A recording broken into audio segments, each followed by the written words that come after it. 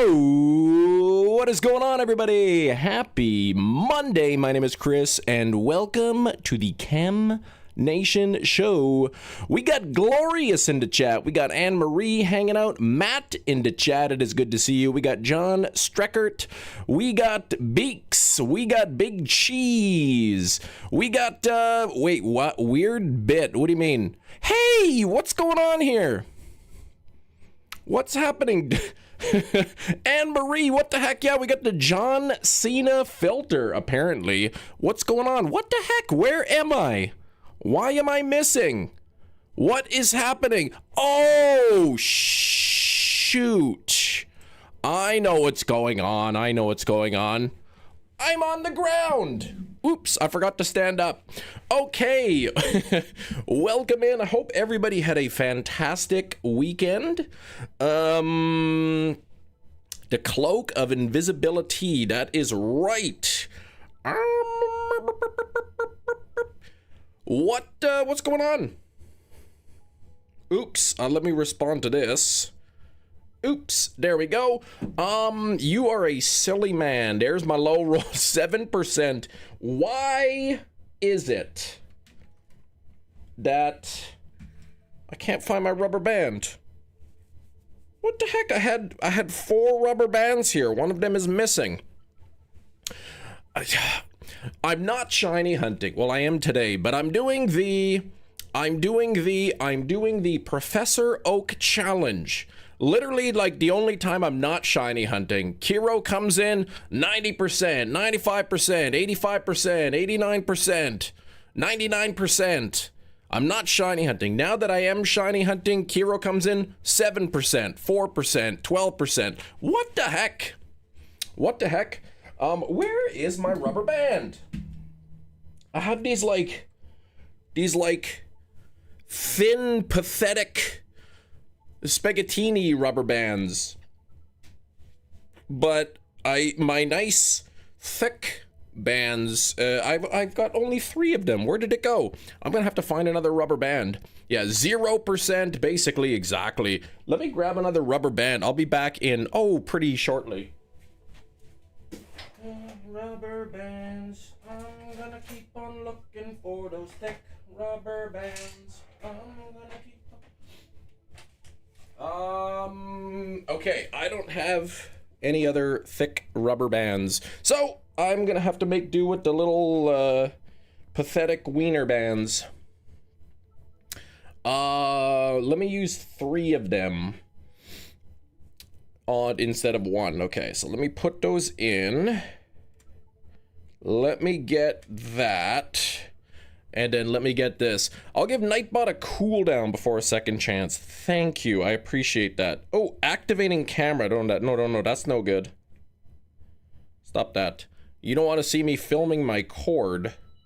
There we go. Anne Marie, there we go. 100%. Anne Marie, how many Steelbooks did you buy this weekend? How many did you buy? All right, okay, so let me put that there. Let me launch this. 0, Anne Marie, and you call yourself the Steelbook monster. You called yourself. You're like, I'm the Steelbook monster. Okay, is the thing a specific pathetic spaghettini rubber band? Well, you're gonna have to wait until 1:30 p.m. Central Time to find that out. Okay, here we go. Let's get it started. Chem proclaimed Steelbook monster. That is true. We are bringing back Guess the Steelbook, though it's Guess the Movie we're bringing back. There we go, Kiro. Thank you, 93%. That's what I like to see. To prove a point, and that point is that Kiro is doing it on purpose. Kiro has cracked the system. Oh yeah, I was supposed to put these other windows back up so you can see them. And I gotta get rid of the stats. There we go. Steelbook monster, that's true. That is true. We got Guess the Movie Season 2 back. Skrillbo, what's going on? Sorry about your late night there in the Winnipegs, but I'm sure it was worth it. All right, Pokemon and Tepig and... Oh, no shiny. Oh, you only buy steelbooks of movies you really like, not just any movie. Oh, gotcha. So you just care about the movie more than the actual steelbook. I see. Some Wendy's on the way home. Nice. What did you get? I went to Wendy's last week, and I got 2 of like the double bacon cheeseburgers or whatever from like the value menu, like the 350 ones or whatever.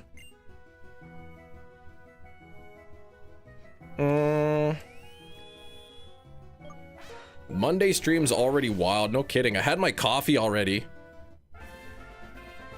The double junior bacon cheeseburgers. I know. They're like, they cost about the same as a McDonald's cheeseburger. The double bacon cheeseburgers cost about the same as a McDonald's cheeseburger. And it has 2 patties and it has bacon.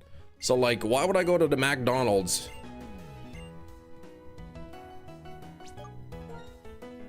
Though A&W has their matzo burgers for $4.99. When I think of Guess the Steelbook, I think of Heart Gold Soul Silver playthrough that was 2 years ago. Man, that was a while ago. The patties are thicker. Wendy's is good. Wendy's is good. I mean, I remember when I was a kid, like, you go to McDonald's because it was cheap, and Wendy's was like more of like the premium fast food. You know, it was a little bit more expensive, but now it's almost like the opposite. McDonald's is more expensive and it's still worse. Additional toppings for free, like onions and pickles. Well, you get onions and pickles free at McDonald's too.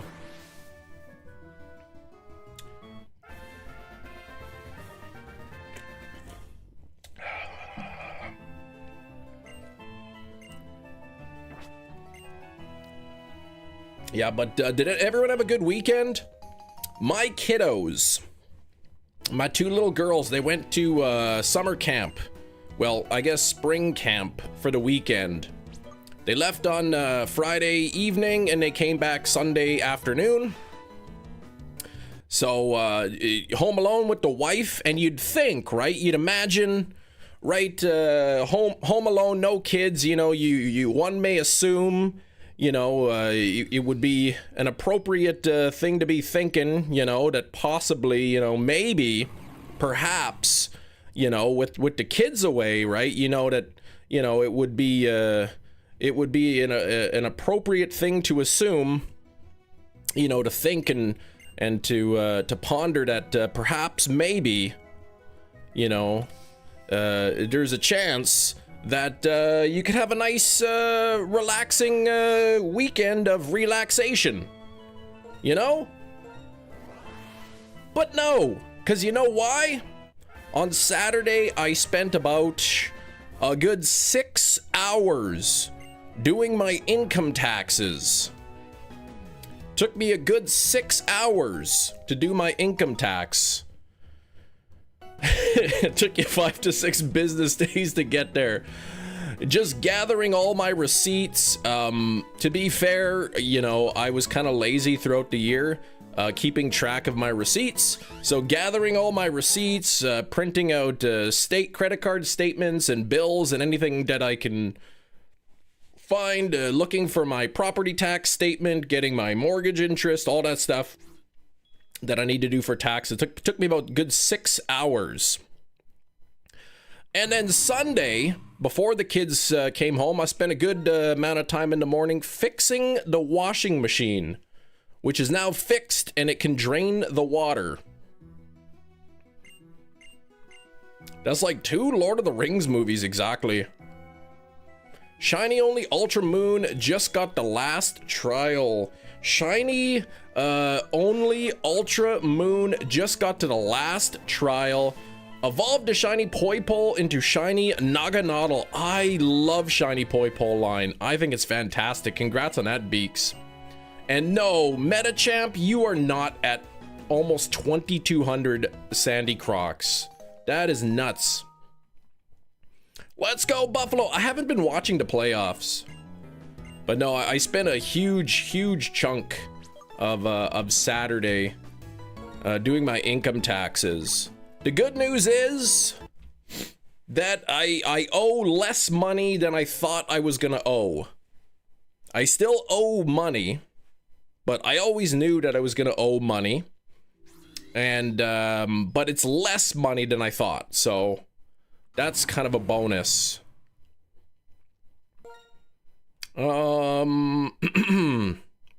Saving the Pokemon menu to the Y button. Why am I not saving the Pokemon button to the Y menu? Why? The reason is I didn't even know that was an option. Luna, gotcha. I didn't even know that was an option. But speaking of hockey, a fan loved the first round exit, told myself I would watch every game and they would win. Okay, I haven't even been watching hockey. Who's doing well, who's doing poorly? I don't know. Are the Oilers playing yet? I'm not superstitious, but I'm a little stitious. Gotta love Michael Scott. They just started, I think on Friday, right? Like, didn't you, I think you mentioned on Friday they started. So I'm not sure who's played yet.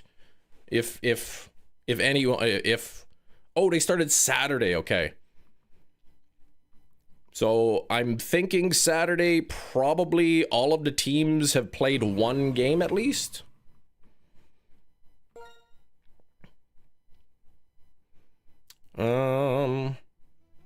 I should get like my Oilers sweater from upstairs.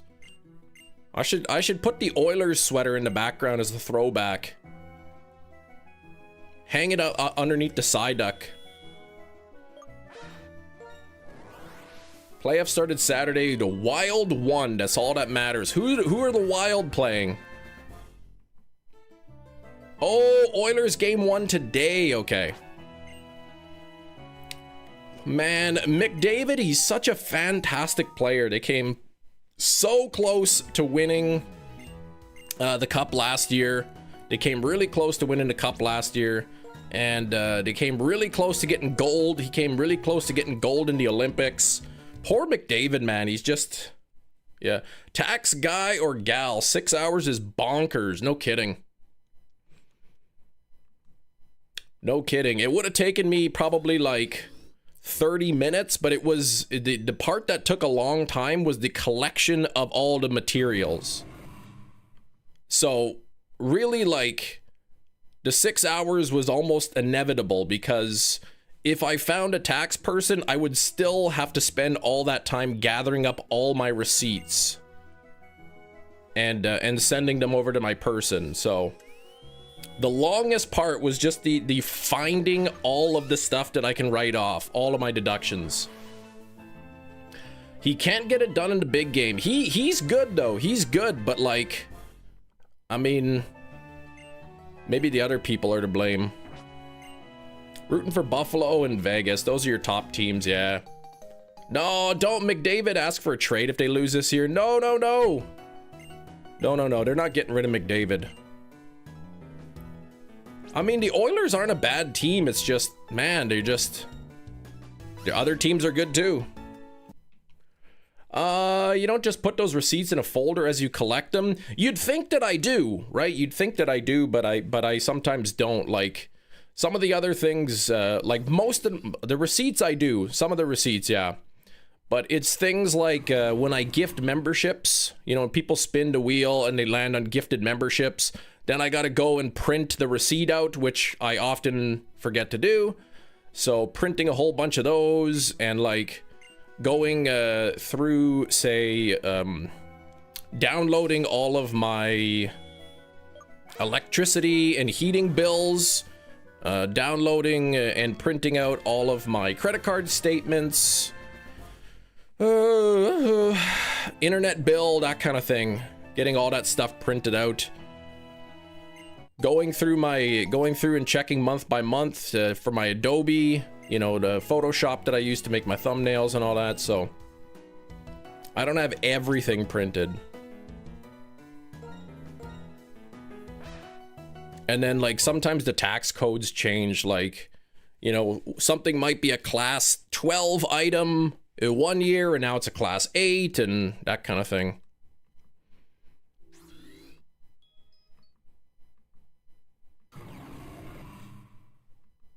You get breaks on heating and air because I'm self-employed and I use this room for my business. Yes, I can write off a percentage of my heating, my electricity. So yes. Because I'm using this room in my home for business purposes, I can write off a percentage as a deductible.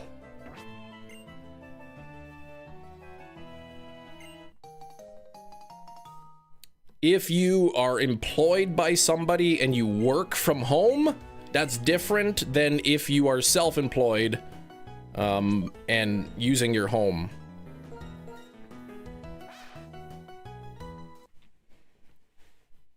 But yeah, so like I run my Chem Nation business out of my home. So because I use my home to earn income, I can deduct from my taxes part of my bills, part of my property tax, part of my mortgage interest, part of my heating and electricity, part of my internet. And it's figuring out everything that I can deduct and calculating the cost that I can deduct, how much total I paid and whatnot. That takes time.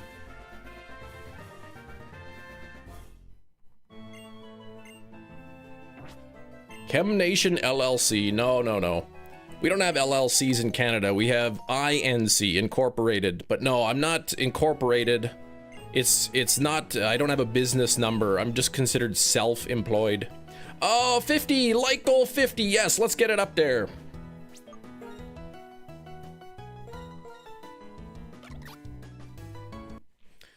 Did get a Schlundo Rayquaza from the first remote lucky trade. That's awesome. Schlundo? How?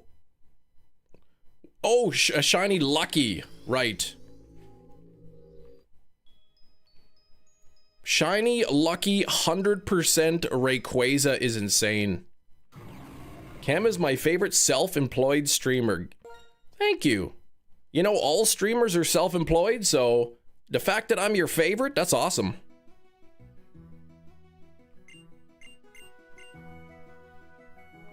And then also my wife, she is on like an exam committee for the province. So technically she's not employed by the province for being on the exam committee. It's considered like she's a private contractor for the government. So when they send you to T4, they're like, here's the amount we paid you, but then like that value includes your expenses as well. So then I had to go through my wife's expenses. Okay, she incurred this much for travel costs and all that, and so it's a lot. If I were to just plug in the income and boom, done, it would take me like 10 minutes. But it's the tax part, the hard part is like figuring out all the stuff you can write off, adding it all up and all that stuff. Nevertheless, but between all of my write-offs and stuff, all the business expenses, all the deductions, we probably like saved a couple $1,000, so.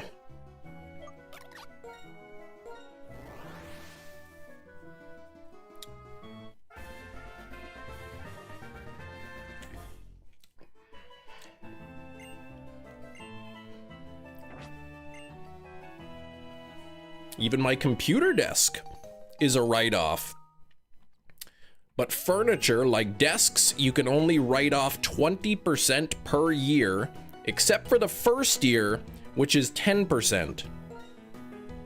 So 10% of the cost of my desk I can deduct on my income tax, and then 20% of the remainder for the rest of the years after that. It's taxes are annoying, but I've got audit protection. Anyway, and then yeah, Sunday I had to fix the washing machine, and that was not fun.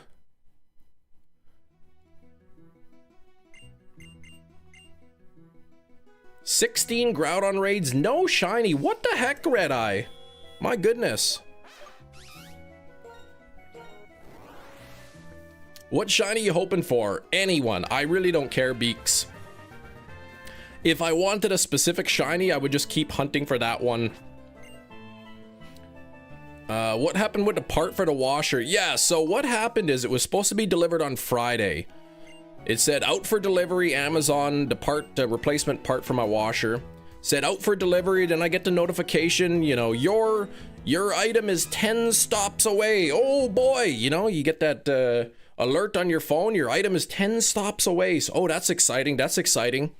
So I'm waiting. I see the Amazon truck pull up to my house, stops right in front of my house. Oh boy, here comes the part for my washing machine that's broken, right?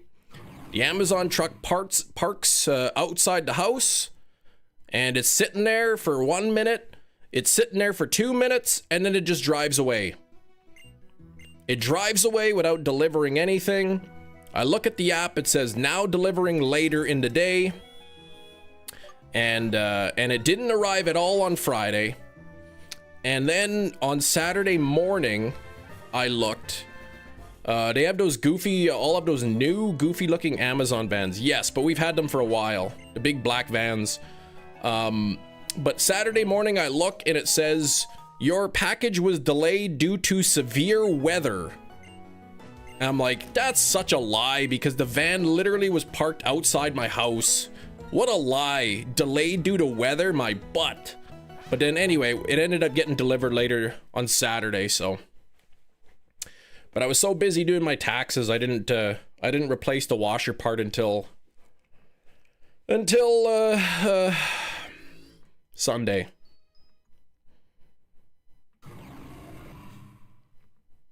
Really what I should do is I should just order a couple like extra parts. Order another part because like every couple of years that part fails. This is the third time I've had to replace that part. So probably in about 2 years, I'm gonna have to replace it again.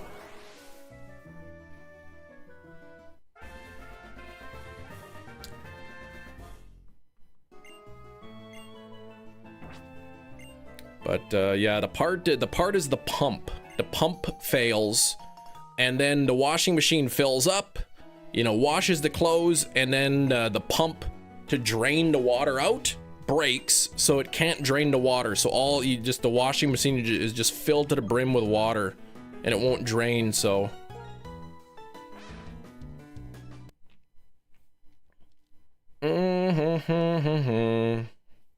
living an absolute life, fixing machines and playing Pokemon. That's right. Playing Pokemon's fun. Fixing machines, not so fun. We've got the top-loading washing machine with an agitator in the middle. So when the water's filled to the top, I have to drain the water.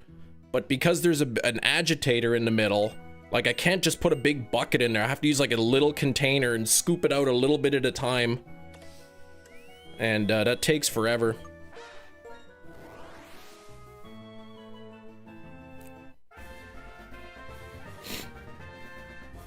But that's the long part.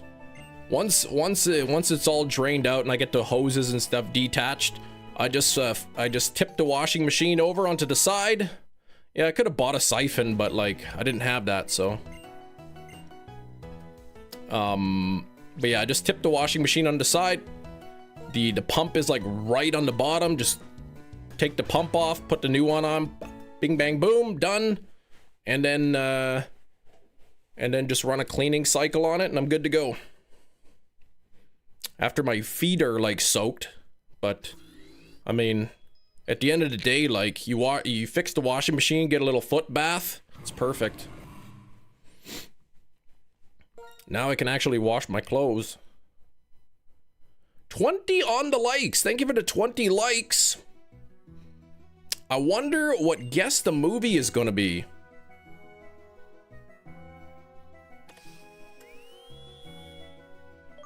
The first day that the pump broke was the worst, because I mean I live in Manitoba, it's still cold, and in the winter and early spring, our cold water is like ice cold, like because the ground is cold.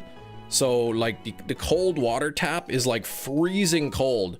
So when the washing machine wouldn't pump, right, it's loaded to the top with like ice cold water. And I had to reach in and pull out all of the clothes and wring them out by hand. Reach into the cold water, wring it out, man. My hands were like popsicles afterwards.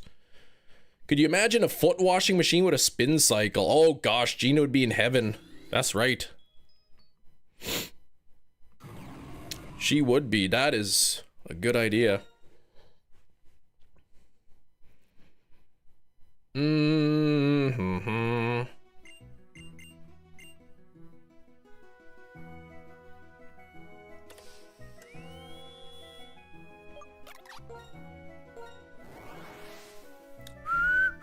I guess you could just sit on top of the washing machine and dip your legs in there.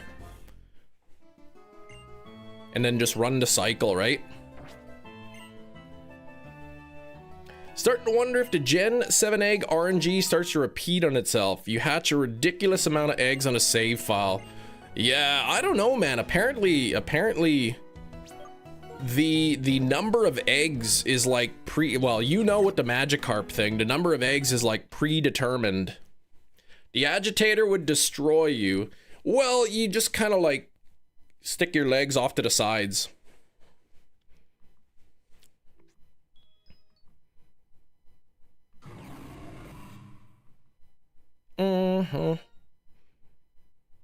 I know top loaders for a while, they got rid of the agitator, and then people realized the top loading machines suck without an agitator, so they started putting them back.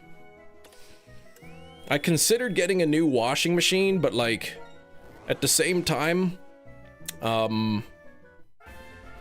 like I've been hearing lately that like newer appliances really don't last as long.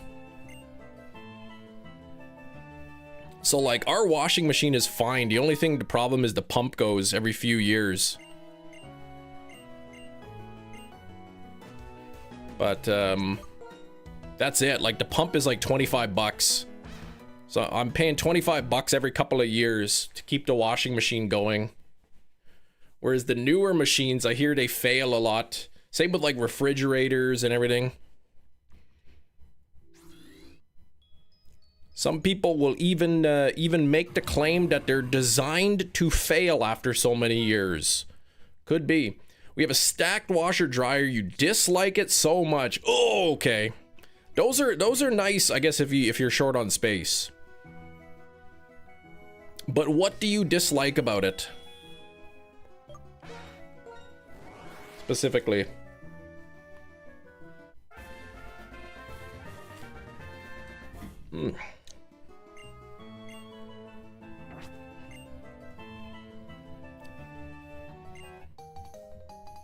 It's crazy though. You look and you think, man, a new washer and dryer, it's gonna be so much better, but like apparently the old ones are really good.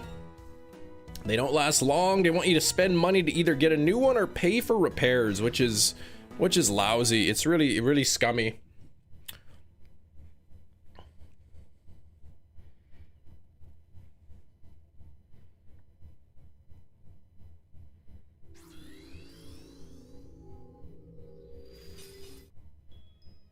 New washer and dryer and fridge. We're so afraid to buy it. I know, right?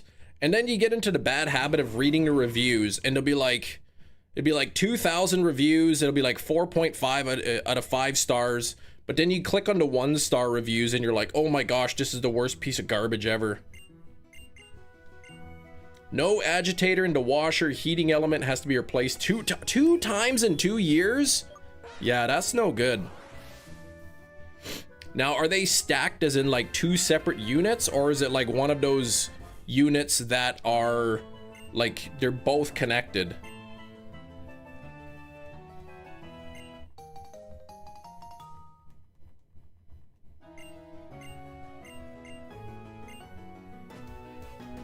Okay, here we go. No shiny on the Tepig. They are designed to fail. See, I don't believe they're designed to fail. I believe they're probably just, they don't use the highest quality parts. Which some could say is designed to fail, but like, yeah, I don't know.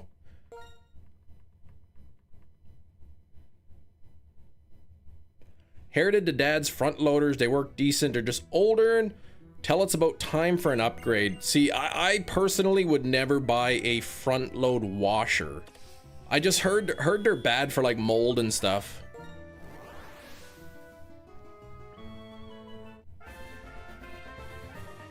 Both are connected, it's a whirlpool, okay. Gotcha. My in-laws, they have stacked ones, but they're like two separate units, one that just sits on top of the other. Jerry, what's going on, Jerry? Jerry, I did a thing, Jerry. Jerry, I deleted my Resident Evil 9 cloud save so that I could start fresh, brand new, fresh, without anything. So I could redo all of the challenges, find the raccoons and whatnot. Front loader, it's an apartment, not mine. It's annoying, and the mold and leaking. Yeah, apparently you really gotta like keep up with the. You really gotta keep up with the cleaning of the washing machine. With the top loads, you just leave the lid open and then it kind of airs out a bit, but it's a little bit harder with the front load washers. Whirlpool is a decent brand. Yeah, ours is a Whirlpool. We have a Whirlpool. Like I said, it's old. It came with the house when we bought it, so it's at least 6.5 years old. 6.5 years old plus, you know, however long the previous owners had it. But it works. They work, and I said I just have to replace the $25 pump every couple of years, and that's it. Failing after a certain amount of time is an indirect result of not using more expensive, longer lasting parts because they're expecting better new technology to force making new models. There we go.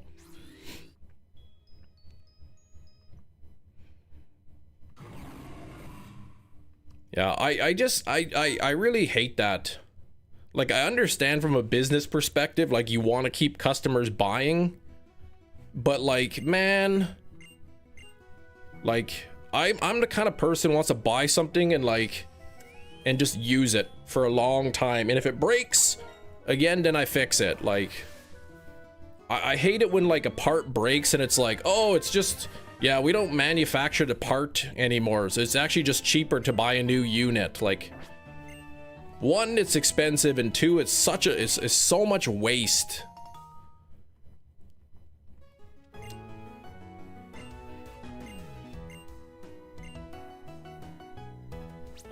Front loader you have needs to be routinely cleaned or else the mold will grow. Yeah, and the rubber seal part, exactly. That's what I hear.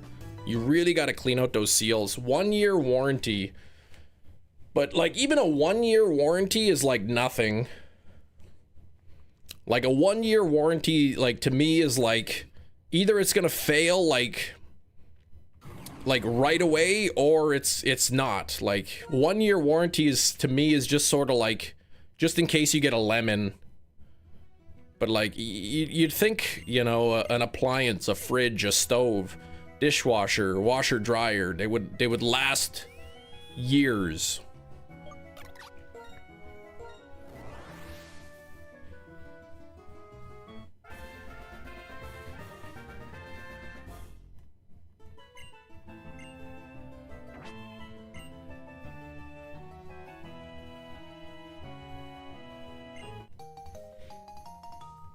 Yeah, exactly. Built to last a year. And then after a year it fails.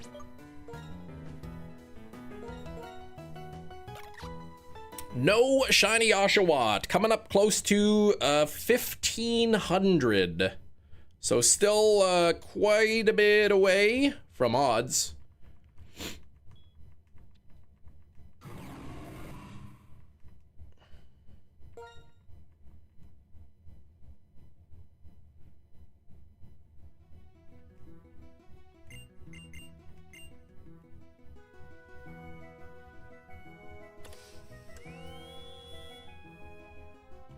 There we go. We'll click that. Yes.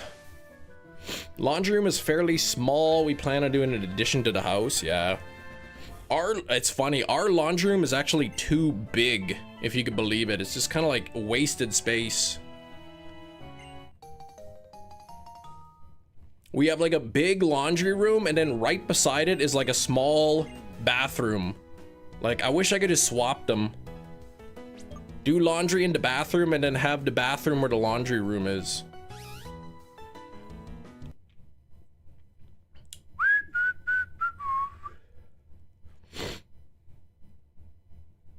Hey, Sarah! What's that like, a laundry room? I mean, I guess it's nice, but like... It's also like... Our laundry room, we use it for laundry and kind of like storage. We have a bunch of like storage bins in there.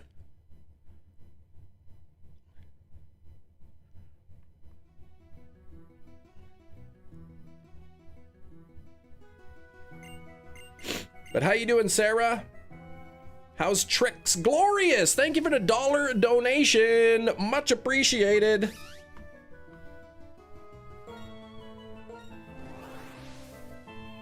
Much appreciated. You have a laundry closet. It's so small. Man, I would love the idea of like hiring a contractor, be like, look, here's our laundry room and here's our bathroom. We want them switched. I want you to turn the laundry room into a bathroom and the bathroom into the laundry room. But after Shiny's told me that, you know, his how his bathroom for ants is going to take tens of thousands of dollars, I'm like, yeah, I don't need to switch it that bad.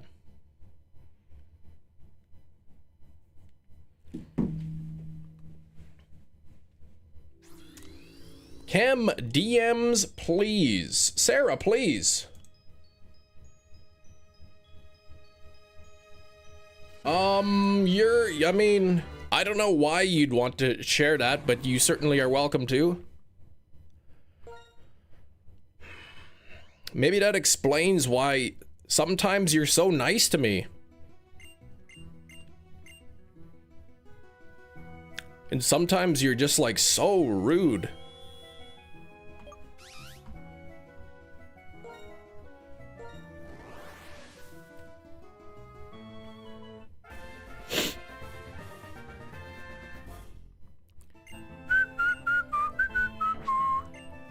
Jenny, what's going on, Jenny? Is it evil to keep a low-level mon, give it focus sash just to use it to heal other mons? It is not. I've done the same thing.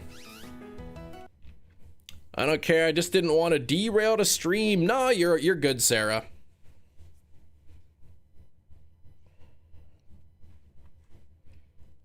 The sash, oh right, the sash is consumed. It's not like a permanently held item.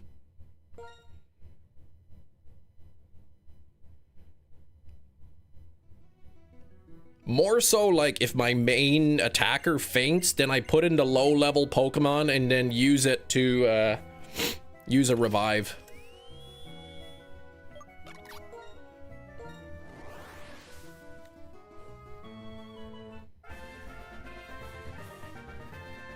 Hello, blueberries.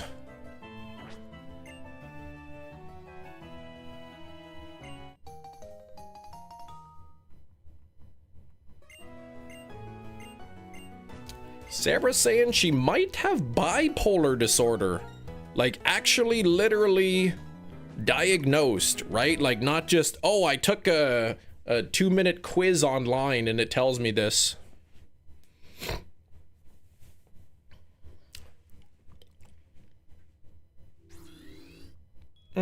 Blueberries 70126. Blueberry Hill 70126. Therapist suspects it. Well, I mean, keep going for the sessions. If that's the case, you know, start popping them lithiums. Actually, don't do that unless it is Dr. recommended and prescribed.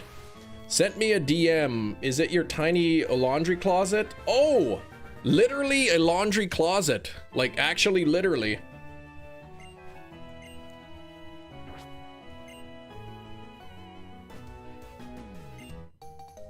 What I need to do, tested by a second one. I mean, usually, I don't know. I've never been to a therapist. You can send, anyone can send me a DM, but usually it's like, you know, you go for session after session. They don't just like diagnose you on the first one.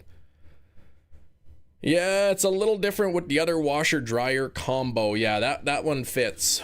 What I need, we have like a big old freezer that we don't use that came with the old house in our laundry room.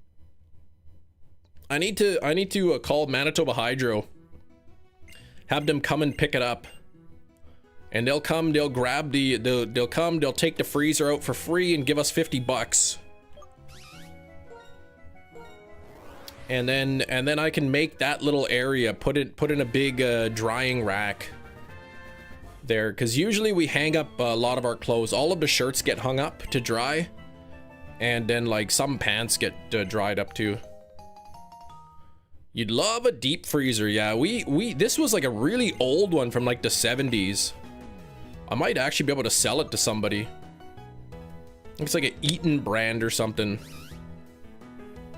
Easton or some kind of like old brand. But we have a stand-up freezer. Therapist that does the talking, the psychologist, the diagnosis, still be changes. Yeah, exactly. It's not something that that you find out on day one kind of thing.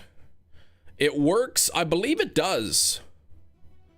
I believe it's a chest one. It's like a big chest freezer, like the one that you lift the lid up. We have a stand-up freezer, which is our main one. It would explain a lot, but yeah, I mean, you know, keep going or whatever.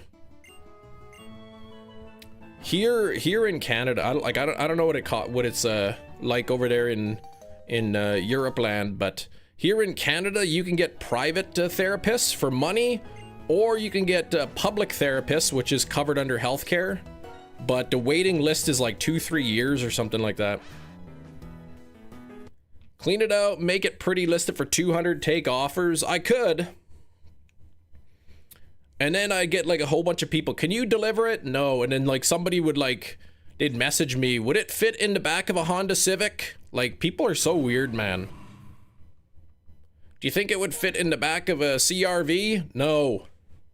You need a truck. Do you have a truck? Can you deliver it? I don't. I have a private one, but get 30% back from healthcare. Okay.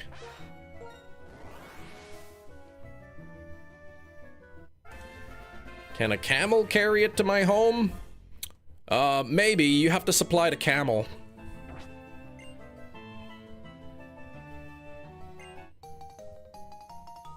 I've sold things on Marketplace, and like larger items, and people show up in like with like just a little sedan, and they're like trying to figure out how they can fit it in their car. And it's like, you know, I have the dimensions listed. Yeah, can you deliver it? Sure. Price out the rental plus extra. No problem. I'd have to go rent a U-Haul and gas and time and money, so $100. Delivered, $100. Plus the cost of the unit. Raw whale delicious, and a little piece raw musk ox. Musk ox, really, meat? Man, that sounds good. Raw whale though, I don't know if I'd want raw whale, but who knows, maybe it's good. My daughters, they went to camp on the weekend, and one of my daughters found like an antler, I guess like a deer antler or some kind of antler. So she brought it home with her. Does it fit on moose back? Yeah, anything can fit on a moose.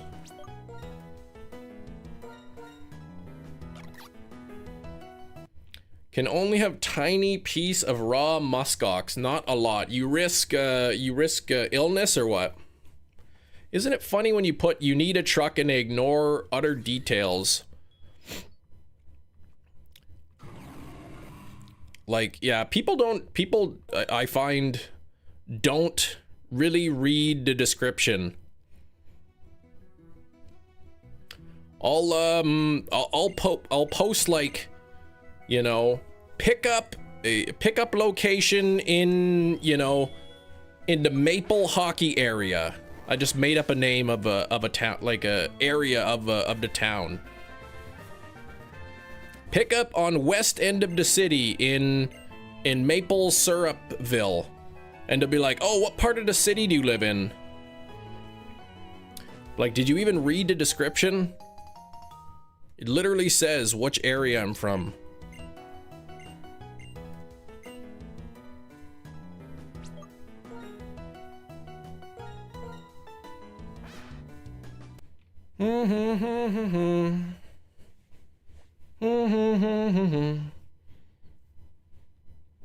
And then sometimes people will like, they'll be like, I'll have a listing and they're like, what's your address? I'll be like, whoa, settle down.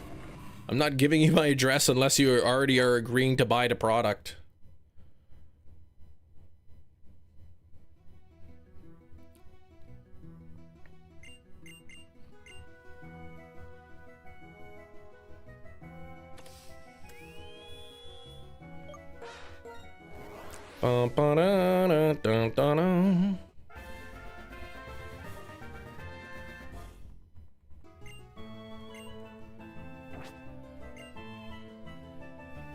Bring friends to help you move it. Then can you help us load it? Exactly.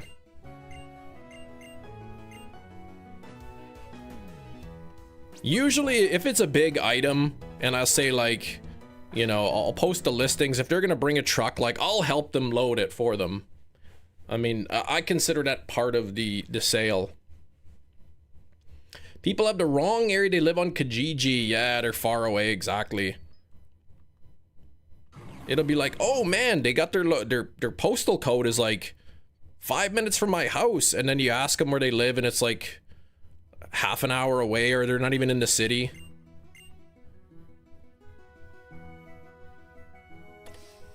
Hey, if you don't mind if we use your car to move this, I just got mine cleaned. I do mind. Actually, thank you for the money. I'm not giving it back to you. Go bring your own car.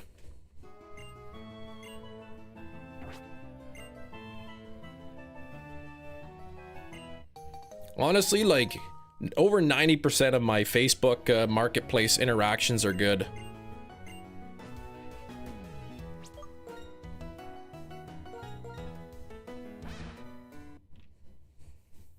I do get those, is this available? Messages. So then I just hit the default, yes, are you interested? And then like they don't respond because they probably accidentally clicked send a message. But other than that, like, it's pretty good. Except for that one time, the person agreed to sell me the item. I drove, you know, all the way across the city in rush hour traffic to pick it up. And when I got there, they, like, sold it to somebody else. That ticked me off.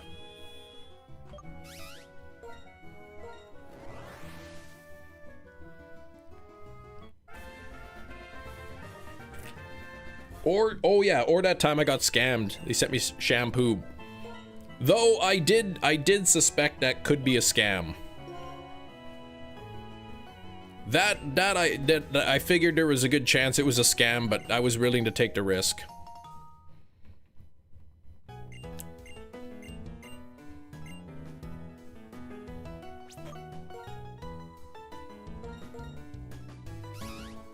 It's just disappointed because like I could have used that money to buy some Steelbooks with.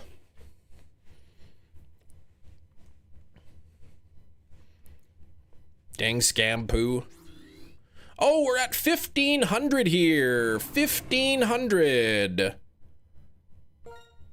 On the encounters. 1 out of 5 stars. Seller didn't provide the moose to move furniture. Yeah.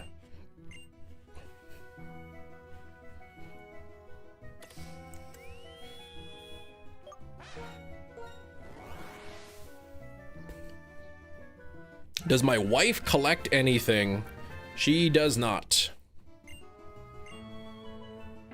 I've got a collector mentality. I like to collect things. My wife is like the opposite.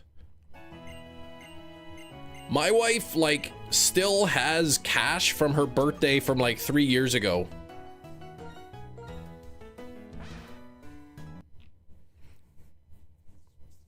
She has like a stack of money from like birthdays and Christmases from years ago that she hasn't spent yet. She's like, I don't know, there's nothing I want. Maybe some clothes, and I'll be like, you're not spending your birthday money on clothes. That's you could just buy clothes. You don't need to spend your birthday money on that. Like that money's supposed to be for you to buy something like nice for yourself. And she's like, but I don't want anything. He's like, I can't think of anything. The last time she had a bunch of money saved up, she used it to buy the play structure for the kids in the backyard.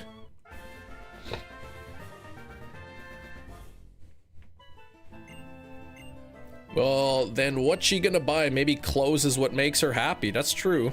I mean, she can if she wants to spend it on clothes. Why do you have kids in the backyard? Because that's where they like to play.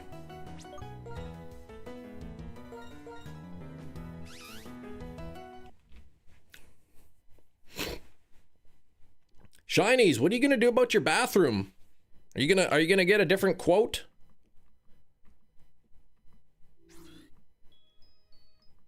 I yucked her yum. But no, I'm just like, I said, like, if you need to buy new clothes or want to buy new clothes, buy clothes. You don't have to use your birthday money for clothes. I mean, you can, but like, you could just use the regular money for clothes. Just gonna replace the vanity myself and call it what it is. Expensive. Yeah.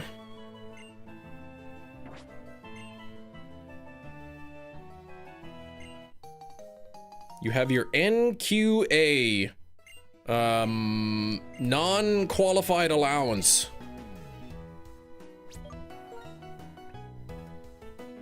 Birthday money and regular money is the same. It's like, to me, yeah, if somebody gives you like cash for your birthday, like don't use it on like necessities. Like, I don't know, like but the thing is, she never like looks at something and be like, oh man, I really wish I had that. Wish I could afford that. Like, oh, no questions asked. Every paycheck, 2% goes into an account that the other has no visibility or access to. That's crazy. So you and your wife have secret money from each other?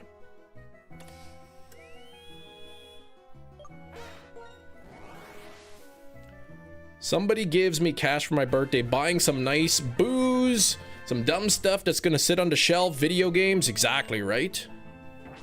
Not like, oh, birthday money, nice, I needed some new underwear.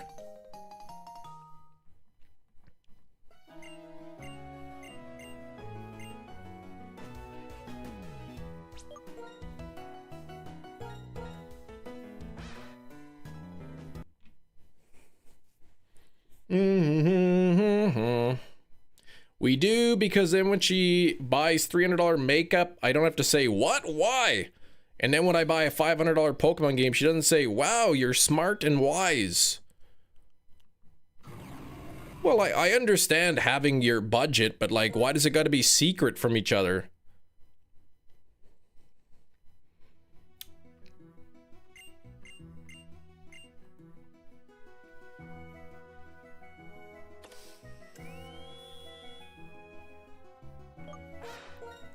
You'd buy socks and undies with birthday money, cause like that cross expensive for dudes?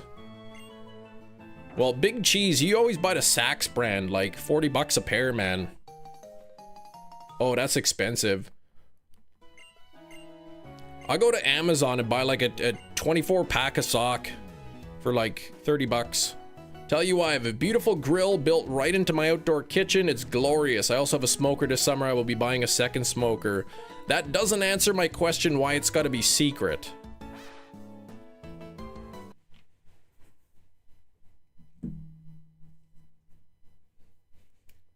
My wife wouldn't ever go for using our shared funds. I don't blame her.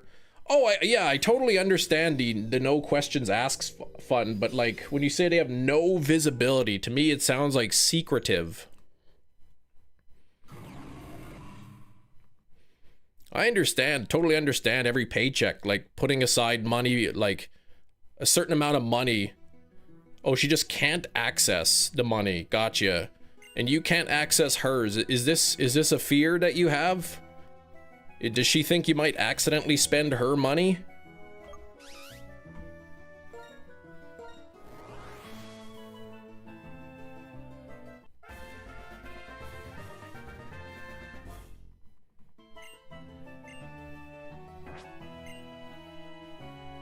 Metachamp and Anne-Marie. Hello, silly Jess. Just not visible. Well, not visible means like she doesn't know how much it is. It's meant to give us an opportunity to not feel any external or pressure or guilt to buy things for ourselves. I mean, that's cool. I guess the not visible thing threw me off. It's like you can rack up the money and she has no clue how much you're saving up. It's like, Nick, didn't you just buy a $500 Pokemon game last month with your money? Yeah, but I have more money than that even in there. Really weird about Gitchin socks. Comfort for one, but also sometimes they make me itch. Ah, specific materials, gotcha.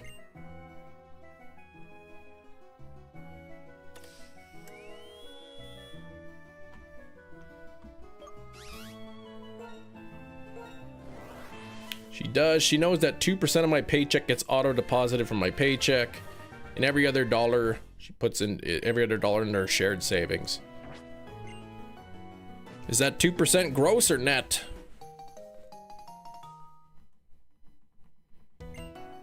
We reconcile the budget every Sunday. No real way of skimming off the top.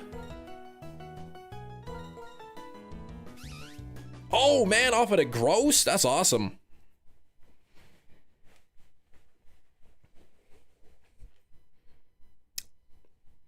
Gross versus net.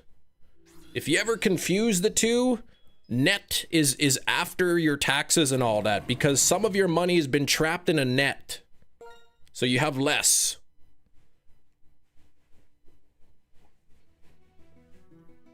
But then also you could say gross because, oh, gross, they've taken off some taxes. Well, now I've just gone and confused you. Yeah, net is gross and gross is clean. Perfect. Perfect way to describe it.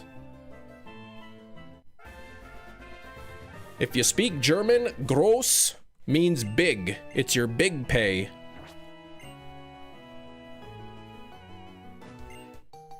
But I always think of net as some of your money was trapped in a net. You like taxes because they benefit you in the long run. They, well...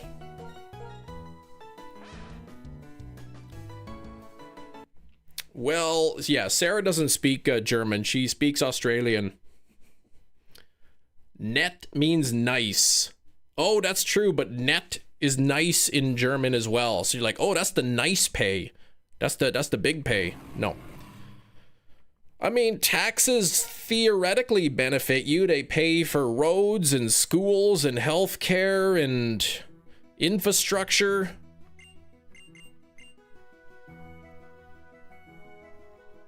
Of course, if there were no taxes, life would be way worse for everybody, but...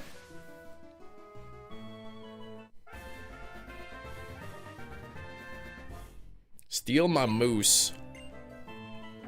Yeah, I know, I spent 6 hours doing my taxes on the weekend. I don't need to talk about taxes anymore.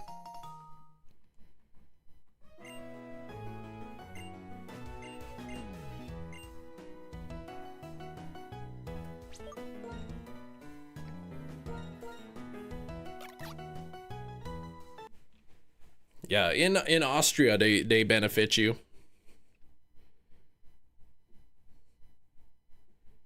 I like how people, they get a tax refund and they're so excited. They're so excited because they paid the government too much of their money, and then a year later they're getting their change back finally.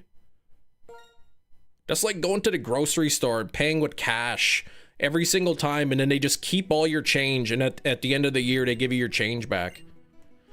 If people were not completely self-involved and genuinely wanted to help one another, we wouldn't need taxes. Taxes are inherently theft. Well, you're describing a reality that has never nor will ever exist.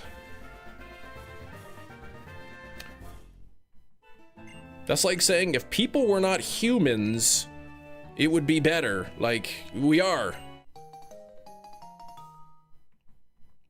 Rather pay taxes and not use my benefits. Having to shoulder all the cost of my own, yeah.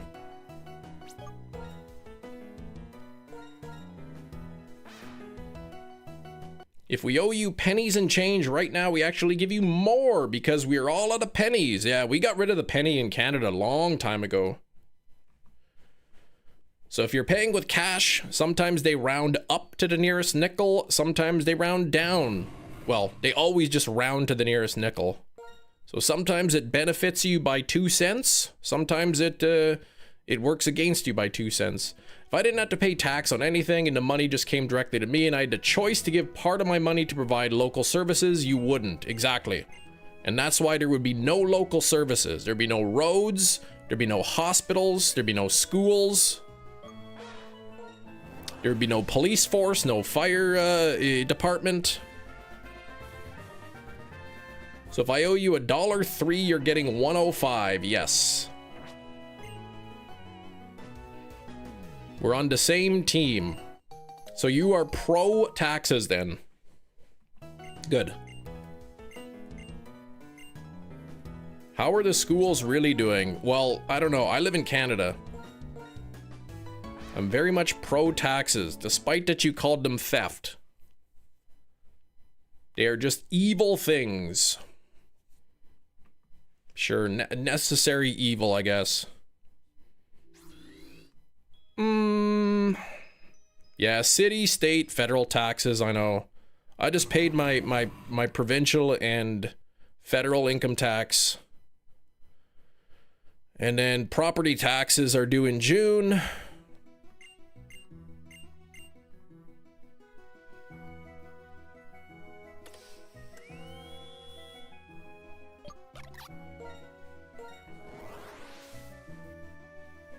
Do you guys have to pay property tax up front? Or is it spread? You can choose. We just pay it like one lump sum in June, but you can also choose like a payment plan where you pay it every month.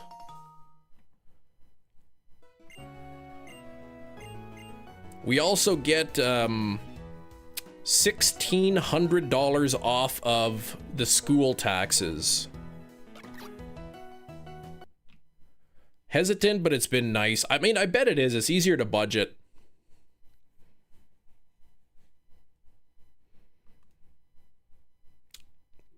Easier to budget that way.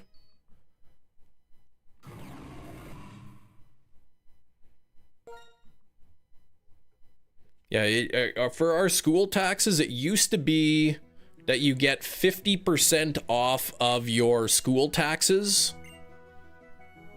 Like a provincial credit or whatever, 50% off the school tax portion of your property tax.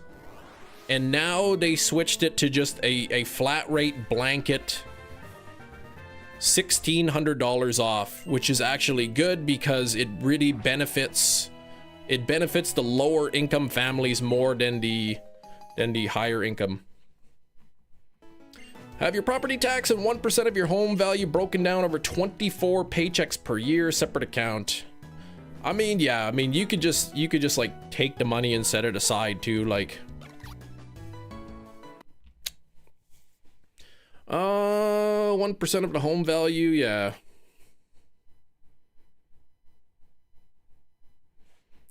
Yeah, you can sign up for like payment plan and they'll pay part of it. A lot of times, our old house, it used to come off with the mortgage. Man, I thinking back on it, our old house, we paid about $970 a month for mortgage and property tax. Mortgage and property tax combined was like 960 bucks a month for our old house. Huh, it was so cheap. We paid 180,000 for that house.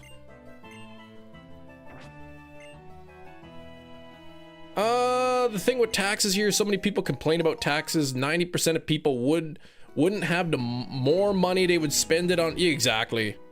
If people just had that extra money, they would just blow it on other stuff that they don't need.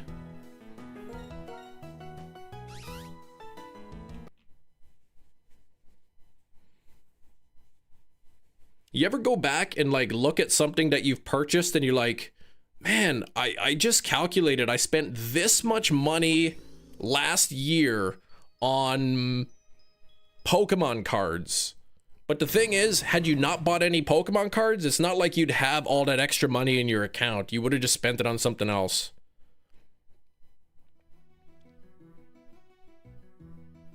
Yeah, well, yeah, I mean, that's where, right? Taxes come out, but like, yeah, that's where you gotta like keep the government accountable for like what they're actually spending your tax dollars on. So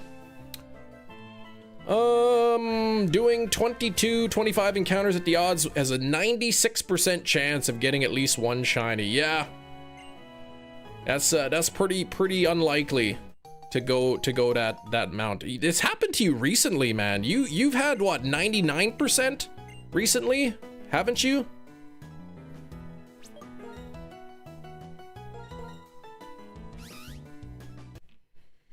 Our yearly mortgage and property tax is $13,896. Yikes.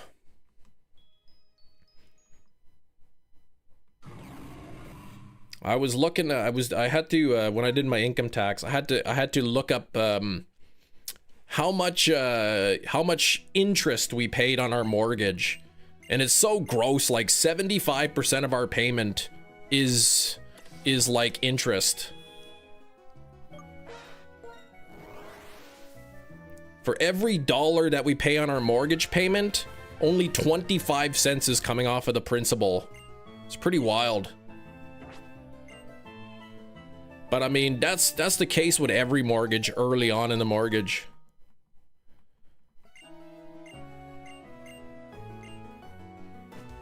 And then like every month, like on average, every month, the percentage of your payment that goes to principal goes up.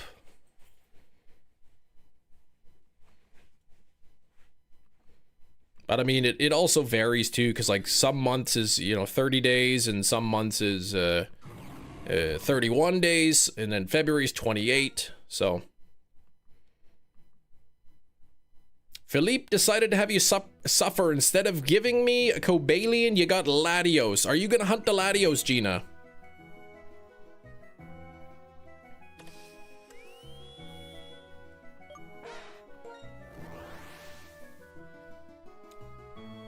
Yeah, I think with a mortgage, usually by the time you pay off your mortgage, it's not unusual that you've paid back double what your mortgage is. You have a $200,000 mortgage, you're likely gonna pay $400,000 for that. I mean, it depends on the interest rate, but that's kind of like general idea.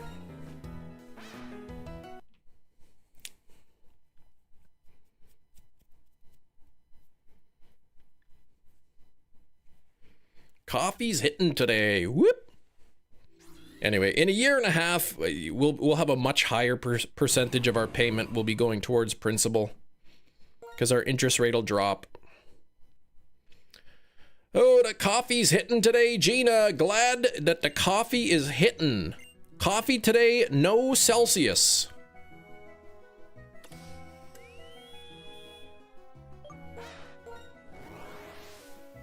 $36 on the likes. Thank you for the 36 likes.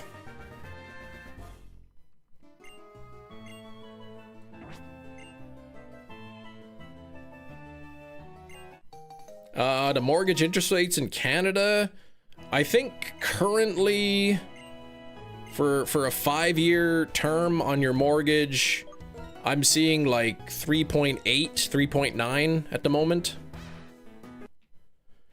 Turn down the gift Lucario from Karina and X. It felt good. Why did you do that?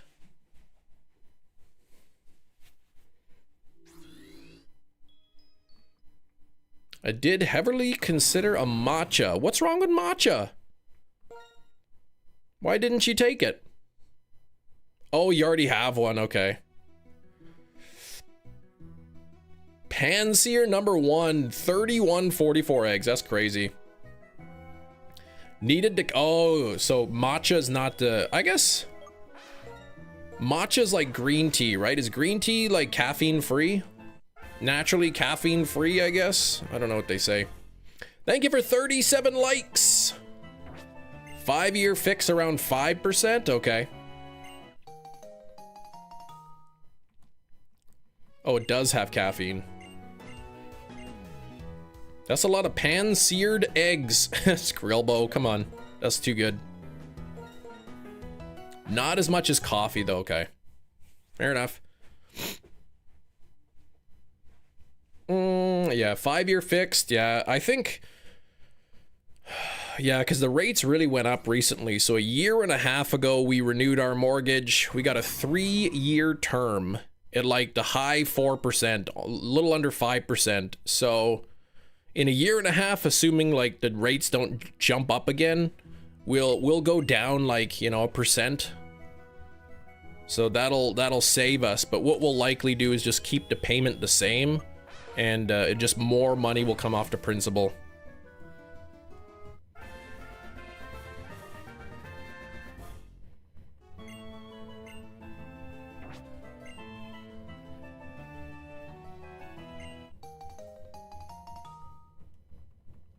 Mortgage renews 14 months. If we sell up or re-mortgage, gotcha.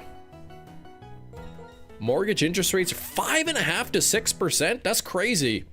Yeah, here you can get a 5-year mortgage term for, I think 3.87. I was seeing.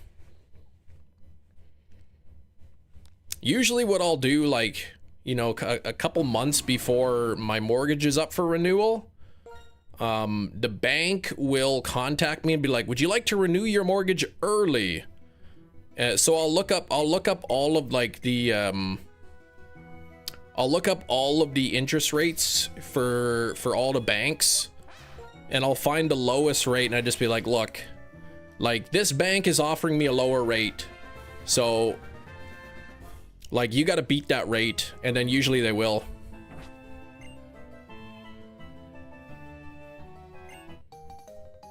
If we sell up, I'll be living on my own because my current roommate will move out with his fiance. You'll be a proper bachelor, which means a bigger payment for you. Come on, let's get a shiny already.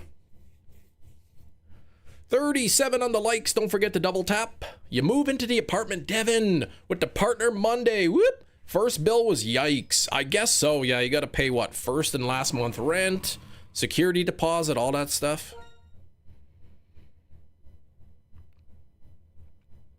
Steven, it's gonna be so worth it, man. Believe me. The first couple of years my wife were married, like we had a roommate. She was kind of renting out the basement and we had the upstairs. And but like honestly, like when they moved out, then we took over their half of the payment. But like having the place to yourself is just so nice.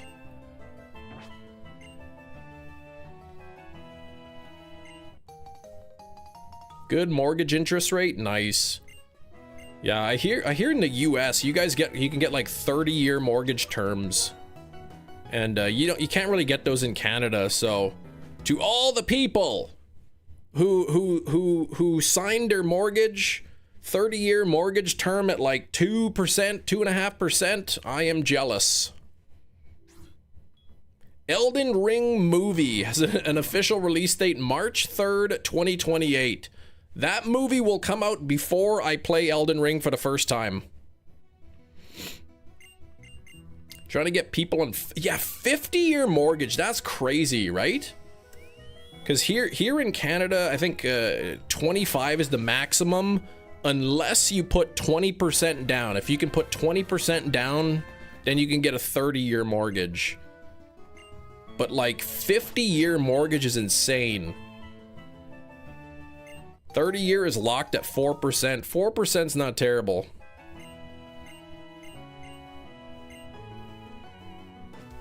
Now, suppose the rates drop down to 2%. Can you like switch mortgages?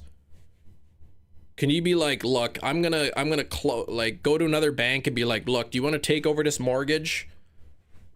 Or would you be hit with like a huge penalty? 30-year 2.25? Holy moly, do I wish. Refinance, yeah, because I know like if you break your term early, like there's penalties. Because now the bank is losing out on a ton of interest.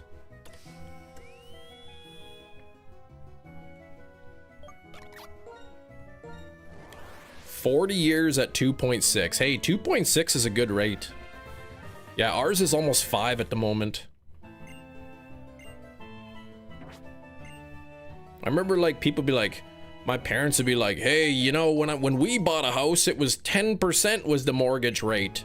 I'd be like, yeah, but your house was like 30 grand. Settle down.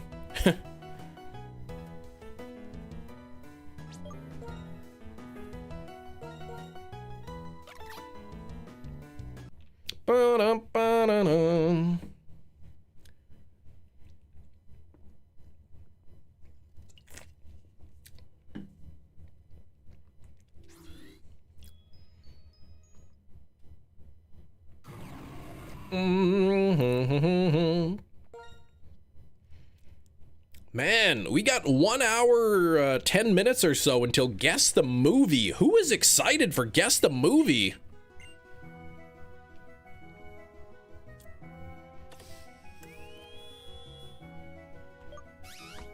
I know Gina is. Gina's been missing the clues. 30K mortgage, I wish, right? I remember my dad he'll still remind me, that old house of mine I paid $67,000 for that house. Now, if I still lived there, it'd be worth, you know, $180,000 or whatever it is. Gina's excited. I'm excited for Guess the Movie. Season 2. Part of my taxes, because I show the movies on the live stream, I will write off a percentage of my movies because it does bring traffic to the channel. People get excited. People come to the Chem Nation show for Guess the Movie. It drives traffic. People will donate and they'll say, Chem, here's 30 bucks. Buy yourself a movie. Wink, wink. So I write off a percentage of the movies. I had to calculate how much I spent on movies last year, and I'm not proud of myself, so. Here we go. Chem chose Tepig.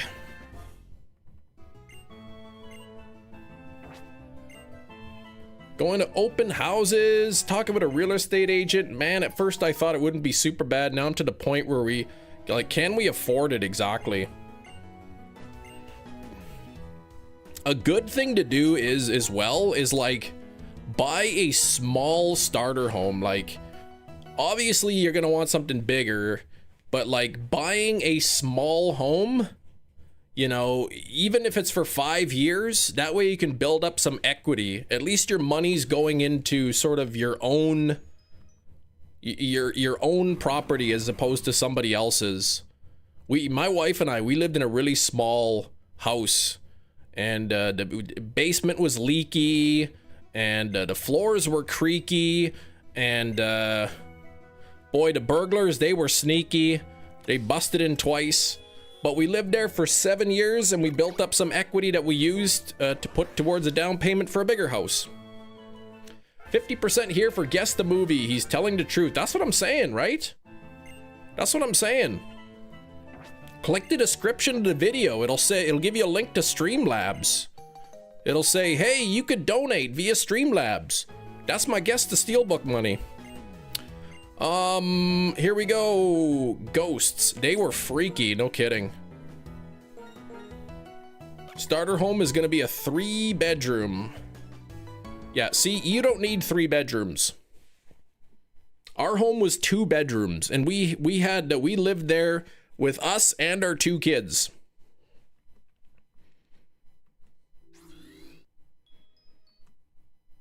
It was like 900 square feet. Our first home, 2 bedrooms, 1 tiny, tiny little bathroom. Very outdated, but hey, I paid $960 a month for mortgage and property tax. So, buy something small, build up your equity. Chem, please act right. Wait, hold on. What did I do?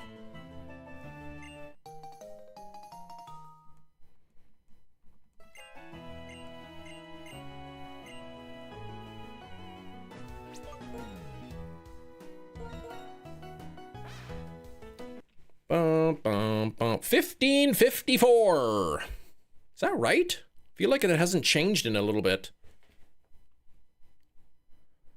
No, it's changed.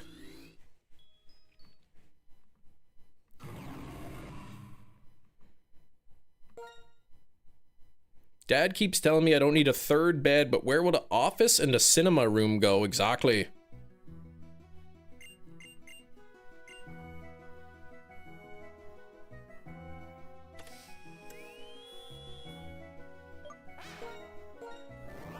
$38 on the likes. Let's get to 50. Wish I could go back to 2008, buy like 5 foreclosed houses. Yeah, and I was only 8. Exactly. Can't even believe that, man. Back then, 2008, you could probably afford a house just on your allowance. You already have a roommate that I must love and care for. Luna can't get a job. Oh, wait, what? Who was talking about roommates? My kids were bugging me for a pet. If we ever got another pet, probably a bunny. Not a cat, like Luna.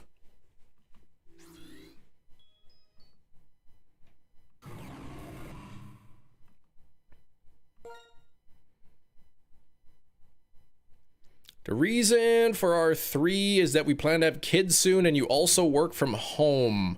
Yeah, it'd be hard to take the meetings. I get it.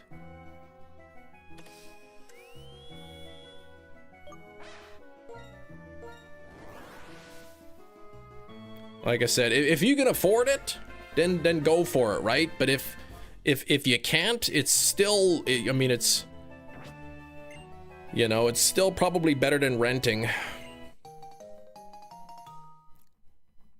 Bunnies can be chaotic. How long do bunnies last?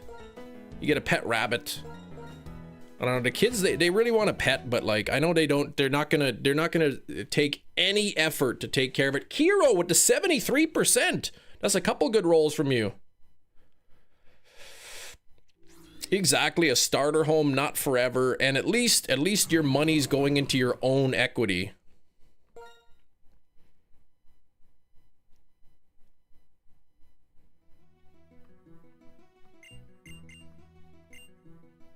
However, I don't know what it's like in the US. I heard for tax dollars, income tax, oh, Chem, enough with the income tax. If you work from home, like if you work for a company, not for yourself, if you work for a company and you work from home, you can write off your rent, but not your mortgage. 8 to 12 years for a bunny, I mean, that's a pretty good time. About as long as dogs.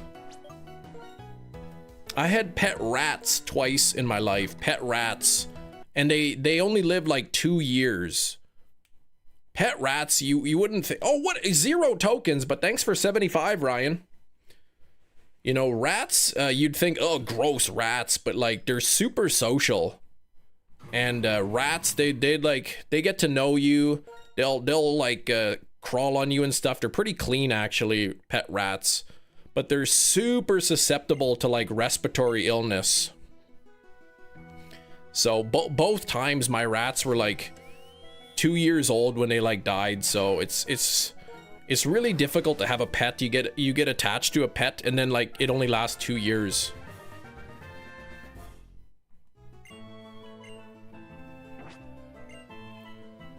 Like people have hamsters. People have hamsters and gerbils. Those are rodents. I mean, what's wrong with a rat? Rats are actually more friendly than hamsters. Hamsters, they always biting you.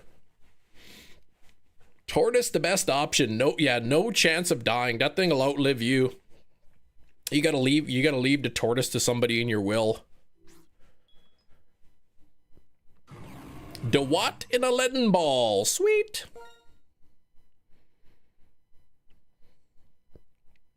The only issue with a pet, with a rabbit, with anything is like travel. At least cats, you can leave a cat home for a little bit by themselves. A bit sad that rodents get lumped into a kid's pet because they only live a few years and they don't require much care. Yeah, they don't require much care, which is good for kids, but yeah, they don't live long.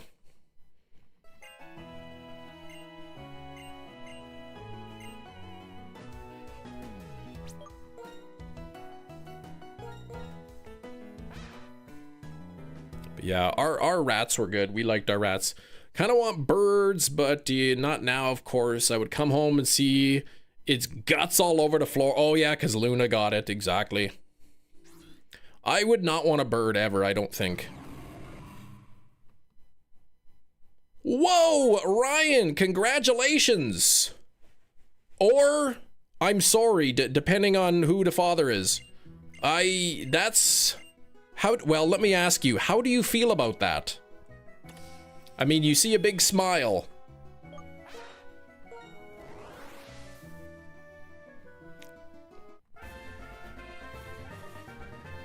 LMAO, relax. Well, the smiley face makes me think you're happy. Somebody's, I've heard before people say that. Yeah, what is the chat today? No, that's exciting, Ryan. That's really exciting. Common occurrence in Canada, no.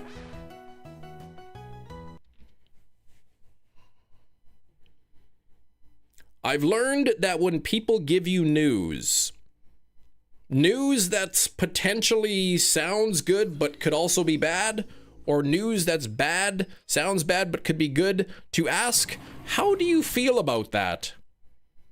They say, man, I'm getting a divorce, and you say, oh, I'm so sorry to hear that. And they're like, no, that's good, like, I'm glad to be out. So you say, getting a divorce, well, how do you feel about that? But you're excited. That's good. That's good.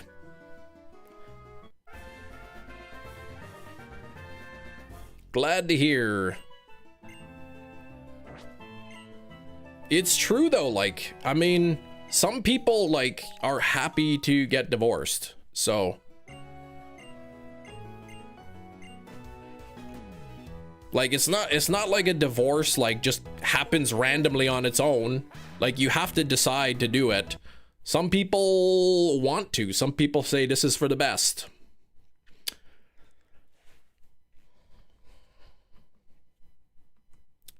You'd think usually it sucks, but sometimes it's good. I don't know. I've never been divorced. I don't plan on it. Usually the person filing is happy after. Sometimes it's just like, you know, it's like we're better as friends than we are as husband and wife or as spouse. You know, you hear about people who get divorced and then like they're still friends afterwards. Happy for Ryan. Yeah, I'm happy. That's good. That's good stuff. Kids are awesome. Yeah, it can be pretty messy, I understand. Tepig is not shiny. Let's keep it going. I'm getting a toe amputated. Oh man, that's terrible. No, it just hangs around. Getting my toe amputated. That sucks. I'm sorry to hear. No. I've had that 6th toe for my whole life. It's useless.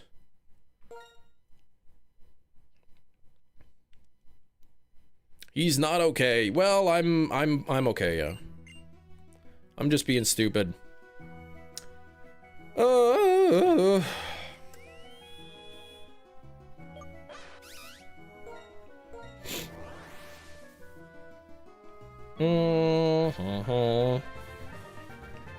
Work with a guy who was like 68 years old, recently started to work after retiring 20 years. He needed the money for the divorce. Ugh, yeah, that sucks.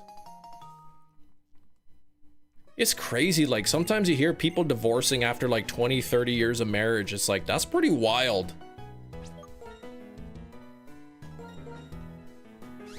Like, you know, first few years, you know, okay, maybe this wasn't such a good idea. But like after 20, 30 years, it seems pretty wild.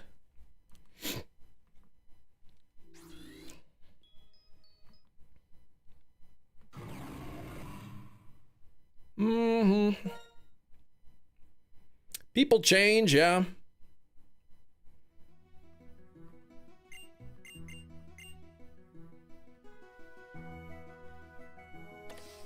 You'd think the change is like so gradual that you barely notice it, but I don't think I'm the same person my wife married. I don't think she's the same person I married, but I can't really tell because it's not like, you know, we flipped a switch and then we're a different person. Or they get tired of stuff, yeah, like if there's been problems like the whole marriage. But you guys grow together, exactly. I consider myself to be lucky. I'm one of the guys who I think I love my wife more now than I did when we were first married, so.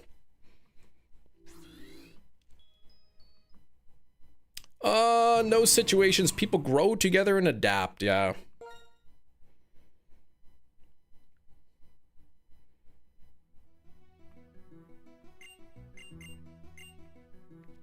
Communication is key. Communication's important, yeah.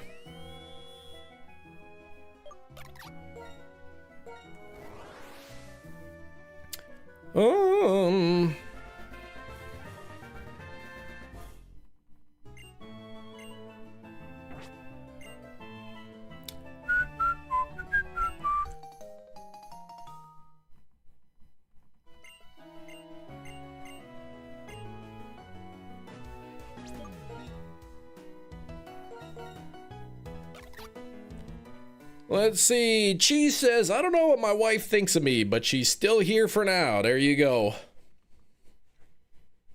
She's fine with you standing in the basement talking to no one then. She must really love you. You know what?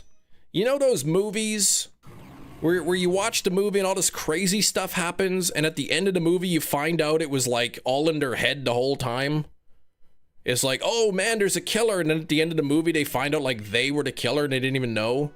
Or like all these things that happened, it was just all imaginary in their head. One time I got to thinking, I'm like, man, what if this whole time I was like actually legitimately crazy? And like, I'm literally just talking to a blank screen and it's all in my head. I don't see how that could be, like how that could possibly happen. Finding things you like to do separately is almost equally as key. Yeah, that's good too, right? Exactly.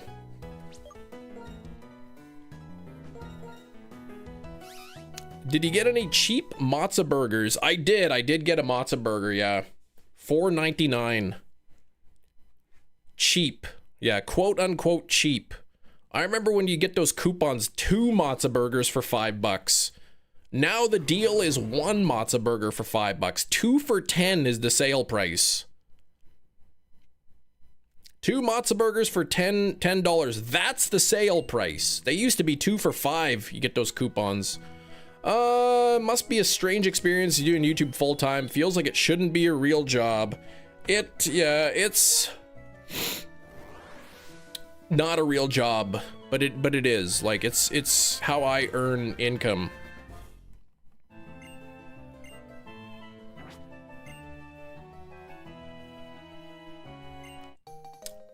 However, you know, with views and stuff down too, like I'm earning a lot less ad revenue, so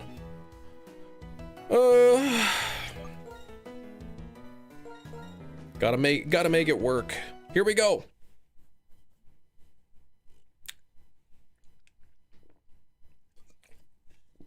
We have a mutual acquaintance that told me over the weekend that he did the math and those matzo burgers are cheaper than buying groceries and cooking at home.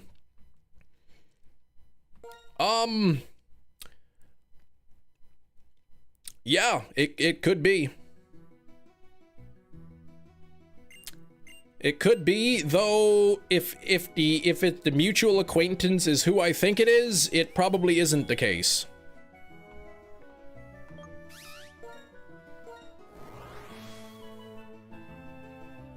Stupid algorithm, yeah. Like during the height of the pandemic, when everybody was at home, that's really we saw a huge growth in the channel. Many people are no longer around, but the ones that matter are still around, so there we go. But he did the math. He did the math. I was not at home, I wish. Yeah, a lot of people were home, like, and people were working from home a lot more.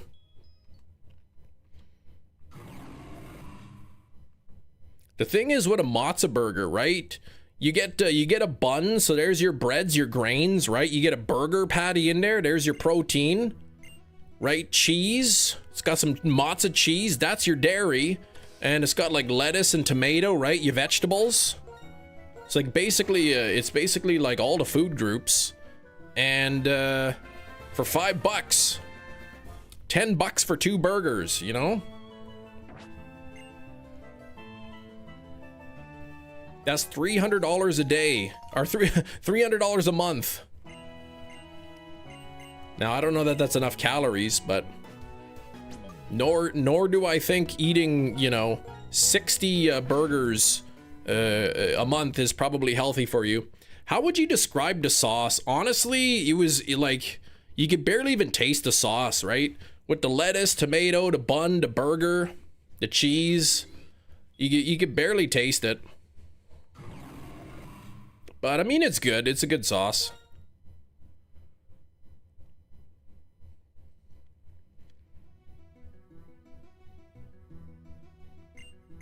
Man, I'm just thinking like eating like 60 fast food burgers in a month. It can't be healthy for you. Basically there for the moisture, exactly. It does have bacon, yes. The matzo burger does have bacon. Your leg is asleep, uh-oh.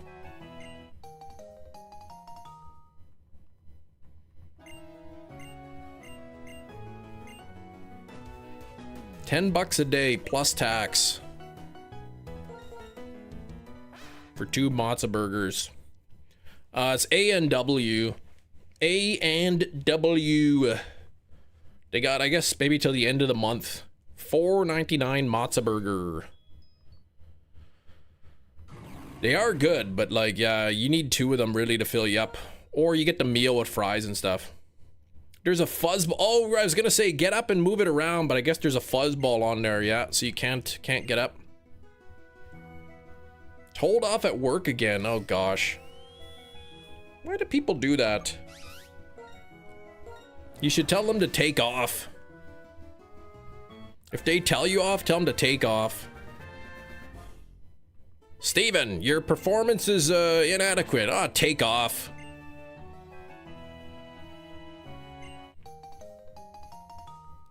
Yeah, A&W is really good. Is it a Canadian fast food place? Usually just grab the teen burger. Yeah, not the diced onions. They use like real sliced onions on there. Told off for doing work instead of training to get a release out of this week. Wait, hold on. You were told off for doing work instead of training? So confused for being told off for doing work.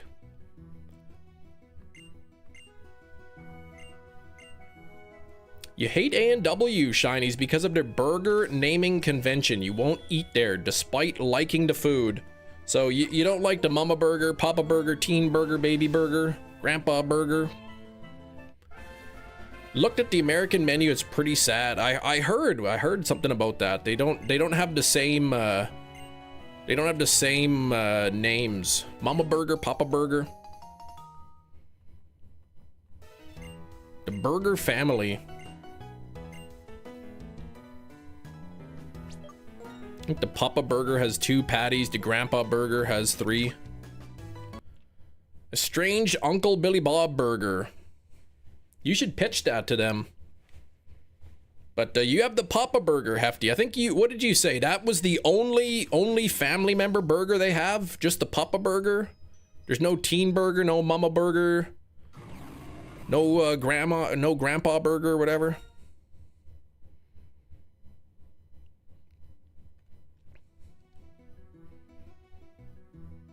Yeah, that's the only family member you can eat there. I love the taste of Grandpa. Papa Burger left to get milk. Oh gosh, and never came back.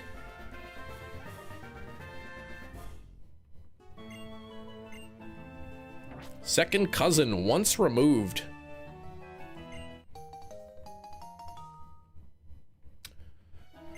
Right.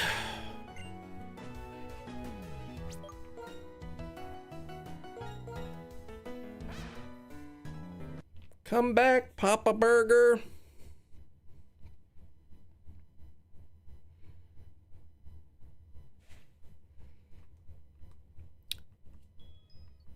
Yeah, I mean I had a couple matzo burgers from A&W, but I won't go eating there every day. Aunt who isn't blood related but is a close family friend burger. Those burger names, man, they're getting out of control. Crusher, what's going on, Crusher?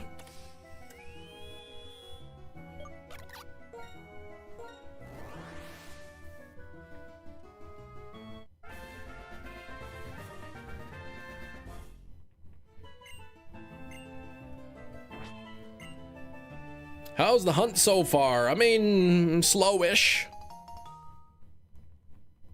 It's been uneventful, I suppose you could say.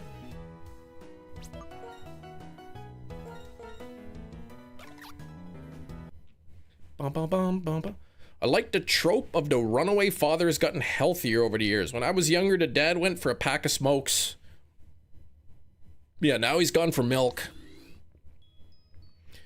Probably what happened is he went for milk because it has calcium, probably because his bones were so brittle. And then maybe like his ankles collapsed in the road and that's why he's not home.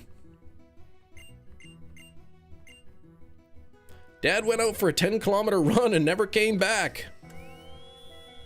Sounds like my wife's dad, but he did come back.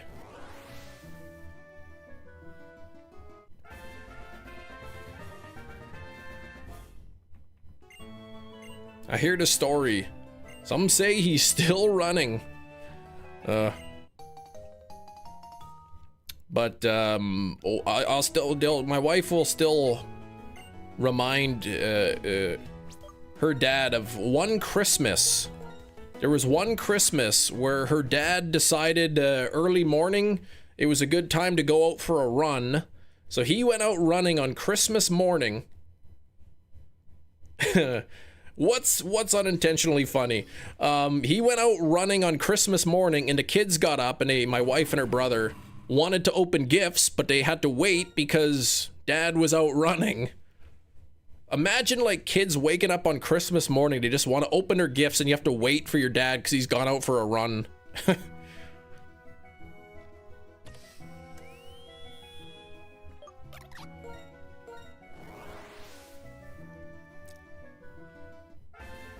But if there's ever a situation where someone's dad left them, I'm gonna say, that's just what happened to my wife, except her dad came back. Oh, jeez. 10-kilometer run, 10 centimeters an hour? No, yeah, that's the one guy who hasn't come back yet.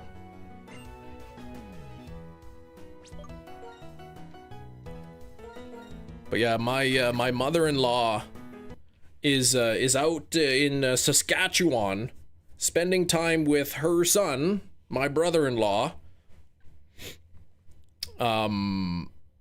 They're visiting, and so my father-in-law is kind of like off by himself, and he's gotten to telling people, he's like, yeah, my wife left me. Because technically she did leave him alone, but just to go visit somebody. Oh, Keith, come on. Just like Forrest, one morning he had the urge to start running, and then one morning he's just like, okay, I'm done. Thought he lived in Germany. What the heck? That's my sister lives in Germany.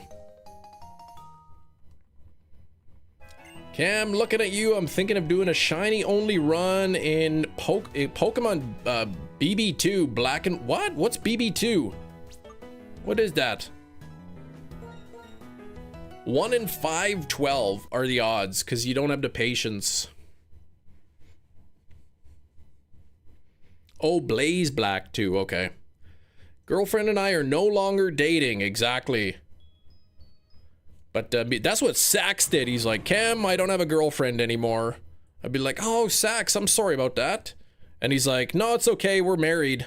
I'm like, oh, you jerk. You got so offended that I didn't remember which one of your wife's siblings lived in Germany. Yeah, I know. Would it kill you to actually, like, keep a notepad next to you to write these things down?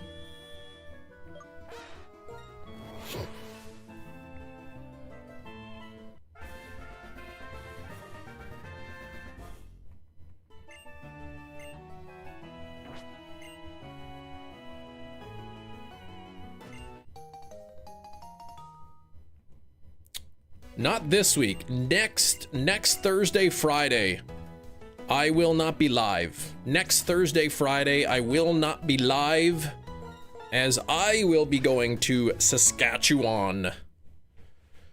Think I'm trying out the Tandem mouse hold for the 6th mouse. Good luck. What do you mean the 6th mouse slot? Yeah, my daughter's got a swim competition in Saskatchewan. In Saskatoon. So it's so Thursday morning we're gonna be driving out there. Yeah, it's about an 8-hour drive or so. And then we'll be coming back on the Sunday, so I'll be going live on the Monday. I thought it was this week, but it's actually next week.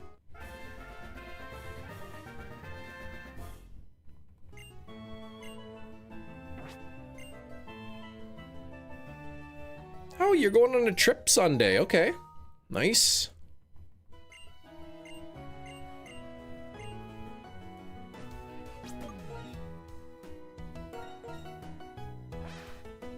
Oh, shiny Tepig, can you be shiny?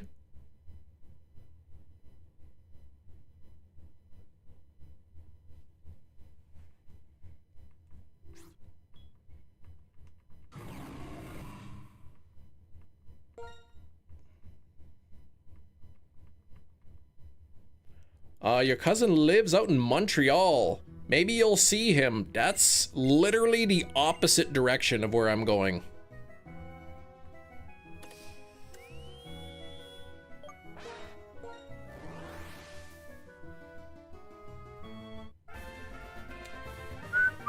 Have you watched Jujutsu Kaisen anime? I have not watched that.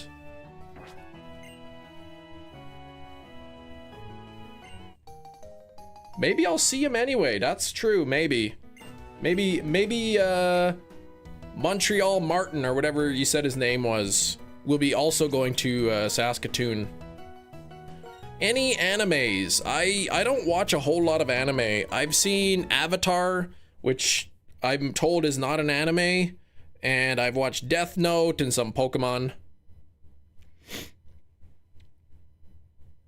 I've got an order from Walmart that it says it's supposed to arrive by April 20th, which is today, but it is still in the order placed category. It's not even on preparing. It's just order placed, and it says it's supposed to arrive today. I'm thinking that it will not arrive today. Death Note's on the watch list. It was pretty good. Travels a bit. Last week he was in Ottawa. Neat. Still the literal opposite direction of where I'm going.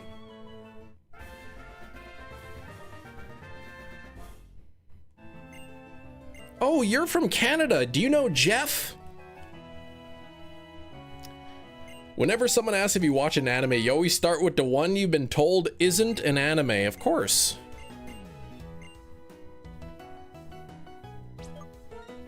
I gotta get that one out of the way.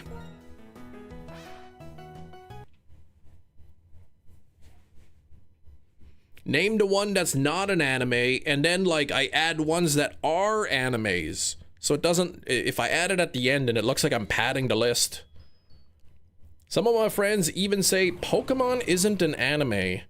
Well, your friends are strange. Of course I watch One Piece. You're supposed to watch it with me. Like, I can never watch One Piece.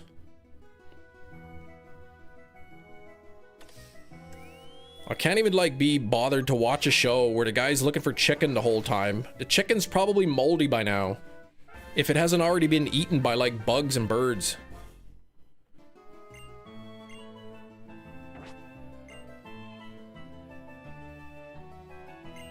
Weird running into a guy at a swim meet and asking, which one is yours? Oh, none of them. Yeah, that would be weird.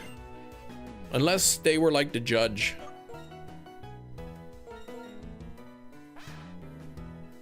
Can't even finish One Piece in my entire lifetime. Of course you could. Why would the legendary be called a piece of chicken? Because you were telling me something about how they collaborated with Popeyes. Like the show, like Popeyes sells chicken, so they're like, hey, we will sell to One Piece.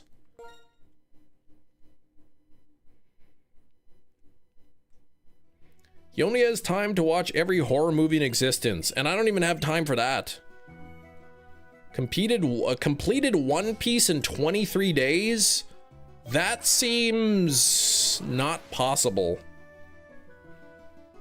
Let's see, I don't know how many episodes there are. Let me see, 1,000 episodes divided by 23, that's 43 episodes a day. I'm guessing he did not complete that. How long is an episode? 22 minutes?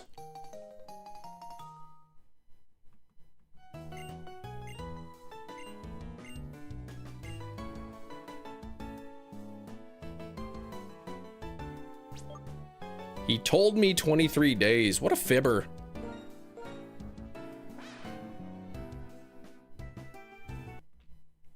Even shorter, the intro is like 5 minutes. Oh gosh. So assuming, let's say 43 episodes a day. Let's say he's watching for 20 hours a day, only getting 4 hours of sleep. That's 2 episodes an hour from morning till night. Only 4 hours of sleep.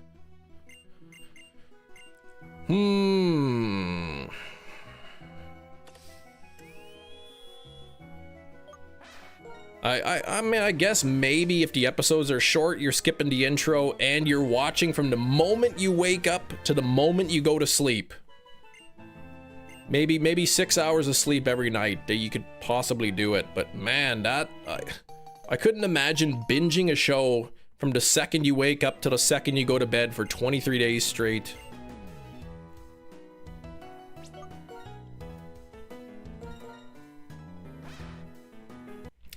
That Invincible anime is pretty good. I still don't understand the name though. Everyone can clearly see Mark. Oh, Invisible. Invincible, yeah. Can't even believe that. He's actually crazy. A lot of flashbacks. So, okay, so if he skips those, the average is like 18 minutes of actual content. So yeah, that'd be 3 per hour. Roughly 17 to, okay, 400 hours. So roughly 19 days of non-stop viewing.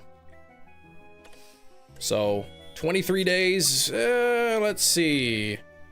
You're looking at 4 hours. Okay, I mean, possible. Like I said, if you go from morning, from the moment you wake up to the moment you go to sleep, I suppose it's possible, but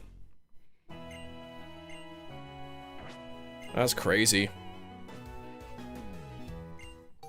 Driving home from the grocery store, they put out a new sign in your area, Shiny says, that says watch for children, but so far, no one has taken me up on the trade.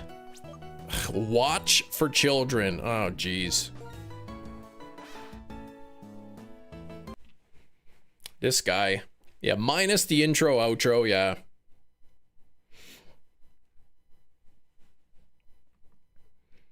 "23 days, yeah. You'd basically probably have to watch from the moment you wake up to the moment you go to bed. Walking Dead is one of your favorite animes.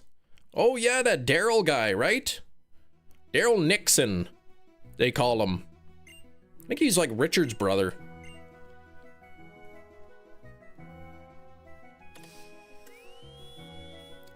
Yeah, some of his older episodes remove filler, so I guess I could see it, but yeah, you'd be pretty much watching all day, every day.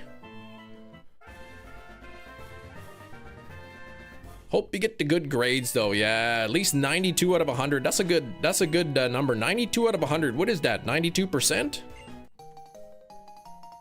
Wife always told me she wanted an L-shaped couch. I finally surprised her with one. She got mad when I explained it was lowercase L. This guy, come on. Where are you right now? www.dadjokes.com/list a bunch of them?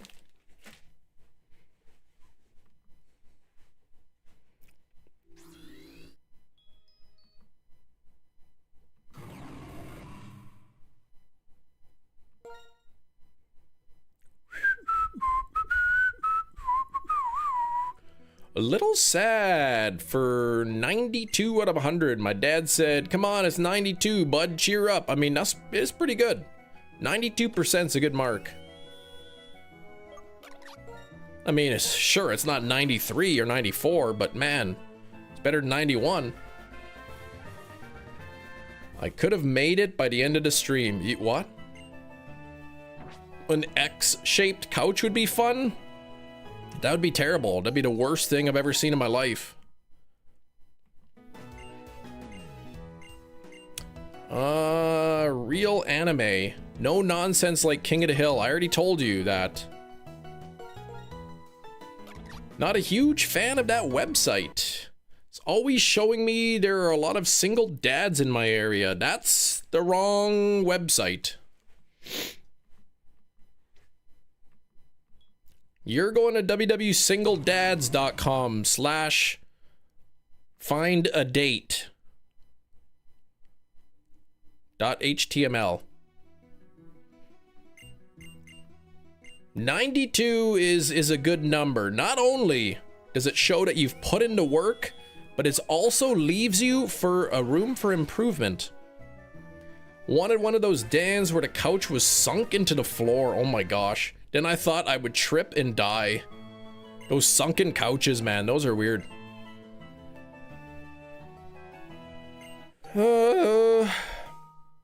You've been there too.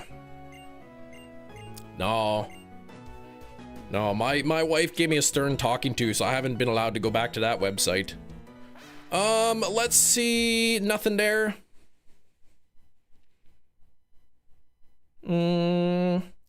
Come on now.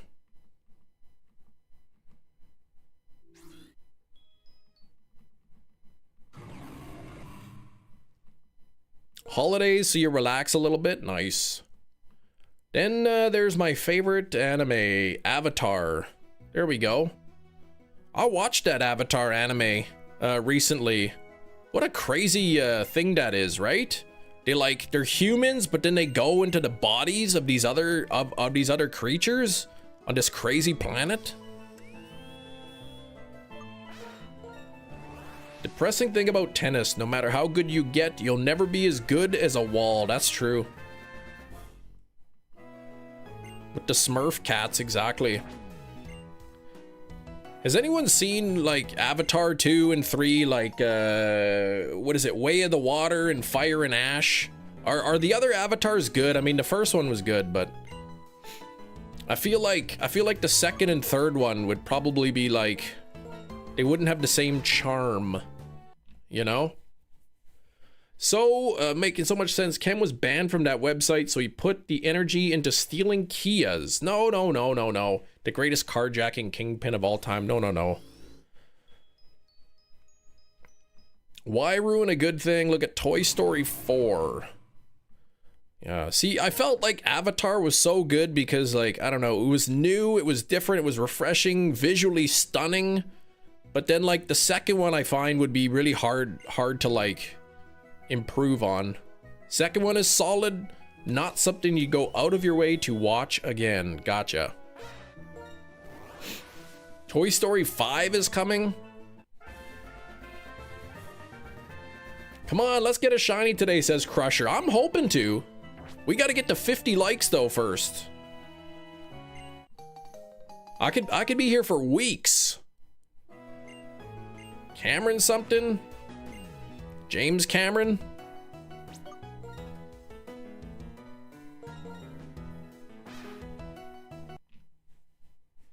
What's he got? He's got Avatars up there. He's got Titanic up there. That masterpiece, you know, True Lies and Terminator. Woody is balding. What the heck? How could he be balding? His hair is made of plastic. It's literally like molded onto his head. Terminator 2 and Aliens. Did James Cameron do the first Terminator as well? And he did Terminator 2. But yeah, Aliens was solid as well. Oh, it's just the paint is fading. I don't think I've seen the fourth Toy Story either.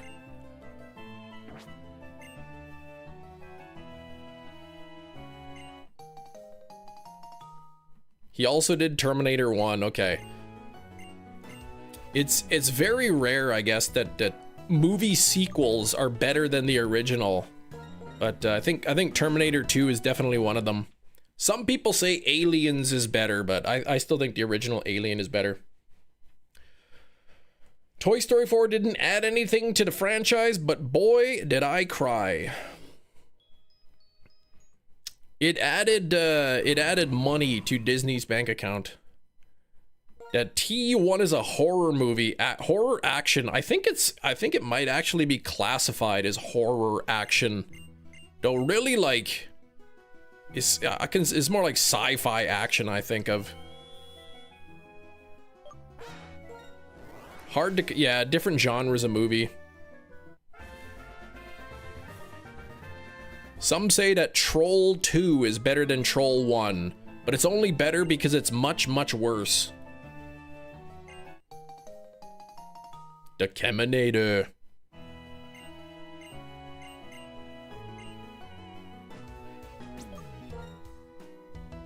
You prefer the horror of Alien? I watched, what was it, Prometheus? I haven't seen all the Alien movies, but my goodness, was that Prometheus movie lousy. Shrek 2 more than Shrek 1. That's a hot take, I think.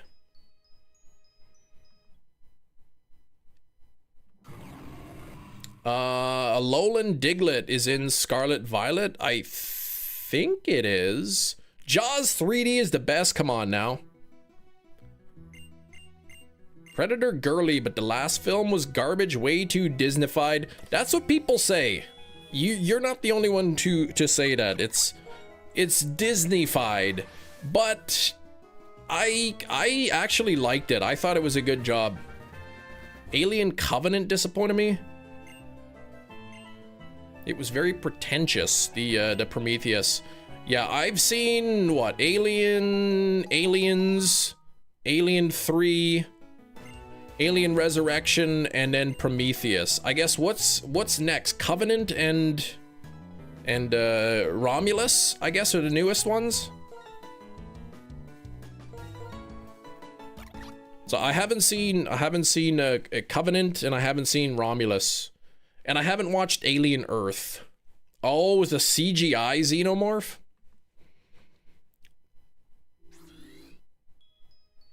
I love watching some of the older movies, like from the 80s, that had practical effects on 4K. Looks stunning. Like John Carpenter's The Thing on 4K is absolutely gorgeous, because they did all like practical effects, so they look so good. Whereas a lot of times some of these older movies with CGI, like the actual film parts on 4K look good, but then the CGI is like upscaled and it looks really bad. Yeah, I think The Thing is my favorite horror movie as well. Almost gets too Disney-fied as well, but I forgave it. Romulus. Okay.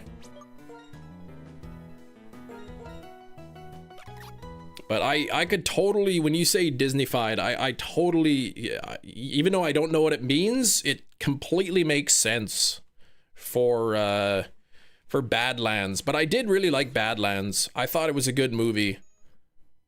It's almost like a good standalone movie. It was weird to have the Predator as like the protagonist, the good guy. It's strange, because it's always like the antagonist.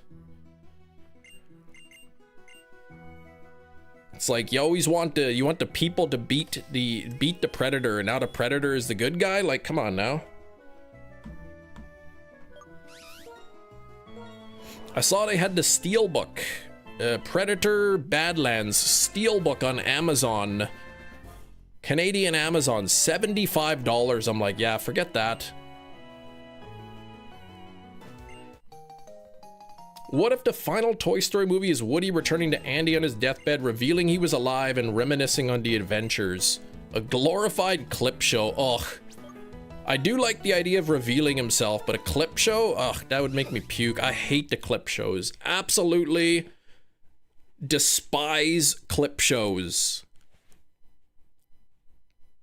And the thing is, they always sprinkle in like some new content. So I'm like, I got, if I want to consume the new content, you have to watch the clip show. But like, ugh, I hate it. $75 Canadian, yeah, it's ridiculous.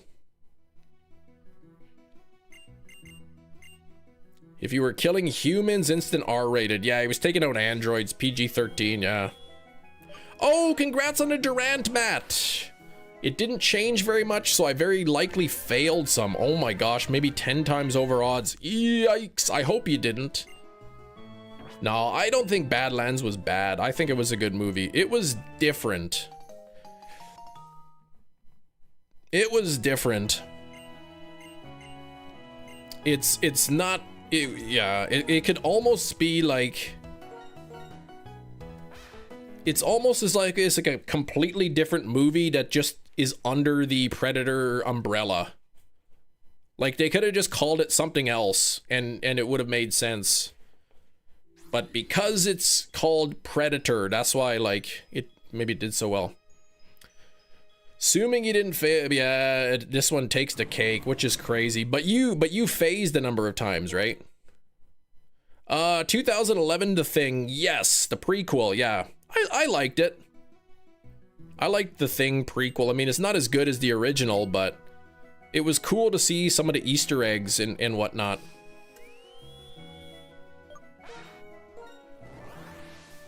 Predator Angry Alien movie. Yeah, but at least you only need one, that's true. Only one Durant. Starship Troopers is better than Alien. Well, it's not, but it's also a good movie. I mean, they're two completely different genres. I mean, they're both sci-fi-ish, but like how it's hard to compare Starship Troopers to the movie Alien. Like, they're so different. Humorous entry into the franchise. Sad, because they can update things like in Prey. I mean, I totally understand the criticisms, but I really like Prey. I thought Prey was good. Predator, hockey gone wrong in the South. Yeah, the Predators. Predator versus Michael Myers. I think the Predator would win.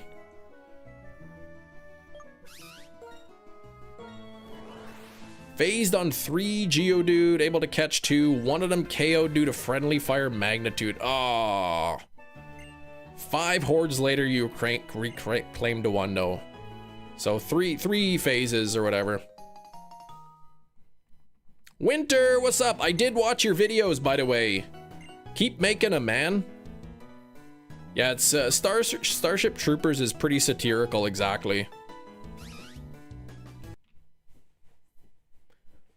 Who's stronger, Terminator or Jason? I would think Terminator would be stronger.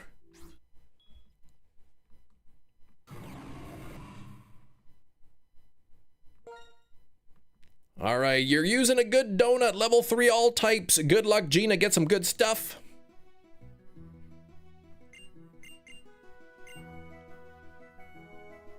Steven Stamkos? In what, in Prey? Is Oshawott a beaver? I think it's an otter. Hopefully Cobalion, yeah, I guess you're working on the Latios. That's a soft reset, right? Predator versus Elf. Yeah, I love Elf. I don't think he stands a chance.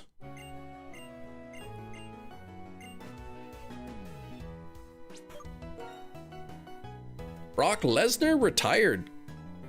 He's not retired already? WrestleMania. I haven't watched wrestling in a long time.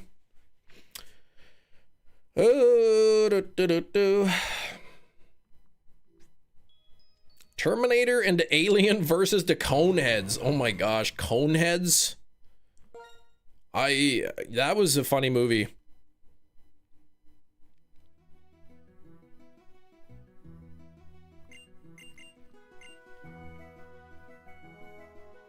Soft, yeah. Yeah, you gotta save before going up the elevator for the first time. Go stand at the bottom, save the game. If you go up the elevator and then back down and save, then it won't work.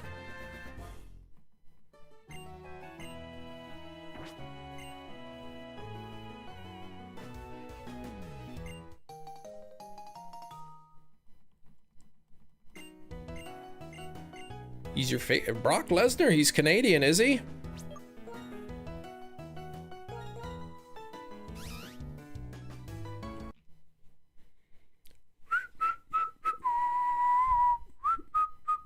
Tried engaging with Latios, no dice. Well, I hope you get it soon. I mean, you've got the shiny charm, right? And you've got the sparkling power 3, so 1 in, what is it, 1 in 512, I guess? I can't actually remember what the odds are now. Oh, you just want to talk to it, see if it attacks you. Charm and sparkling donut. So you've got good odds. He owns a farm out in Saskatchewan. In his final UFC fight, he represented Canada. Nice. I'll be going to Saskatchewan next week. Maybe I'll see him there. He played in the NFL but was cut preseason. Really? Won't take you months. Yeah, at least the soft reset is simple, right? Click, click, click, click, click. Not shiny. Soft reset. Try again. Can I go with you? Absolutely not.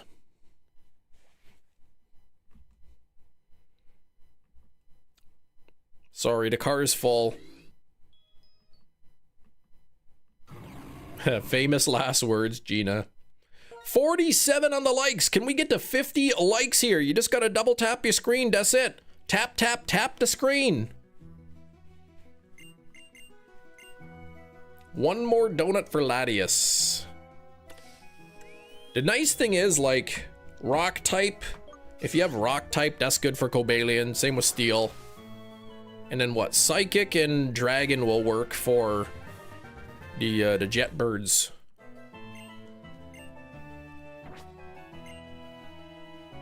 Cam, I could follow you in my own car. Yeah, you are welcome to, yes. You can go into trunk. No, we don't have a trunk. We have a cargo space, and it will be loaded up with suitcase.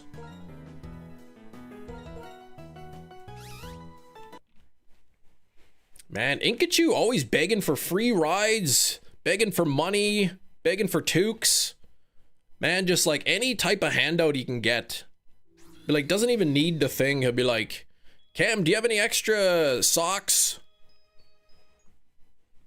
Like, and you don't even need socks, man. You just go bare feet everywhere. You just want me to give you stuff. I did offer to give you that lollipop stick, but I said as long as you pay for the shipping, and you couldn't even do that.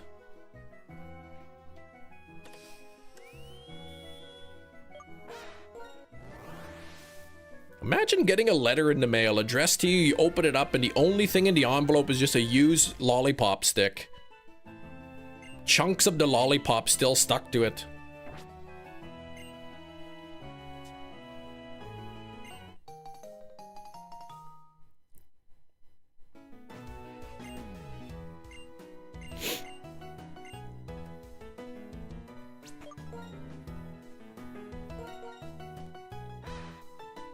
Cam will let Ink ride in the trunk, then push his car into the lake. Not only would the car be written off, and then my insurance would buy me a new one, I wouldn't have to deal with Inkachu's nonsense anymore. That's like a win-win-win.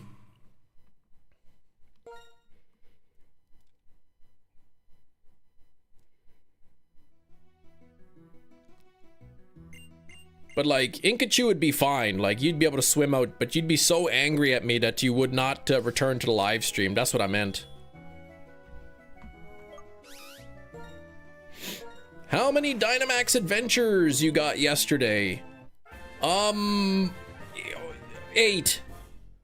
You can't even swim, but can you float? Oh, how many shinies you got yesterday? 4.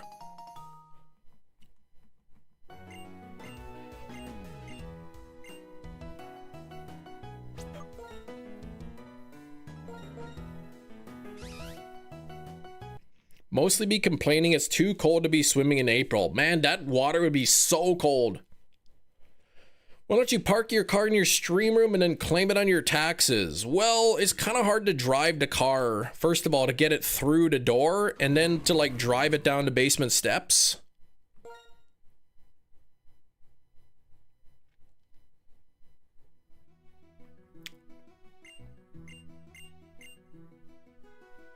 Garage streams, let's go! The water would be rough. Said years ago, when I was delivering mattresses, we went to a place called Falcon Lake. It's out in the country. Falcon Lake. It was April, and the water, you know, the ice had just melted, and we went to deliver a mattress out there. A guy had his property, you know, right on the lake with a dock and stuff. And my partner, who was delivering mattresses with me, says to the guy, he's like, you mind if I jump in your lake? Just randomly. And the guy's like, it's probably gonna be really cold. He's like, yeah, I don't care. So then he strips down to his gitch and jumps in the lake. And then me being an idiot, I'm just like, you know what? I'm gonna do that too. So I ran off the dock, jumped into the water, and it was so cold. Not falcon, falcon. Like a bird. It was so cold, it was like daggers in the skin, man. The only thing that was going through my mind when I hit that water was, get out of the water as fast as you can. So I swam back to the dock, climbed out as quick as I can, and then I jumped in twice more, but yeah, that was kind of weird. And the guy's like, I brought you some towels.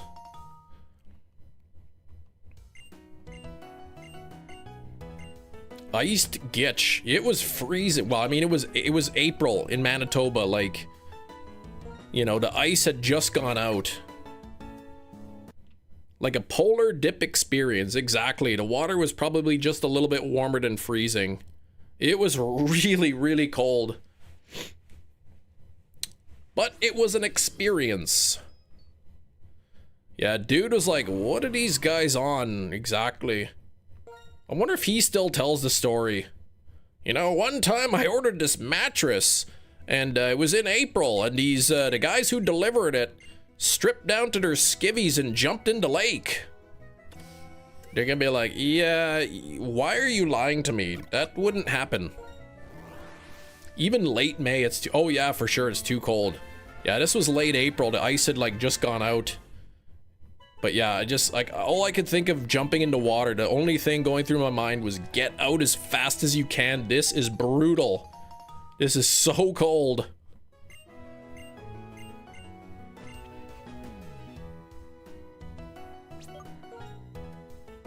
Man, there was some stories, man. Delivering mattresses. We went out to this one guy in the country. Delivering out in the country. Guy lived in a trailer, nothing wrong with a trailer, right? But it was kind of like, it wasn't in a trailer park. It was just, he had like a trailer, you know, off in his lot somewhere, kind of in the middle of nowhere. The guy comes out, meets us, and you know, like, you get winter, you ever have those winter boots, and they got like those, like, I don't know, like cotton liners, and then when you like pull your foot out, the cotton liner comes out with the boot, and it's like really annoying. You guys know what I'm talking about? Winter boots. They got those liners in there. Or wool liners, or whatever they're made of. Anyway, the guy comes out of the trailer to meet us, to deliver his mattress, and he's wearing just the boot liners, like tied up around his feet with strings. Just the boot liners, not the boots. And he's like, oh, come on inside, or whatever. And we go into the trailer, and it's pretty messy in there, like, and we're like, oh my gosh, like, what the heck? Like, there was like foam all over the roof and stuff. It was really weird. And so we go to the bedroom, we're putting his mattress in, we're taking the old mattress out, and the guy's like, hey, have you guys ever heard of home invasion? And we're like, oh yeah, we've heard of that. Like, I don't know if he's talking about like somebody breaking into your home, or is this a movie he's talking about, or like a band or something he's talking about? Oh yeah, the guy he had pants on, but he had like a really like dirty wife beater shirt on. But he's like, yeah, you guys ever heard of home invasion? And I'm like, yeah, we know what that is, sure. And he's like, well, I don't worry about that. And he reaches behind his nightstand and pulls out this massive handgun. The gun was a Smith & Wesson 500, a 50 caliber handgun. Like, probably the biggest handgun on the market. It was massive. Literally just pulls out a handgun. And like, my partner, like, his face went white. Like, he was like, he told me after, he thought like the guy was gonna kill us. And he just went white, right? And then he's like, yeah, don't worry about home invasion. And he's like, if I were to shoot you with this right now, you'd probably do a backflip before hitting the ground. My partner's like just about ready to poop himself. And he's like, you guys want to go shoot this in the backyard? And we're like, okay, sure. So he handed us the handgun. And I mean, we were young, like, I don't know, I'd never fired a gun before. But man, like, I shot the thing, and like, all I can hear is in my ears, right? Because this thing is so loud, I have no hearing protection on. And then my hearing came back after a couple minutes, but man, my partner's hearing when he shot it, it was like his ears were ringing for like a few hours. Like, he handed us, and he's like, here, there's a target, shoot at it. And we're like, oh, okay, sure. But yeah, Smith & Wesson 500 was the name of the weapon. 50 caliber bullets, they were massive. I still have the bullet casing. Actually, I probably have it in this room. But that guy was like, I guess he was just like super proud of that weapon. He was just he loved it so much, he just wanted to show it off. Why would you do that without hearing protection? Because I was, I don't know, like 20 years old, 21 years old. Like, I didn't know. We don't really have guns in Canada, so we don't learn about gun safety or whatever. I never thought to like, oh yeah, you probably need hearing protection. Give me a second here.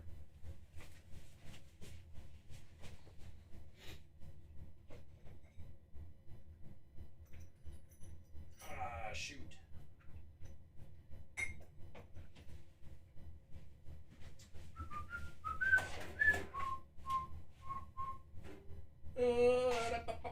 There it is. All right. It's illegal, yeah. The guy having it behind his nightstand like that was entirely illegal. Let's get that like goal pinned up. Handguns are illegal in Canada now. Back in the day, they weren't. But you had to have them like locked up in your home. Yeah, if you've played Resident Evil Requiem, like that's the weapon. I'll show you. I have the bullet casing. These were the bullets. That was the handgun bullet.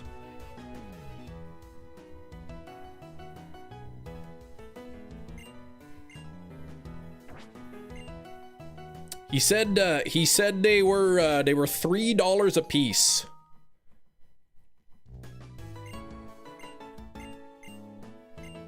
Yeah, that's just the casing, like that's not the actual projectile.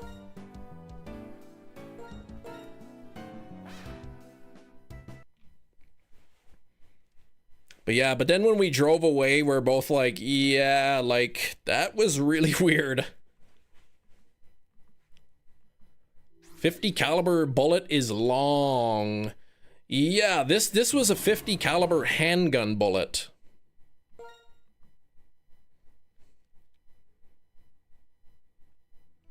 I still remember it was a Smith & Wesson 500. I believe it was a revolver with, I think, 5, like the actual chamber thing was only 5. Kind of like the Requiem in Resident Evil Requiem. It's not a silver bullet.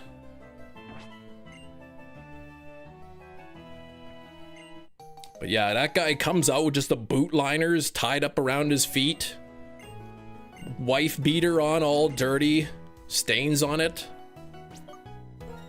Reaches behind his nightstand with no warning, just pulls out this weapon to show us.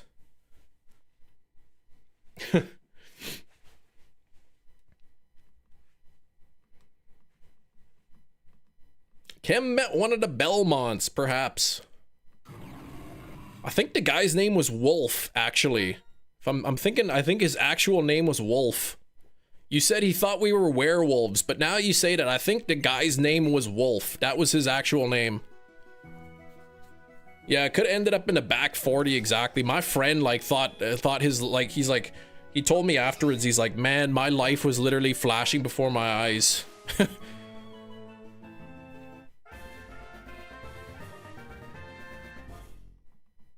Wolf Glick. Yeah, it doesn't sound, no, I don't think so.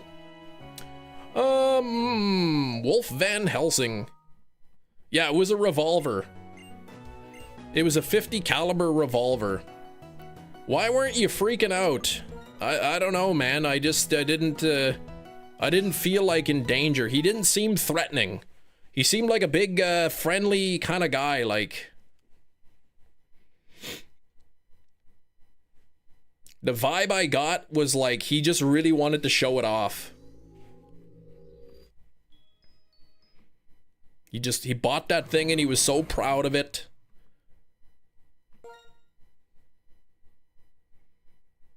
Cam, if we come across someone with no arms or legs, should we even bother resuscitating them? I mean, what kind of life is The Office?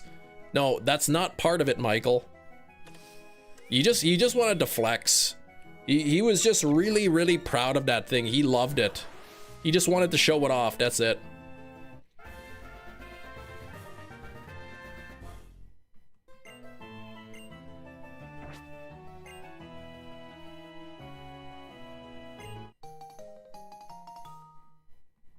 First I was afraid, I was petrified. No, no, that's not the song.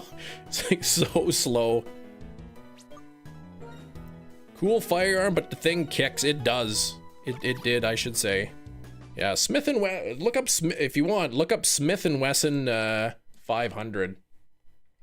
Smith Wesson 500 handgun. Oh, I'm gonna look at a picture of it real quick. Yep, that thing is massive. It's actually it looks like the Requiem. It actually looks just like the Requiem. Looks like there's two models. There's like a shorter model and a bigger model. Oh wait, one of them is the 500 and the other one's the 629. But yeah, that thing was huge. Flex while also scaring the heck out of you. No kidding. Confusing, I will survive with staying alive. I know. Oh, I love that song. At first I was afraid, I was petrified. Just the slowest CPR. It's so clever. I will survive and staying alive. Very similar. You know, the name is similar. Yeah, okay, the 629 is a 44 Magnum, so that's the smaller one. Yeah, so the big one in that picture was it. Okay, what was I have to look something up here real quick. What was I needing to see here? Yes. Okay. Oh, what's this button do here? Cam is very groovy, he never went to juvie, and that's why we can play Guess the Movie. All right, everybody, it is 12 o'clock noon Central Time, which means it is time for Guess the Movie. This is a game where I have a movie, and you have to guess the movie based on a clue. So let us see what the clue of the day is. If it wants to give me the clue, the code name is It's 13. I will be back. I will go get It's 13 movie, and I'll be back in a moment.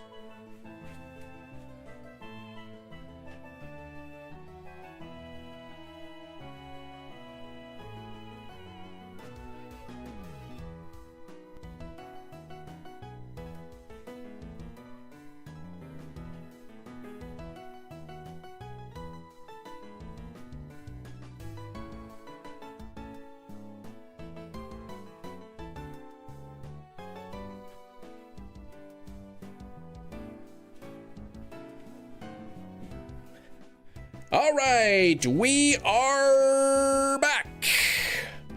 Let's take a look at what the guesses are. I see 13 ghosts. That is incorrect. Friday the 13th, no. The Patriot, 13 going on 30, no. Halloween, something about 13. I mean, maybe. 16 candles, 13 first date, 13 ghosts. Halloween ends. I love how there's so many guesses are horror related. What the heck? None of you are correct. Apollo 13, Metachamp. No, it's not Apollo 13, and it is not Friday the 13th. It is not It Follows. Mars Needs Moms. I don't know what that is, but no. Does it have the number 13 in the title? Charlie, please, what do you think this is? Guess the Thing? Come on, man. This is not a yes or no guessing game. I will give you some clues in just a bit. 13 going on 30. No. Ocean's 13. Now that's a good guess, but no. It is not Ocean's 13. Does it have the number 13 in the title? I will give you the answer to that question. The answer is no. 12 Angry Men 2. 13 Angry Men. The sequel, yeah. 13 Angry Men. Codename Zebra. No. The clue is it's 13! Exclamation point. Oh, it's 13. That makes sense. Weapons, no.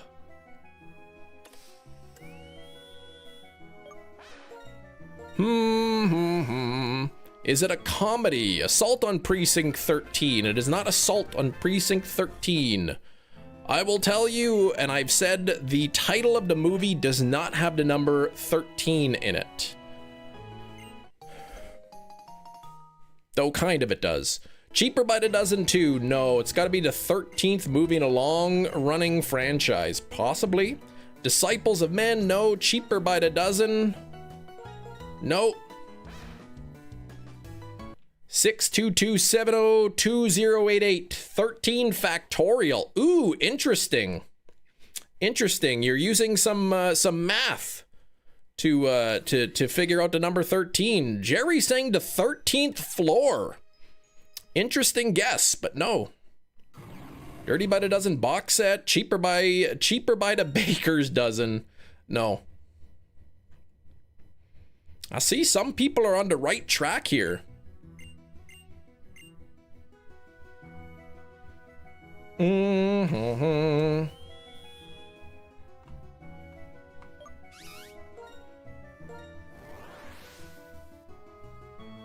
Beautiful Minds. Nope.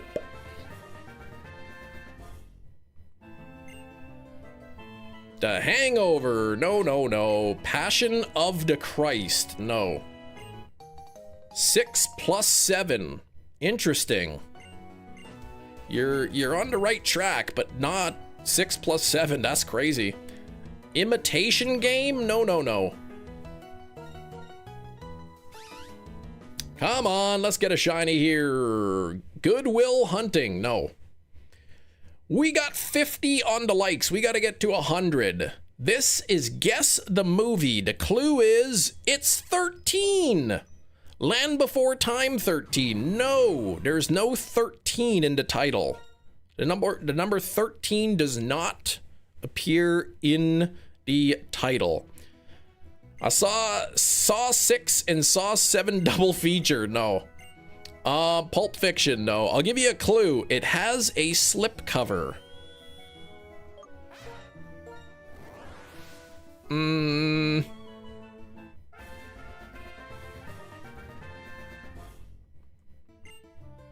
Very big clue, exactly.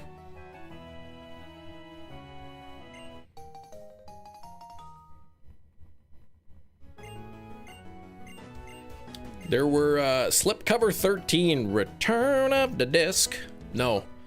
However, there were two guesses in the chat that were both on the right track.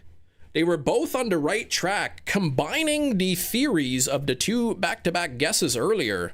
You might be able to figure it out. Baker's Dozen, Dirty Dozen, nope.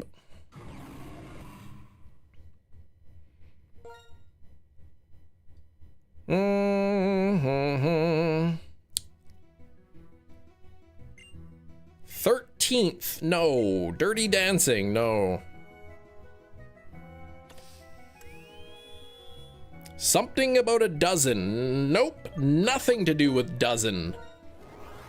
Actually, there's another clue. Nothing to do with a dozen. Something about math. Ooh.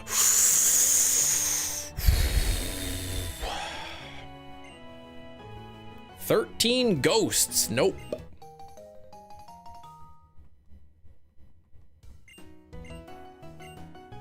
The number 23. No.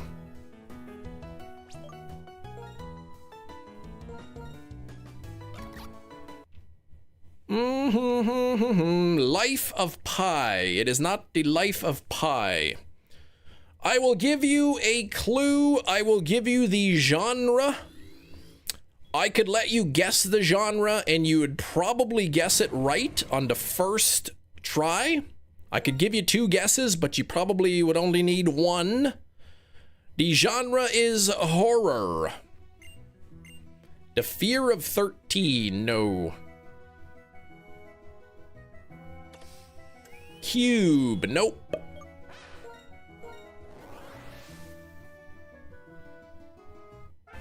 Boy, two people were, somebody was really close.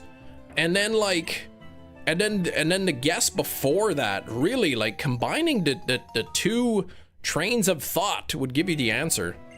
Terrifier, Hypercube, 6 Days, 7 Nights, nope.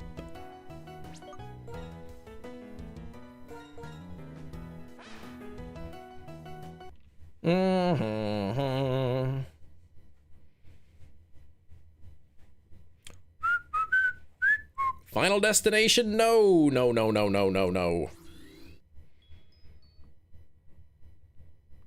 13 going on 30, nope. I don't know that movie. That doesn't sound like a horror movie.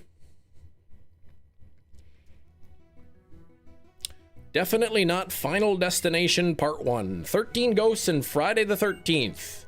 That's 2 separate guesses. You're only allowed 1 guess at a time. Clown in the Cornfield is incorrect. But Christopher Larson going with 1408. Christopher, you are correct. It is 1408.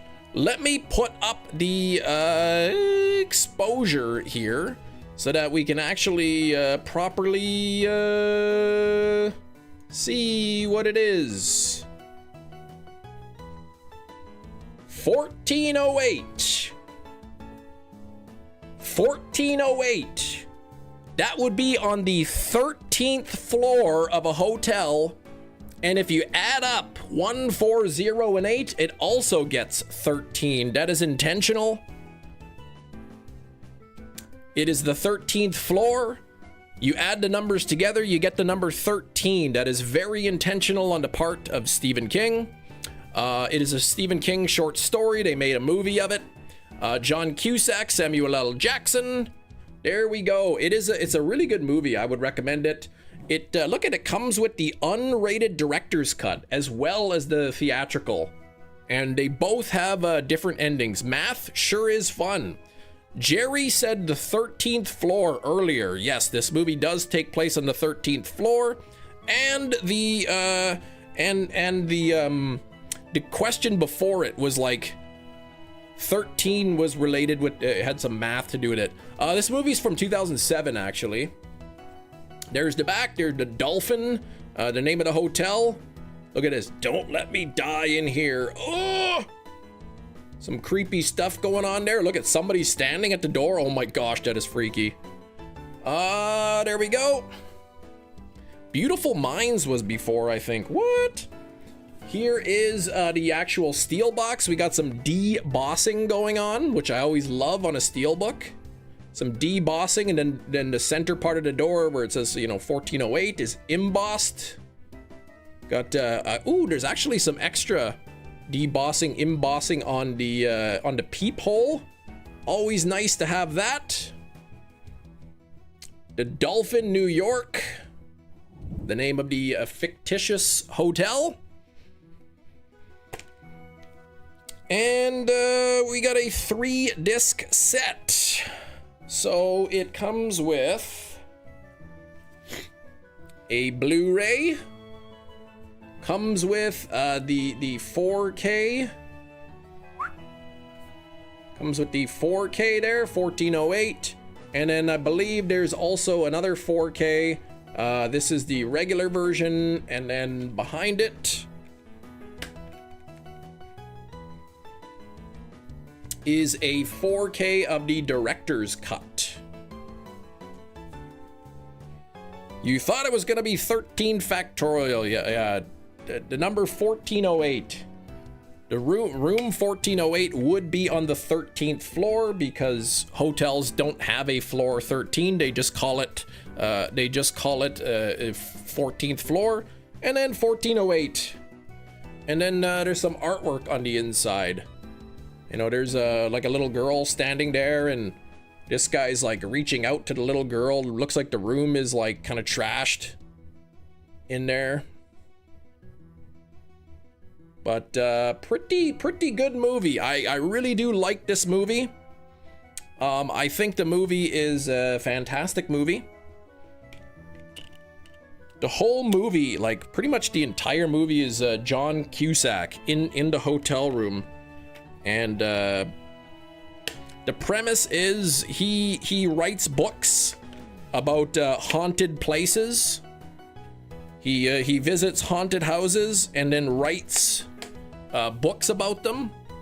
Somebody recommends that he check out 1408, and at first they won't let him stay in the room, and he thinks, oh my gosh, this is just a big show. Like, yeah, okay, you tell me don't stay in it, but then you'll let me. And eventually he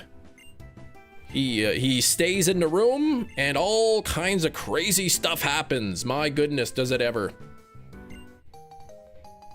It's based on a Stephen King short story, I believe. Yeah, that movie came out almost 20 years ago already. Holy cow. 2007, I believe, is when it was originally released. But neat. It's a good movie. They're looking awfully red today. Yeah, right? I wonder why.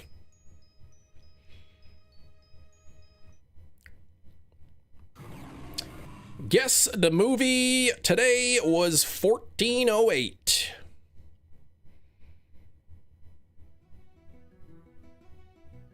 Might be able to watch it as well on, I don't know if Netflix has it or Amazon Prime or whatever, but it's a fun movie. I think it's actually PG-13. And it's one of the few horror movies that I think are actually, yeah, it is PG-13. It's one of the few PG-13 horror movies that are actually good. We'll still do Guess the Thing, yep. Triskaidekaphobia, that hotels don't put the 13th floor. Yeah, well, I think like there's enough people that be like, I don't want to be on the 13th floor. So they just call it, they just go straight from floor, they go from floor 12 right up to floor 14. They just skip the number 13. It's still the 13th floor. They just call it the 14th floor. Exorcism of Emily Rose. Yeah, that was interesting. Used to live on the 13th floor of an apartment building. Oh my gosh.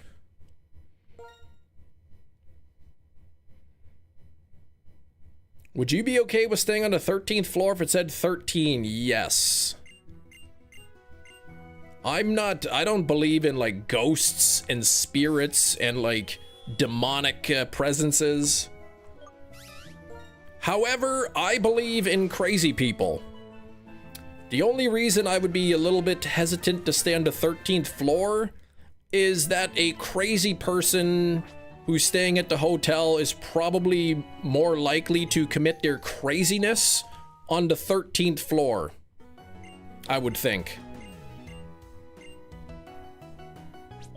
I believe it makes an appearance. What the heck, in 1408? I don't think so. You only believe in goats. Yeah, hotels. Hotels don't have a 13th floor. I mean, they do, but they call it floor 14. I ain't afraid of no goats.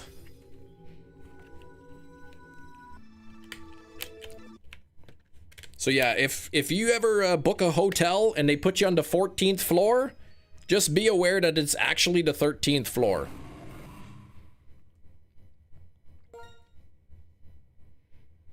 What if they just left a true 13th floor empty? I think there was a movie that that was part of the movie.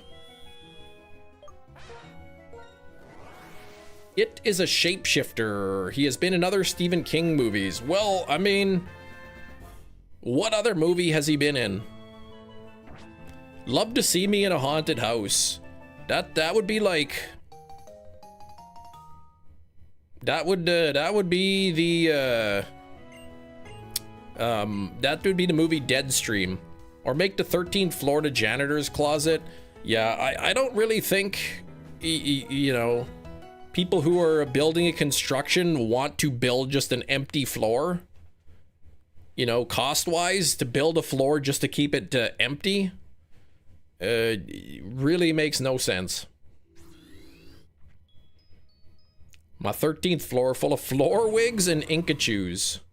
I know, it's scary. Very scary. It's a floor nobody ever wants to go to.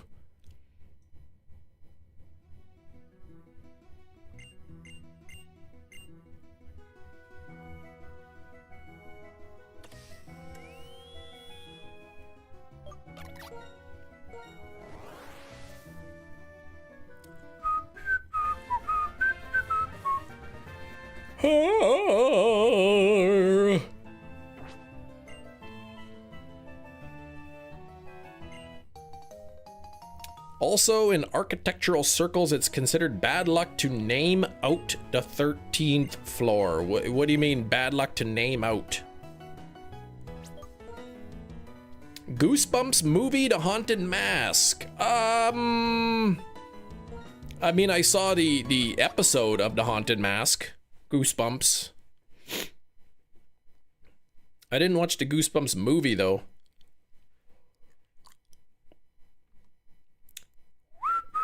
The haunted wig, exactly. That's me in the floor wigs. Oh, not to skip it.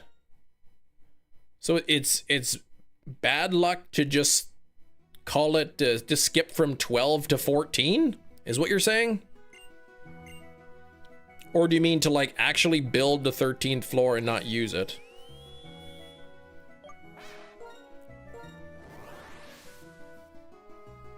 Tying 13 to the devil.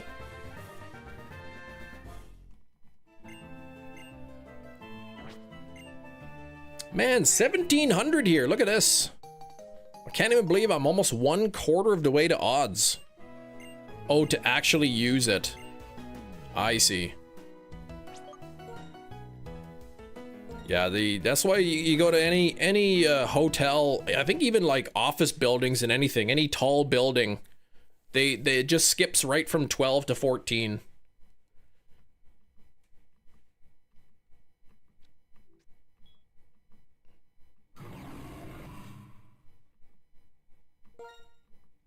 So floor 14 is actually floor 13, but they don't call it floor 13.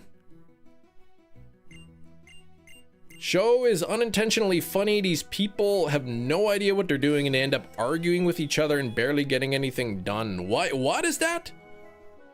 What show?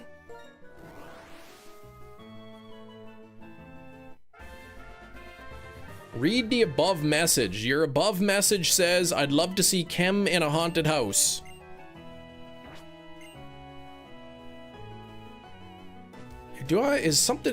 Messages aren't showing up, dang it. Yeah, your above message says, I'd love to see Kem in a haunted house. That's the message that you sent before that.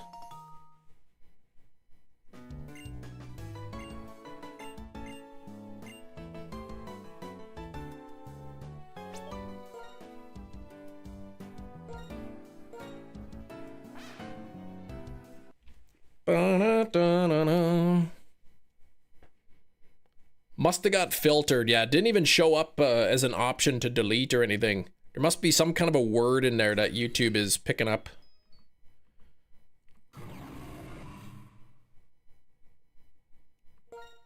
Assuming you're talking about some kind of ghost hunter show. I'd love to see Cam in a non-haunted house where he's told it's haunted. It would be the same as me being in a haunted house that I'm told that's haunted. Nothing would happen. The pipes would creak. The owner of the house would like have a secret passageway through the walls or something. He'd be in there like knocking on the walls trying to scare me.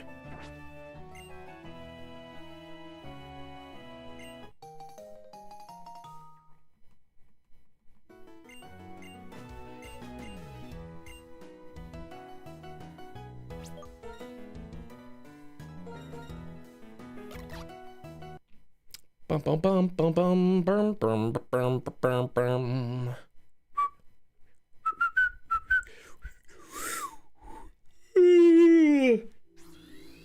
It's like, Kim, please.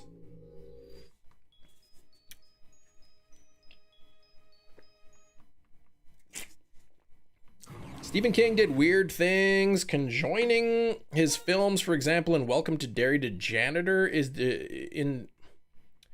janitor in The Shiny is in Welcome to Derry. Oh, the janitor in The Shining. Gotcha.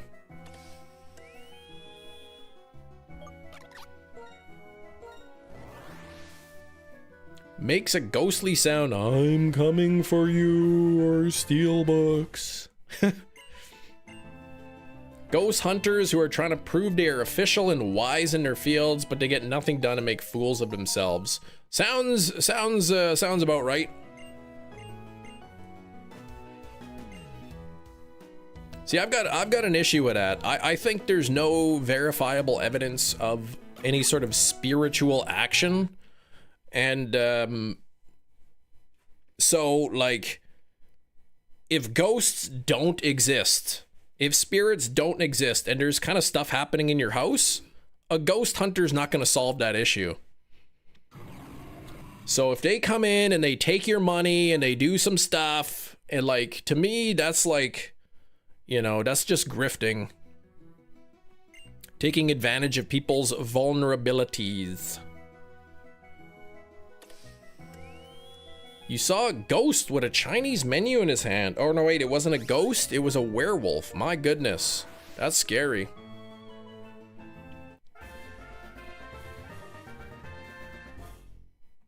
You think the ghost hunters are selling snake oil? Exactly. Same with, like, psychics and whatnot.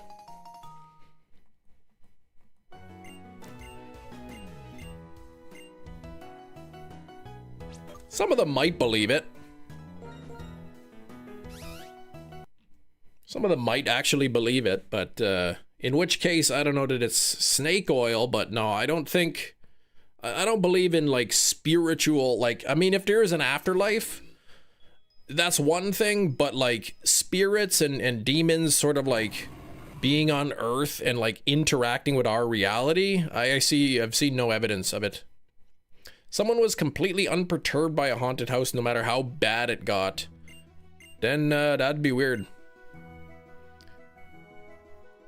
Their methods are silly. Oh man, silly methods.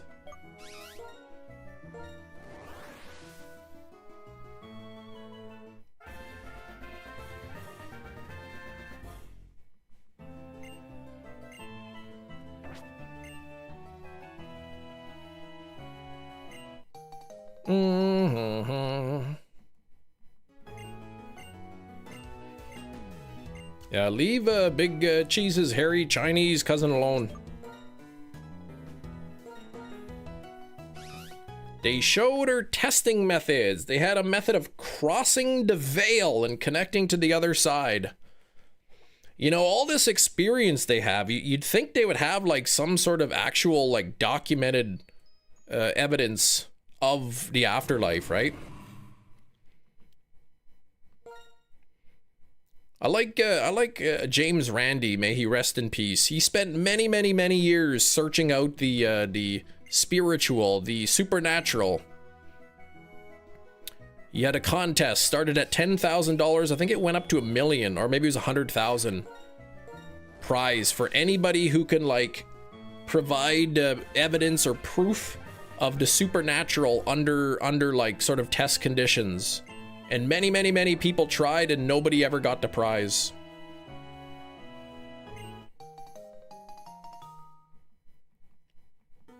Yeah, we're gonna delete that message.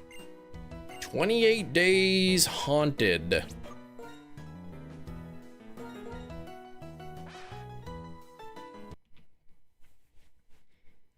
He had all kinds of people come on. People claiming to be psychic, people claiming to have, like, telekinesis.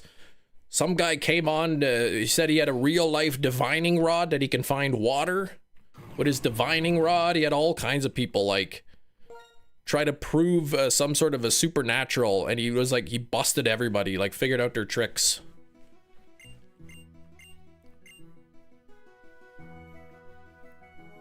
Busted Uri Geller. Revealed a big faith healing scam. Unintentionally funny because all the locations they're at are haunted and they have to cross the veil within 28 days. Yeah, seems like an interesting show. Be good for a laugh.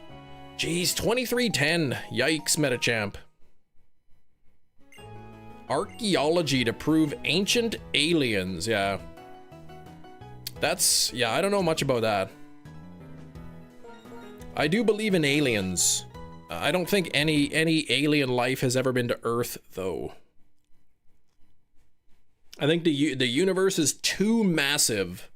The amount of time it would take, you know, for life on another planet to make its way to Earth, it would just, it's extremely unlikely. They are just petty and end up arguing with each other over whose method is better. Where's your 20 bucks at? I don't know, probably at the store where you spent it. Leon Kennedy is in peak physical shape, but he's got to lay off the green herb. No kidding. Though I did play the game recently with no healing items.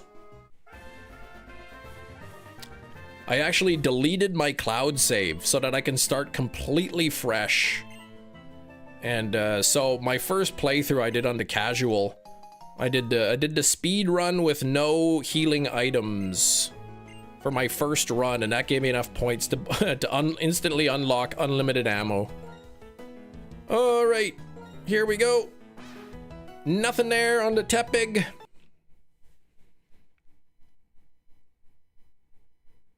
BA in archaeology, and they're basically like, I don't understand this, it must be aliens. Oh yeah, that's what a lot of it is. A lot of people are like, I don't understand this, therefore it's supernatural.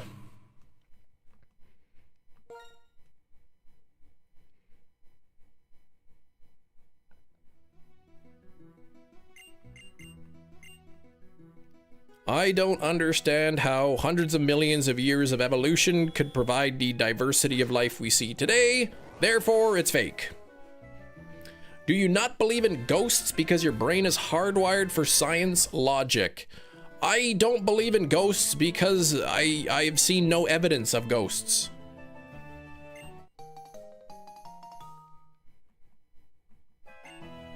I think if ghosts did exist and they were able to interact with our reality, we would know it. It would just be a fact. It would be a fact of life. It would just be something we deal with. I don't see the curve of the earth, so it must be flat. Exactly, that's the kind of logic.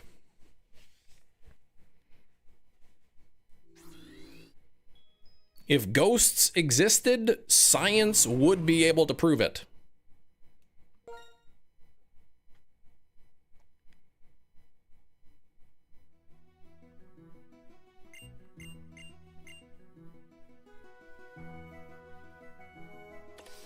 Brain is hardwired, everything should be evidence-based. Well, how else does anybody make a decision without evidence? You just believe something for just no reason?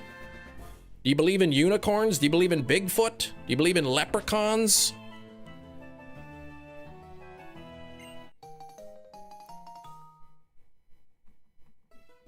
Why not believe in those things?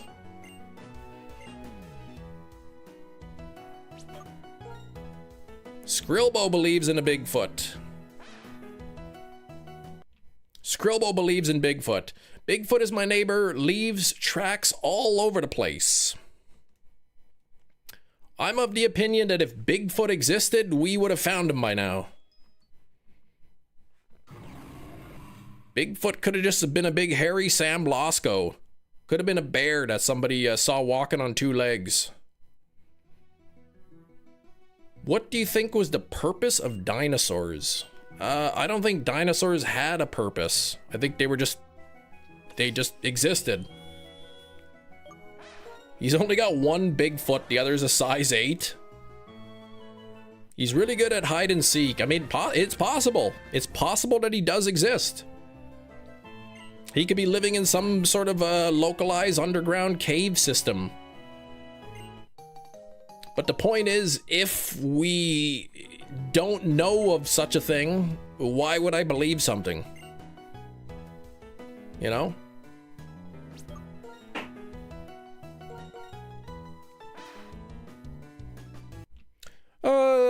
Someone who bought the Chewbacca costume and wears it in the woods. Of course, there could be hoaxes too. Living their best life before they were completely eradicated. Could have been. Long-necked lady with a bad skin complexion named Nessie. Canada's got, what are they called? Cryptozoology? Canada's got one of those, Ogopogo. It's the Canadian Loch Ness Monster, Ogopogo. Lake Okanagan or something like that in British Columbia. That supposedly exists.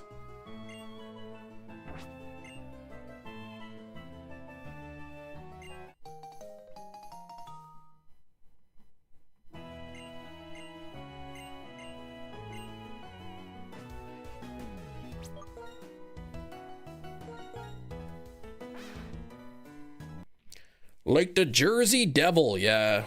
Those hockey players, man. They actually do exist, though.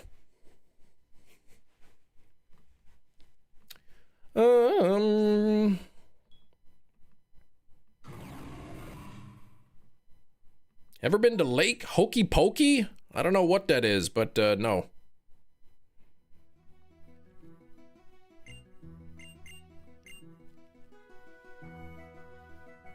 Staying in a haunted house or like an abandoned like medical ward or something like that. Not gonna lie, that would be freaky. I'd be a little bit freaked out, but not so much because I believe in ghosts or spirits.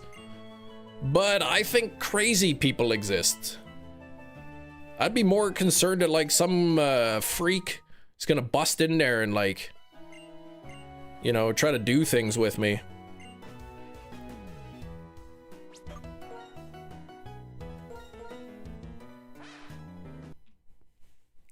Lake Okanagan or something? Let's see. Where is he? Canada. I can't type when my keyboard's all sideways. Ogopogo Lake Monster. Yeah, Okanagan Lake in British Columbia. Ogopogo is a lake monster said to inhabit Okanagan Lake in British Columbia. Scholars have charted the entity's development from First Nations folklore and widespread water monster folklore motifs. Ogopogo now plays a role in the commercial symbolism and media representation. Alleged sightings. You can read about it on Wikipedia. Champy the lake monster? No. You believe in the Sasquatch? You're not the only one. I do not. I'm the kind of person who just takes somebody's word for it.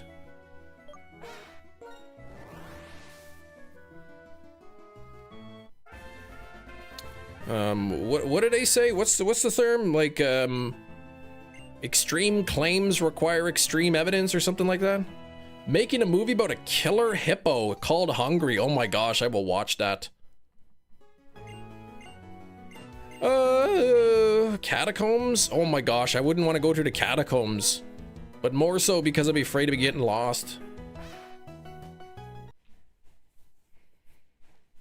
I mean, if there was like a guided tour through the catacombs and like, you know, like sort of like a tourism with a guide and everything, sure. But like, I wouldn't just go exploring by myself because I would be concerned about getting lost.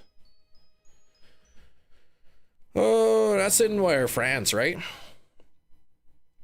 Secret bars and raves in the catacombs. Well, that sounds like from a movie or something. If it's so secret, how can we know about them? Yeah, there's tours, exactly. Like, I'd go on a catacombs tour. Sure.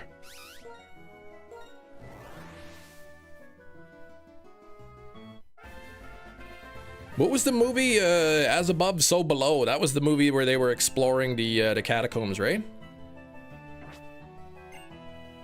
You wouldn't be taken there very far without a guide. Yeah, I would go if there was like a guide. If there was really like no chance of me getting lost, I would go. Someone spilled the beans on the catabars. And did they find it, or was it just somebody who claimed that it happened?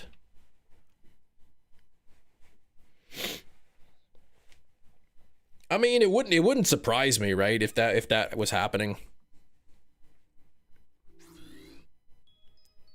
Parties and stuff down in the catacombs, it wouldn't shock me. I could believe that it happens.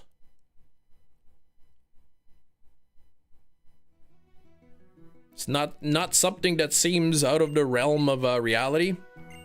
They only take you to a highly visible spot of the catacombs and then you leave. Like, I don't know. I saw that movie, As Above, So Below. I don't know how accurate the layout of the catacombs is. I don't know if it's like, if it extends like, you know, all over the place, like how large they actually are. If there's as much, you know, many tunnels and stuff as in like those kind of movies, but people who live beneath Vegas. I mean, hey, if we got evidence of that, I'll believe it.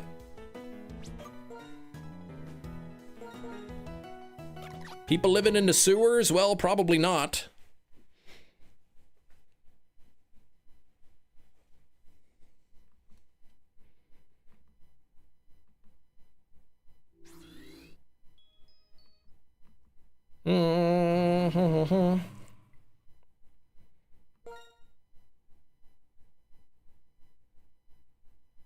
Inkachu's like going for the record of like the most timeouts.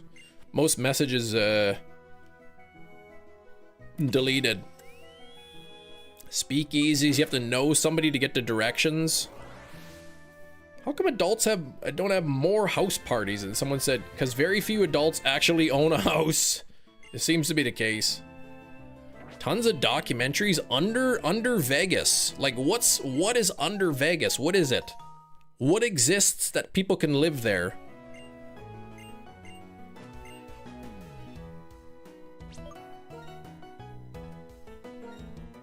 300-kilometer network. Are you talking Vegas or are you talking catacombs?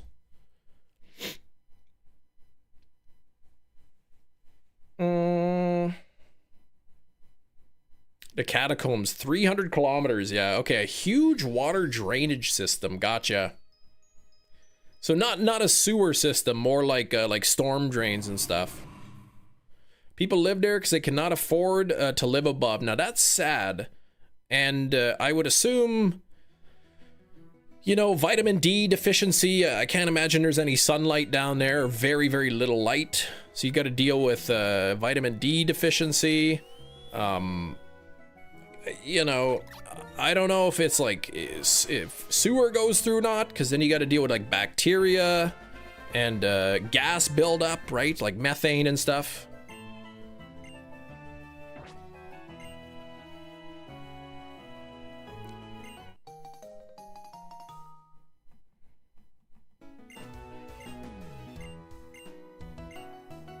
Very sad. The police do try to get them to leave.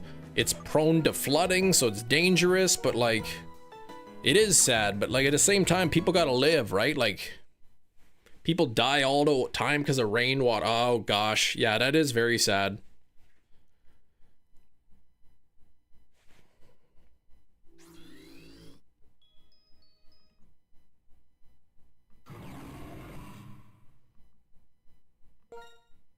Greatest country in the world, they say, but still too many people like homeless, and it's really sad. I've never been homeless. I don't know anybody who's been homeless. I don't understand how bad, how difficult it must be.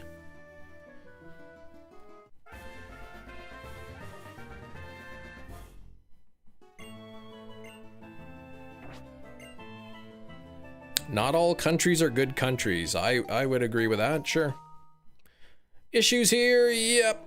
I mean, you know what? There's every country's got its issues. United States, I don't live there, is a good country. You know, sure you could pick out all the bad stuff, but overall it's a pretty darn good country. Canada's a good country. People complain about Canada all the time. Very, very fortunate. If you live in Canada, you're very fortunate. Atypical, being homeless because of money versus mental illness. Bum,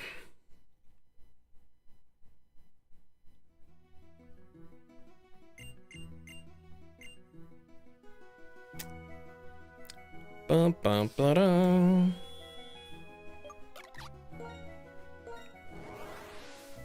Homelessness is physically bad, but it's worse as does to you psychologically. I guess so. Like I have no idea.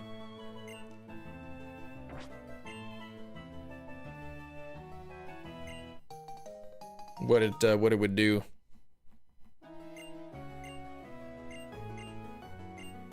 Wondering if you're gonna be warm at night, wondering if you're gonna be able to eat that day.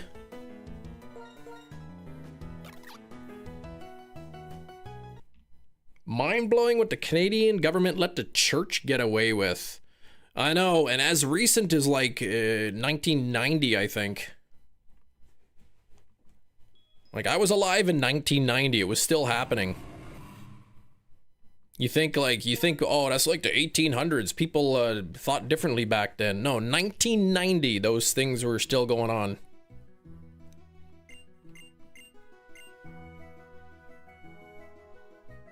It's like a lot of the parents and the grandparents like are still dealing with issues, psychological issues, as a result of that. And then you get people like, oh, they should just get over it. It's like, well, yeah, easier said than done.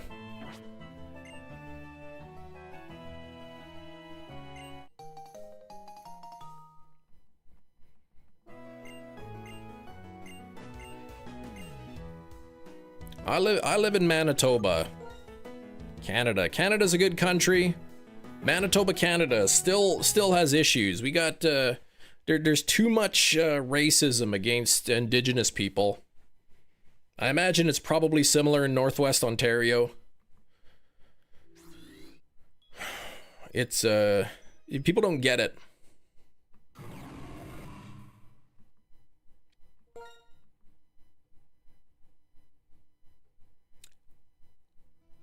Let's see.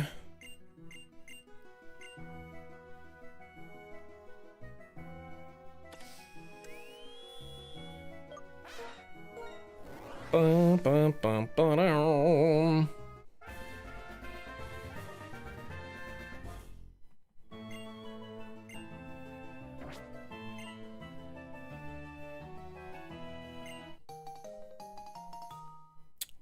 Mm-hmm.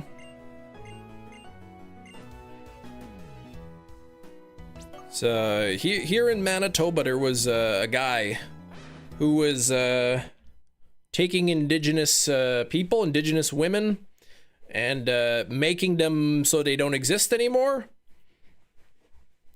And you know, you'll see license plates, MM license plates for missing and murdered Indigenous women in Manitoba. And a guy was caught, and they found out that he had disposed of some of them at a particular garbage dump. So during the election, the NDP government said what they would do is they would put the money in to search the dump to try to find the remains so that the family can have closure. And the Conservative Party was like, no, that's a big waste of money. You're never going to find anything. We're not going to do that. The NDP ended up winning the election. They did put in the money. They did search the dump, and they did find the remains. And then after then the Conservative government, like, oh, we're sorry. We should have never been against it. And so a lot of people were pretty upset. They're like, yeah, you say that now, but like, you didn't care a month ago.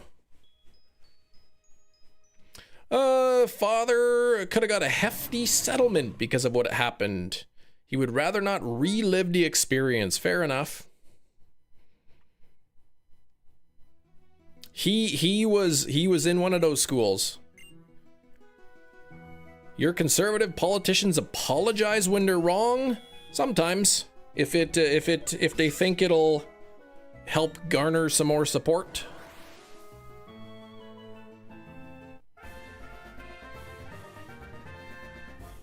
But, you know, if they hadn't found anything at the dump, they would constantly bring it up. What a waste of money it was, kind of thing. Oh, I don't know who that is. Big Cheese? 55 on the likes. Same with your mother. She accepted her settlement. 500K. I mean, that's a lot of money, but still, like... It's hard to believe that kind of thing happened, even like so recently.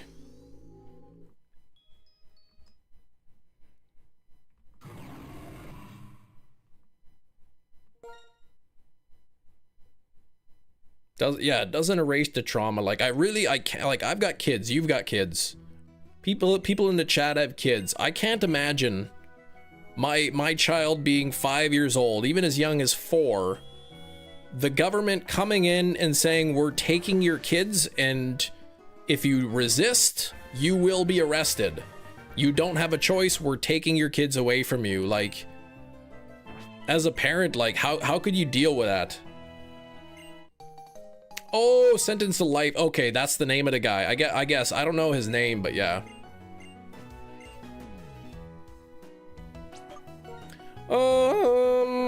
Talking to the Delaware tribal official. Cultural destruction is awful in the US. Yeah, I don't know. I'm not sure. Like, I don't know too much about what's going on in the US. Like, my kids, when they're 5 or 4, like kindergarten, they don't know anything. Like, they rely on mom and dad for everything. You know, they trust mom and dad to keep us safe, and they're just yanked out of your home with like nothing you could do. You try to resist, they'll like take you to the ground, they'll handcuff you, put you in prison. As late as 1990.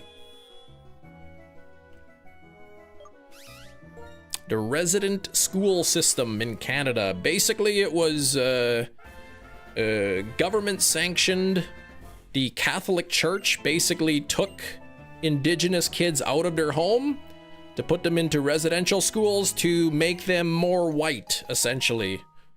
To sort of get their culture gone and adopt the European culture. And a lot of the kids were abused, and there was a lot of sickness, and kids went missing, and... Orange Shirt Day, yes. That's what Orange Shirt Day is about.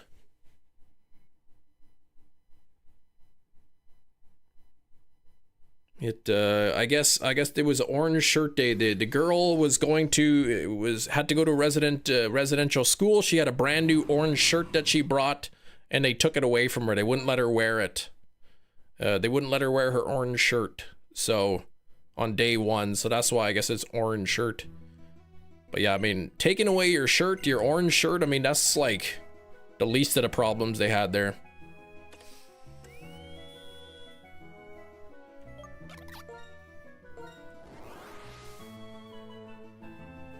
What happened to the people responsible? Well, I think it wasn't until recently that the Canadian government like officially apologized, but in terms of what happened to the people, nothing. Took away their names, right? Yeah, I forgot about that. I didn't even think about that. Their identity, right? They took away their indigenous names, given European names.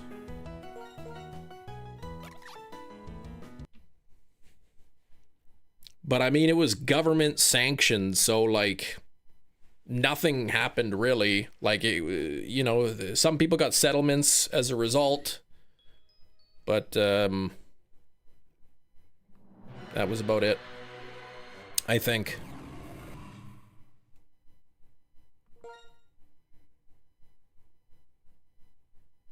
Yeah, a lot of dark things. It's just, to me, it's crazy to know that, like, I think the last residential school in Canada closed in 1990. Like, I was alive in 1990. Like, this is the kind of thing you hear about that happened, like, 100 years ago. Dark things? No Darkville. Nothing happened? Well, I guess no. I don't know enough about. I don't want to say nothing happened because I don't know all of the history.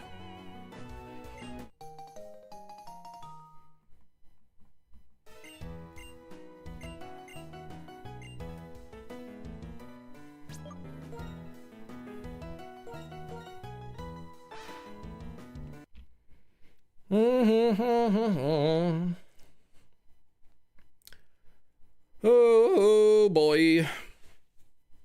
1758 coming up here. But yeah, there's still a lot of like racism, prejudice against indigenous people here.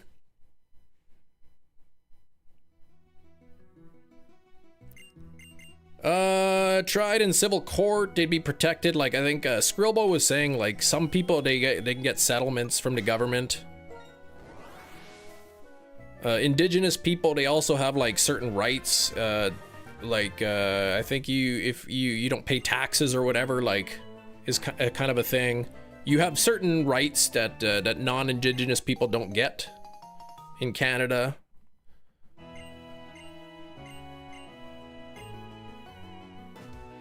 Said nothing will erase the past, but hopefully, like, you know, they can mend relationships, kind of thing. Native remains that were taken, grave 2000s, yikes. They do have reservations. Yeah, we have reserves in Canada. Yeah.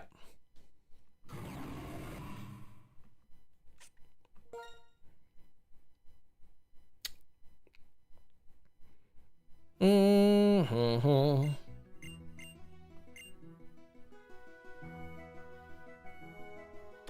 Can we play Guess the Thing right now in 30 seconds? We can, but we will not. We can hunt and fish as much as we like. You need a license for firearms. But yeah, like me, for instance, if I want to go fishing or hunting, I need a license. And, you know, I might be able to get 1 moose per year if I'm lucky, kind of thing. Indigenous people, they can just hunt whatever they want, kind of thing. You can fish. You want to go catch 10 fish a day? You're perfectly allowed to. With a fishing license, if I get one, sport license, I think I can get 4 per day or something.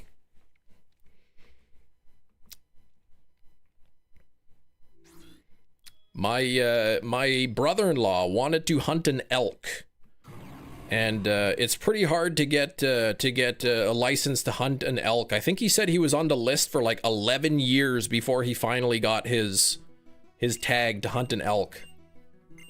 11 years, so that before he can hunt an elk.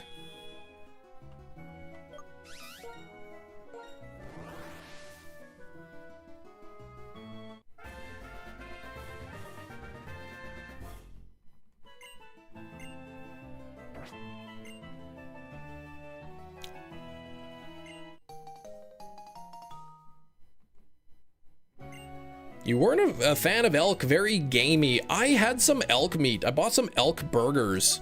They tasted really fishy. So, like, I don't know, like, I guess it can depend on what their diet is, but I don't know if, like, the elk were eating stuff that was really high in omega fatty acids, but the elk, to me, it tasted kind of fishy. I want Skrillbo to hunt a moose. Go get the moose processed. And then, like, I'll go buy like a Yu-Gi-Oh card from Skrillbo. I don't know, like 800 bucks. I'll buy like a nice $800 Yu-Gi-Oh card from Skrillbo, and as a thank you, he'll give me you know, 100 pounds of food, of moose meat as a thank you for free.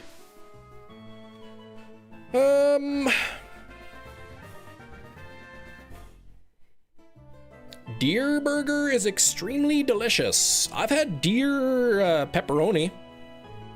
I've had deer jerky. The laws surrounding reservations are super touchy. We still see plenty of violations. 20-cent card for 800 bucks. That's right. In Canada, it's illegal to sell wild meat. Like you can hunt moose and you can give it away, but you can't sell it. I don't know how much that's enforced, or how you could even possibly enforce that. But yeah, you can't sell like wild game, but you can give it away. Of course, if I bought a 20-cent Yu-Gi-Oh card for $800 and I got that moose for free, they would still be like, okay, like obviously you're buying the meat. Like we're not gonna fall for that trick. Doesn't they know exactly what you're up to.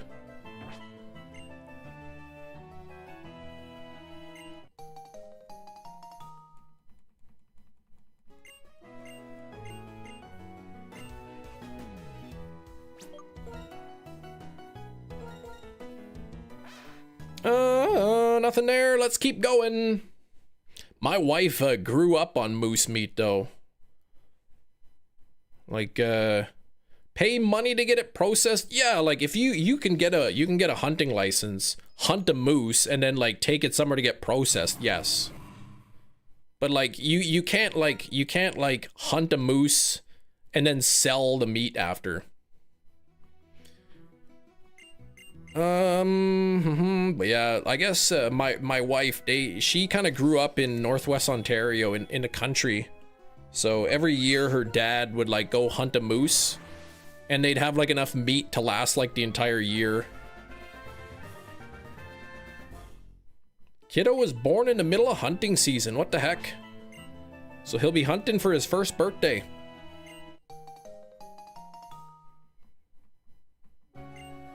Get the Scrolbo in the dead of the night to get the meat and only eat it at night.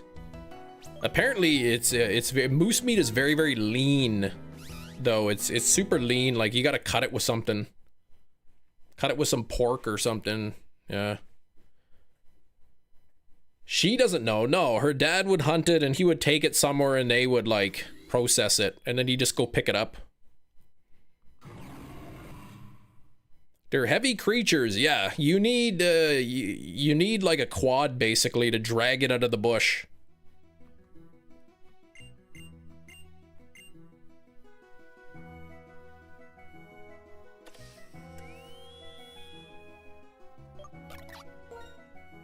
This is why like 4 guys, I don't know if 4 guys can drag it out. Like a quad, like a vehicle, a quad. That's why you can't really hunt moose in the middle of the bush, because if you get one, like how the heck are you gonna get it out?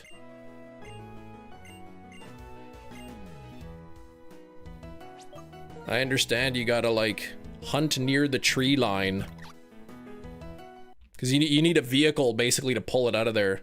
I don't know how much what's it? I don't know. How much does an adult bull moose weigh? Full-grown bull moose typically weighs between 1,200 and 1,600 pounds. Although exceptionally large individuals, as a particular Alaska Yukon, exceed 1,600 pounds. The average prime age males are around 1,100 to 1,500 pounds. And they stand roughly 6 feet tall at their shoulder. So if I went up to a moose, it would be like this high. It would be above me. It's taller than I am. Yeah, it looks like your average male moose that you would hunt, 1,100 to 1,500 pounds. Yeah, you need like a 4-wheeler ATV to drag it out of there. Then how the heck do you even get it up into the back of your truck? That sounds dangerous. They're huge. Like I said, what did they say to males? Some records reaching over 18 pounds, standing at 6 feet at the shoulder. Like, Middle of the bush, gotta drain the blood, quarter it. That's the only way to get it by hand. Someone will go grab the quad while it's getting cleaned. Yeah, I guess you gotta clean it there. It's easier that way.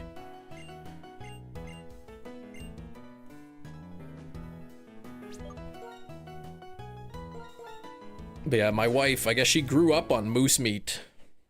So, for a long time, like even when we were first married, she said that ground beef always tasted weird to her because she's so used to moose meat.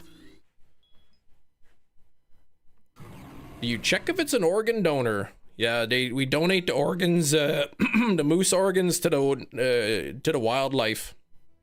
Are the moose aggressive? I've never hunted a moose. I would think yes.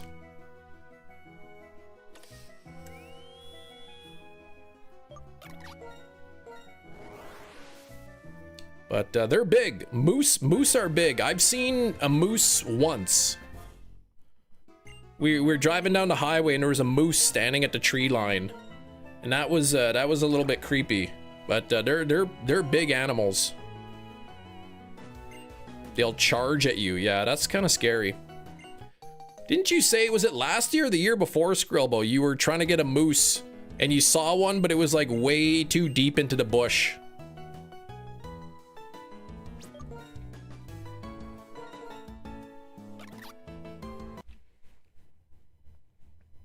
Risking my life for some meat? How do you think they did it in the olden days, right? There were no grocery stores.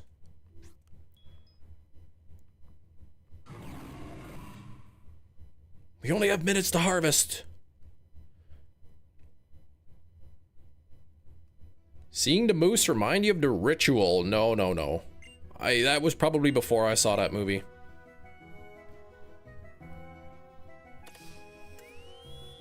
Yeah, they had meat, but they didn't even have it as many seasonings back then.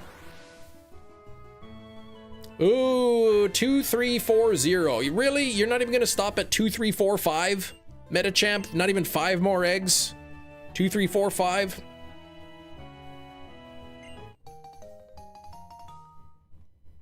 Yeah, anyway, my father-in-law, they said family of 4, he would hunt a moose and they would like split it with another family and they'd have enough meat to last almost the entire year for like half of a moose.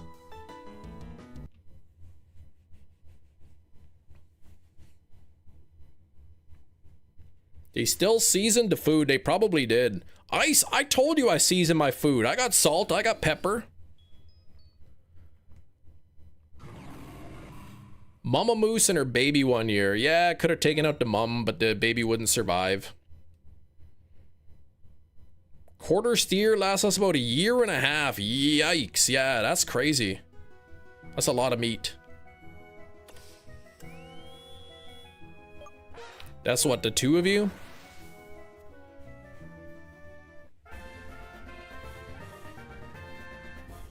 I said moose are like what, 1,500 pounds. I've got all kinds of seasonings. Salt, pepper, white pepper, pink salt, all kinds. The daughter, really? So she eats quite a bit. Man, one of my daughters like will eat, but the other one is like barely eats at all.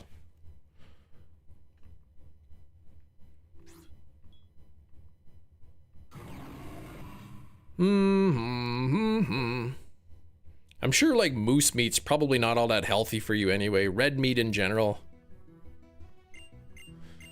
Though moose meat's a lot leaner, so I guess it's probably a little healthier.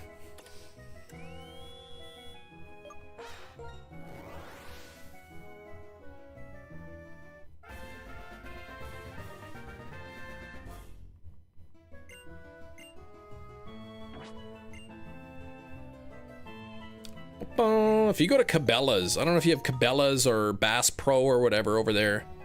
Usually they have like taxidermied animals in there. The one near us has a taxidermied moose, but it looks like it's actually a smaller moose, I think.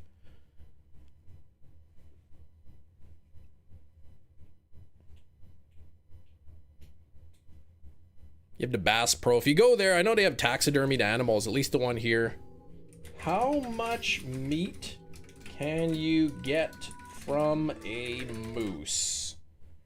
A single moose typically yields between 300 to 600 pounds of boneless trimmed meat, while a large bulls can produce over 700 to 900 pounds.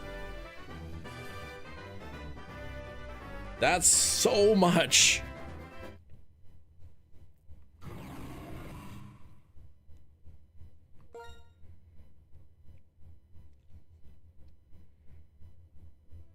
You get a really big moose.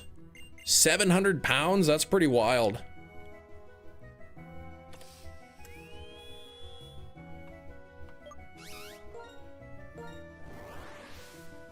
You need 2 freezers. You would like, you'd need a huge freezer just to keep it all. That's what I'm saying. Like, my wife and her brother and dad, well, I guess her mom is a vegetarian, so really it was the 3 of them. They'd have like half a moose or something. It would last them an entire year.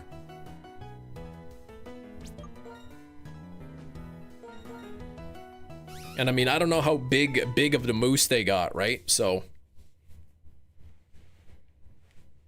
she told me she didn't like the moose burgers because they're so dry. Like, burgers, you want to have a bit of a higher fat content, but the burgers would like be like so crumbly.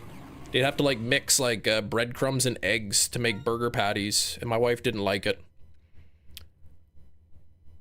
Yeah, more than half. I mean, really, like 1.5 to 2 years. Like, I don't think you should keep meat in the freezer that long. Yeah, it fills 2 large freezers, and you split it. You split the meat, and your half takes 2 large freezers. They never got you any? Well, this was before we even met. This is like when my wife was growing up. Her dad doesn't hunt anymore. I think he said he doesn't like to. He would rather just look at the animals and watch them. He doesn't want to shoot them. Deep freezers are fine for that time frame.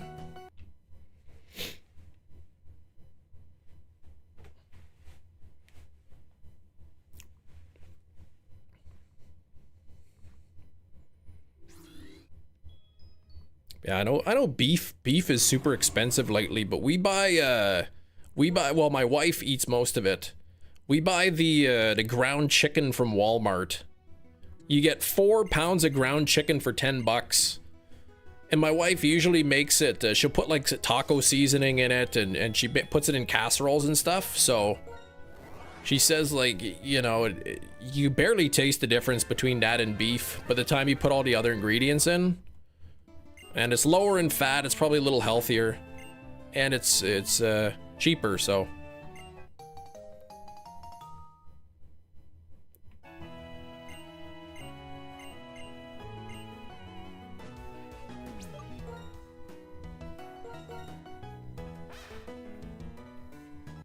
Whole family affair, hunting, taking down the moose. Well, I don't think it was a family thing.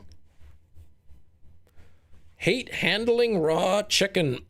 Yeah, it comes into tubes. Comes in like these little like plastic tubes. You just cut the end off and you just squeeze the big blob of it into the pan. Yeah, I don't like handling raw chicken too. Afraid of that. You gotta wash your hands and everything. You can get sarsaparilla from that.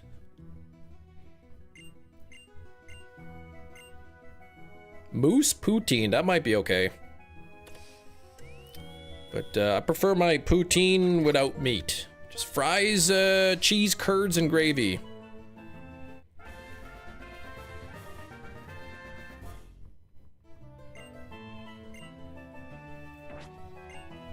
Yeah, I don't like chicken breast. Boneless skinless chicken breast, pretty expensive. Like $7-8 a pound or something. Poutine, French fries, cheese, curds, and like dark gravy. So good. It's a Canadian staple. French fries with cheese curds and dark gravy. One time I went to a restaurant, I ordered a poutine, and it was like French fries, and it was like shredded cheese and like thin, runny chicken gravy on the top. I'm like, man, this is just gravy cheese fries. This is no poutine. People adding ketchup? No. Those people don't add ketchup to that. That's no good.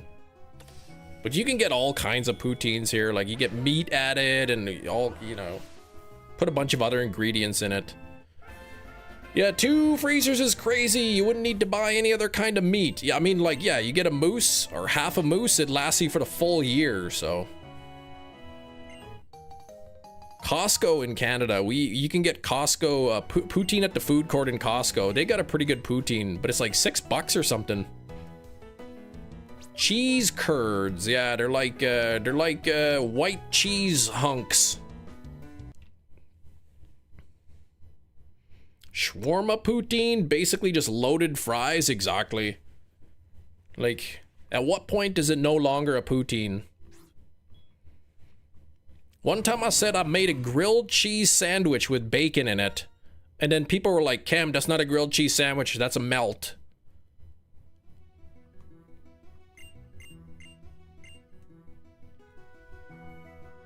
I made a grilled cheese sandwich. I opened it up when the cheese was melt, put some bacon in it, closed it up. They're like, nope, that's a melt. It's not a grilled cheese sandwich anymore.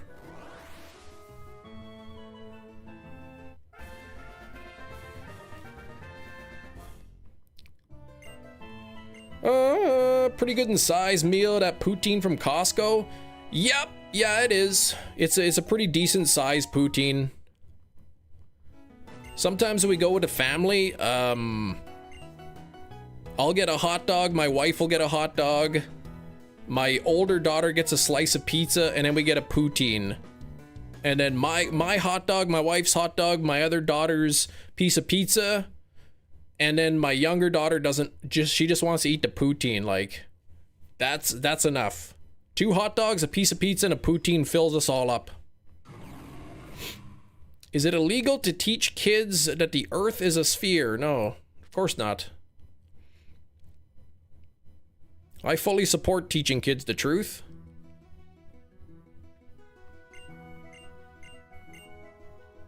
Hot dog is a sandwich. No.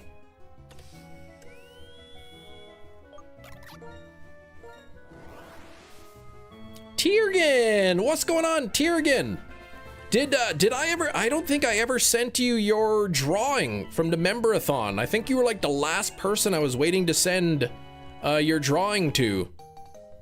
I can't remember though if I sent it or not to you.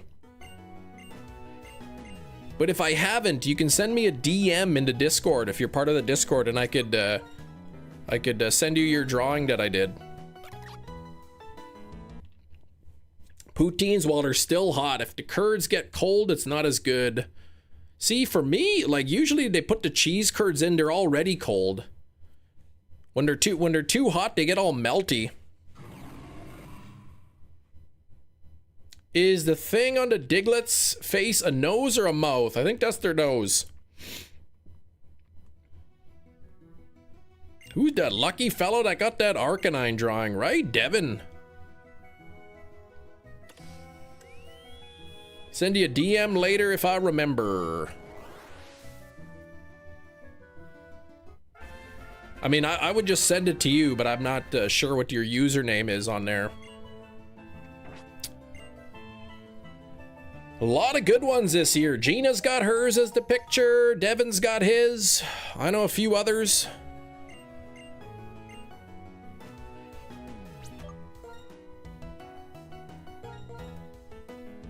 Yeah, the drawings there were fun. Hefty, I believe, put his as his picture. The Dragonite always makes me laugh. I mean, at that point, I've been awake for 24 hours. I used a computer mouse. Yeah, I used a computer mouse for the drawing. I've been awake for 24 hours. People are laughing. They're throwing me off. Polio Whirl, right? That was Big Cheese. That was a clever thing. It's literally Poly Whirl. You just jam an O in there. His poor legs.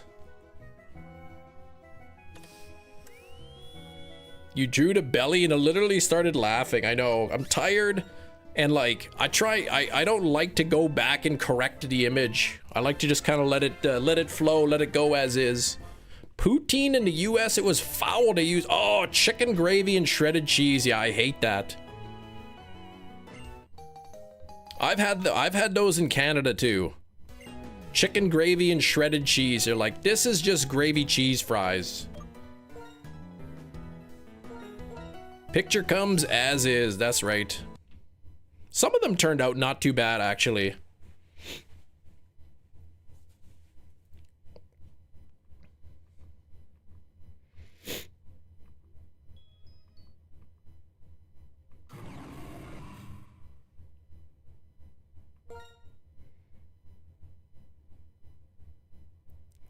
Oh boy, did that was a good laugh.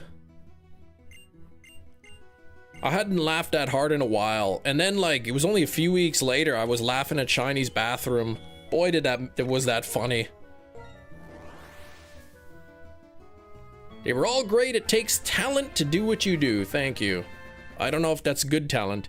About 700 eggs, but you accidentally turned down the first one. That was the shiny. Yep.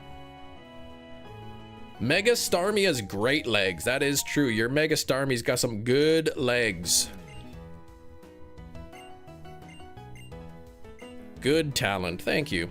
Real deal poutine in Montreal. The French people were swearing at me. I didn't care. I was enjoying the good food. I've been to Montreal once, but just passing through. And so I wouldn't mind trying like a Montreal poutine, like the real deal. Is Chem corrupt? No, but I can be for the right price. 100,000 Canadian dollars. I will ban whoever you want from the channel for 1 week.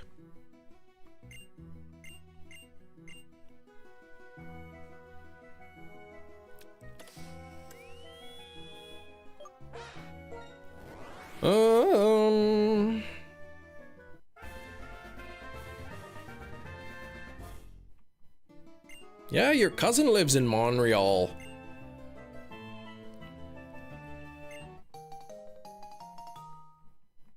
Would you unban JJ for that kind of money? 100 grand? Yes, of course.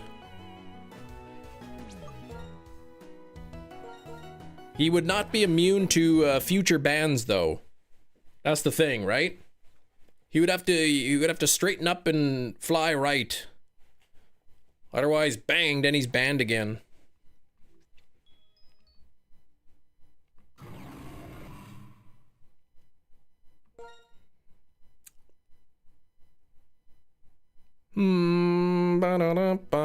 But like seriously, $100,000. You know how many steelbooks I could buy with that kind of money? Imagine winning like 100 grand and then I'm like, my wife's all excited, be like, oh sorry, I spent it on steelbooks.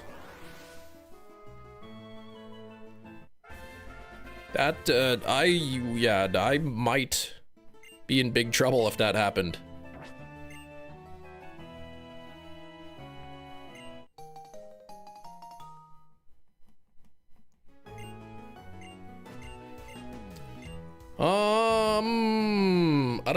Out of pocket in today's conversation. What? Can we play now? No, we'll play 5 minutes.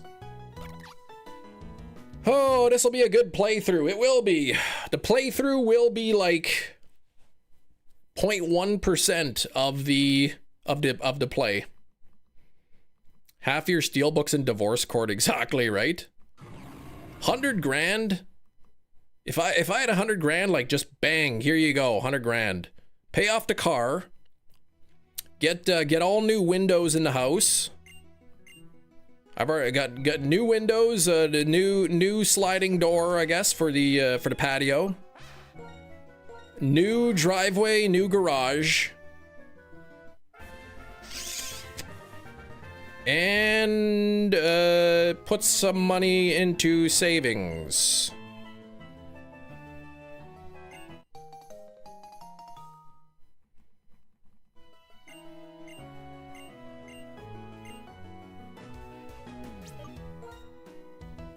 Possibly a new kitchen.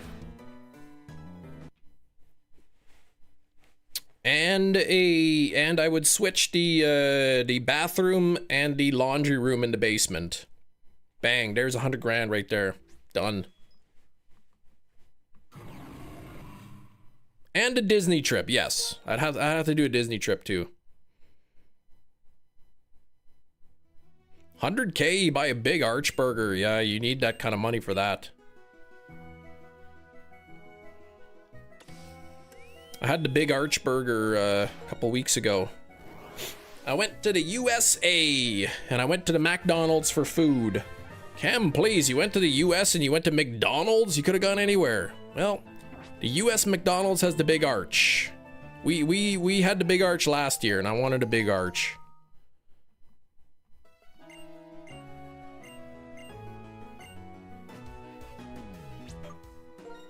All expenses paid. You got to stay on Disney. Well, no. If I went to Disneyland and I stayed on Disney grounds, that'd be like the entire 100 grand right there. Yeah, all the Chinese food is just basically sugar, he said.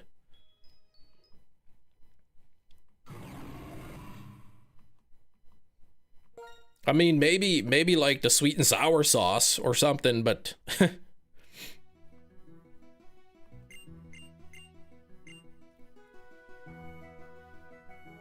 so many hits. I understand he's doing well.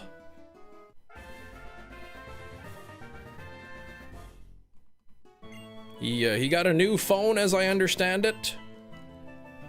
Basically the exact same quality as the expensive phones, but a lot cheaper.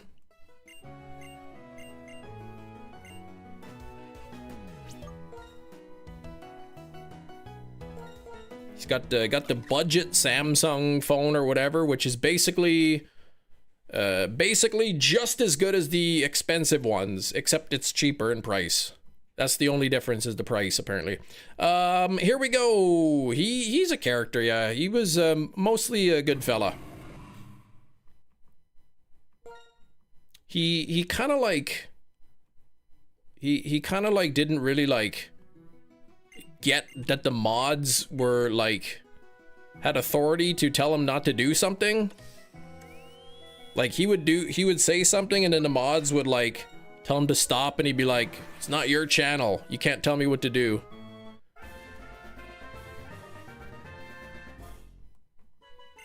If I would tell him something, he would listen, but the mods, he never really understood that he couldn't wrap his head around that the mods are just like enforcing my rules. Here we go. Tap big. Oh, what the heck? Not even shiny.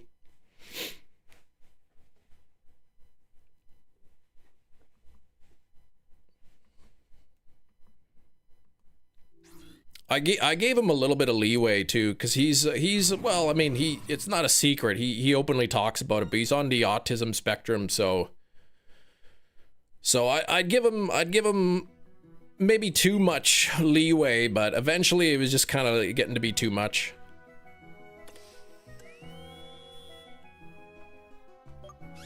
We did have to ban the word Amazon though from the chat, because he was constantly talking about Amazon, so we banned the word Amazon. So then he would just put like M-A-Z-O-N or something, like he would just spell it differently. All right. Oh, what's this button do? Could it be a ring? Does it have a wing? Now it's time for Guess the Thing. All right, everybody, it is 1:30 p.m., which means it is time for Guess the Thing. This is a game where I have a thing, and you have to guess what it is by asking yes or no questions. I will start with Ming Fan. Is it a weapon? It is not. Is it a devil fruit? No. Is it a video game related item? No. Is it a jingle button? No. Is it a thin spaghetti elastic? It is not a thin spaghetti elastic. It is not a Whopper. Is it small? That is a relative term. That is a qualitative term. Is it a bullet? It's not a bullet. Does it have a hole? Yes. Is it Coca-Cola? No. Yeah, it's not really a bullet anymore. Is it a bullet case? It is not.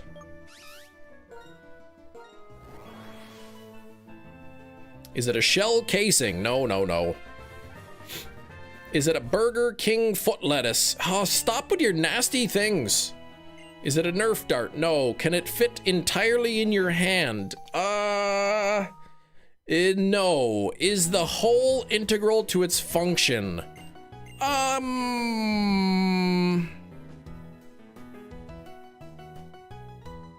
No.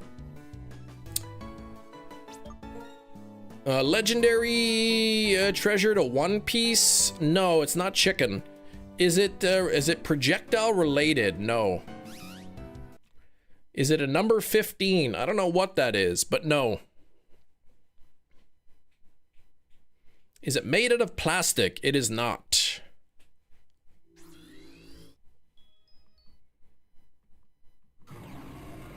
I never said it was chicken. Yeah, you talk about One Piece chicken again. On and on and on and on about One Piece chicken, Inkachu. Just, man, there's other foods in the world. Does it have more than one hole? I think yes. Actually, well, I would say yes, the hole actually is. I just realized there's another hole in it. That's probably integral to its use. Though not really integral, but it can be integral, but not really, you know what I mean?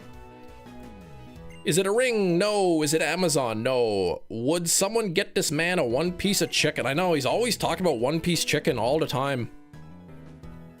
It's like, just go to Popeyes and get your Luffy meal already. Hidden hole, that is, and isn't integral. How paradoxical. I mean, it is and it isn't, you know what I mean? Let me just, yeah, exactly. That's what I'm saying, right? Legendary treasure. Treasure is not food. Well, you know what they say about one man's treasure is another man's garbage? One man's food is another man's treasure. Is it an urn? No. Is it dense? Is its density higher than water? Yes. Is it an urn? No. Is it a tool into common sense? No. Is the item primarily used outside? No. Is it a keychain? No. GTA 6. Now that would be a treasure, but no. Is it related to cleaning? It is not. Is it a donut? No.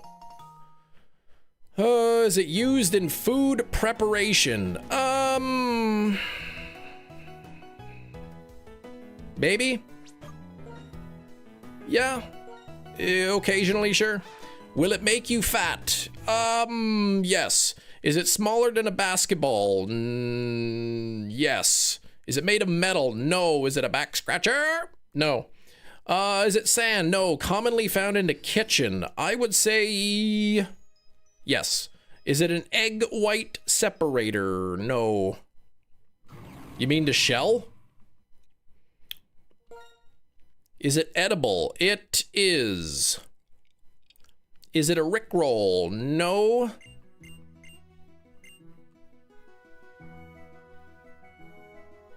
Is it used to mash? No. Is it soap?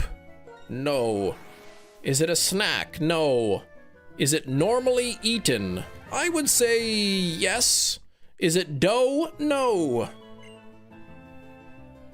A statue of Jesus? No, no, no.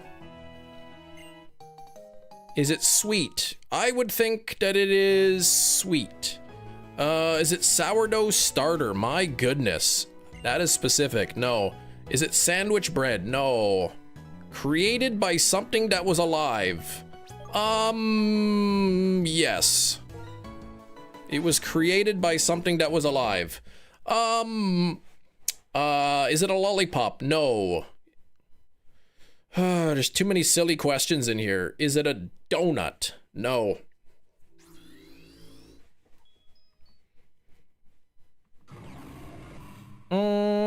Is it commonly described as candy? No. Is it milk? It is not.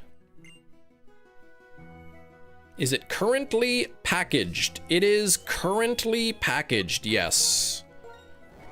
Is it Luffy's straw hat? No. Is it flat? No. Is it a fruit? No. Is it a baking good? I would think it would not typically be classified as a baking good. Is it hard?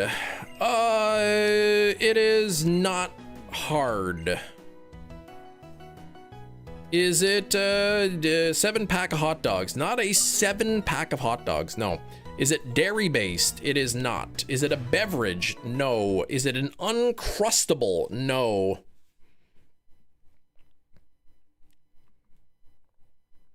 Is the packaged a part of it that has a hole in it? Yes. Is it commonly placed in the freezer? No. Is it meat-based? It is not meat-based. It is not a cone. Is it a juice box? Devin with the juice box. No, it is not. Icing, Charlie. It is not icing. It is not a grain. Is it radioactive? No. Capri Sun. Of course it is not Capri Sun.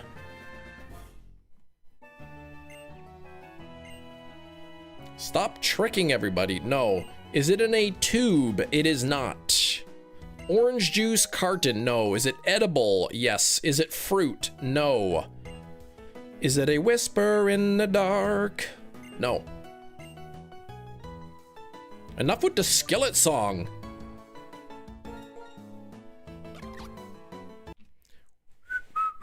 Is it poured from its container? Yes. It is poured from the container. Is it the lasagna in your oven right now? No. Is it in a bottle? Yes. Is it a perishable good? Yes. Let's see. Is it food coloring? No, it is not. Is it a liquid at room temperature? It is. Big cheese going with maple syrup. It is maple syrup. We got some Jakeman's pure maple syrup, Canada grade A amber, rich taste. Maple syrup. Look at the little hole here. The little handle for holding the bottle. I don't even know what the purpose, like, how could you, what is even the purpose of this? Nobody's pouring it from there. When you pop the lid, it does have a hole in it, but of course you can just take the lid off and pour it like a lot of people do. Way bigger than a baseball. Oh, was it baseball? I thought it said basketball. But we got some maple syrup. The bottle has a hole too. Yeah, the bottle has a hole, and then like the cap has a hole, but like you just take the cap off and pour it. Once he started with the viscosity questions. Who started with, nobody said any with viscosity questions, temperature. Oh, liquid at room temperature, but that yeah, your answer was like, you guessed maple syrup before I even read that question.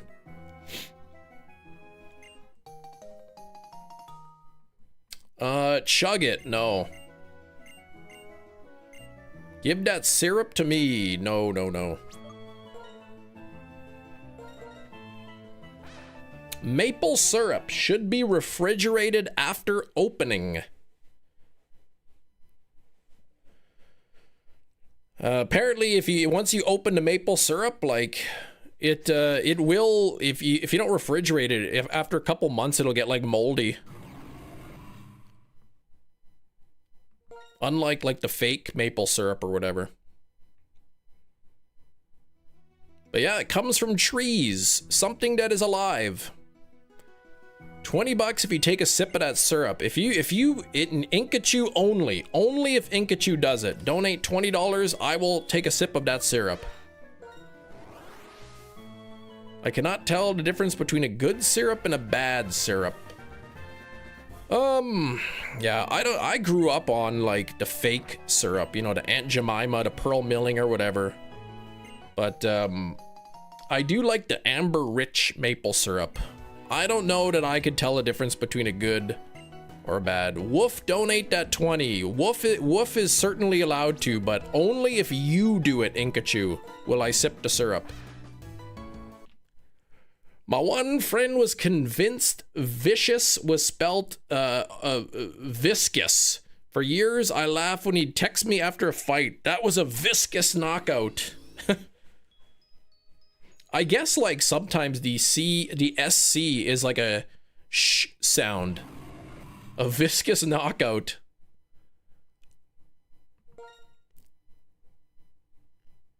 Mrs. Butterworth, yeah, I like the Pearl Milling butter flavored syrup was really good. It's cheap, like maple syrup's expensive. It's higher in sugar too.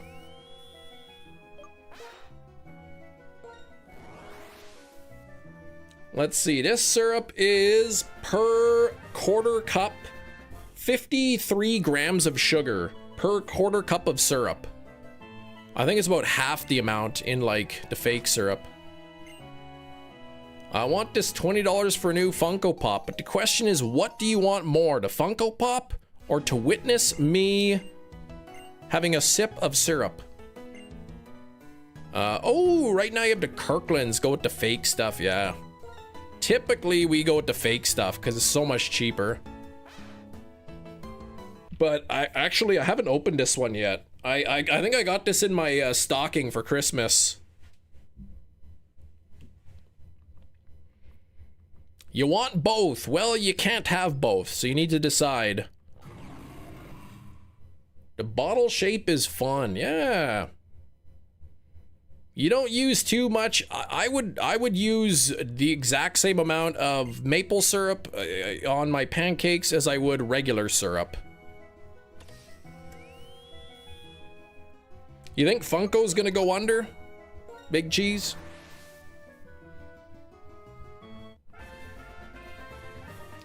Best syrup you ever had was fused with whiskey. Way too much in a touristy kind of purchase. Oh. Whiskey syrup, hey?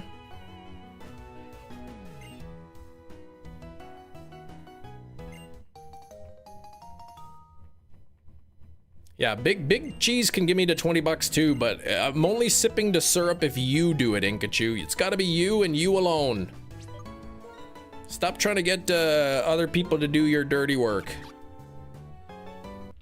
Do people still like invest, quote unquote, in Funko Pops? I mean, I see Funko Pops at Dollarama all the time. Why you? Because you suggested it. You said, I will give you $20 if you sip it. Or you said, would you sip it? Or you said $20 if you take a sip. You made the offer, so you have to follow through.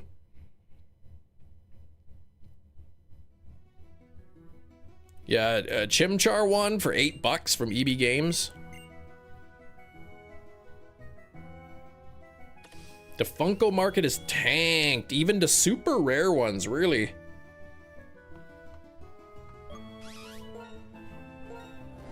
People have moved on. They're buying Pokemon cards. Yeah, I own like 6 McDoubles.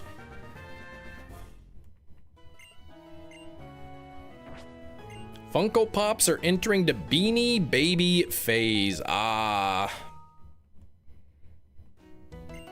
They were the new Beanie Babies for a while, and now it's like, okay, we've moved on to something else.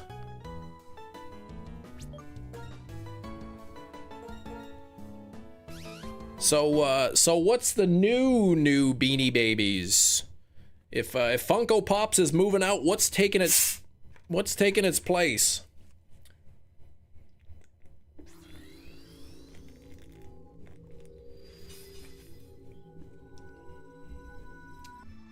I know it was Cam who bought all the Pokemon cards from EB Games. $1,500. $1,500? What are you, crazy? You know how many Steelbooks I could buy that with? Labubu? Pokemon physical games? I don't, that's true, the older ones. But no, that's a different category because they don't make the older games anymore. I guess, yeah, Labubus were crazy for a bit. But even then, Labubu I don't think is really expensive anymore.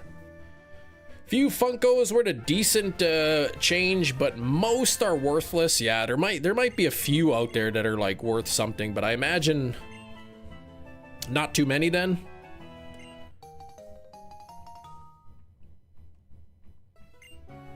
I don't know. I'll ask my kids. They usually know that stuff. I'll say I'll say so. Funko Pops aren't really in anymore. Labubus are kind of out. What's the really expensive thing now that people are buying? I have a where is it? I think it's in the other room. I have a Psyduck Funko Pop. It's the only one that I own. And it was a gift from Brandon R24, famous YouTuber.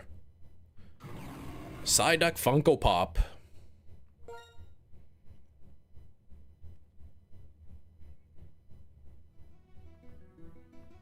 They have, I'm sure they have an Articuno one.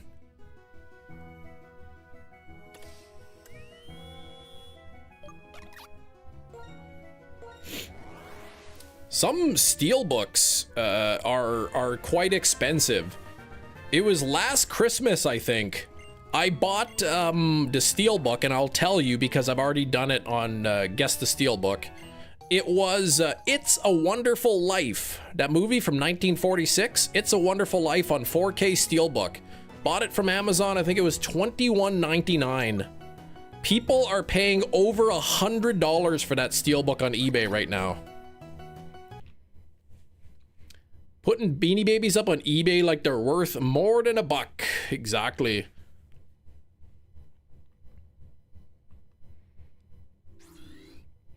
Yeah, I think It's a Wonderful Life is probably my most expensive Steelbook. Like, who would have thought? Like, that Steelbook, I never would have predicted. $22 Canadian on Amazon, I bought that thing for. People are listing and paying like over $100 for that Steelbook brand new. US dollars.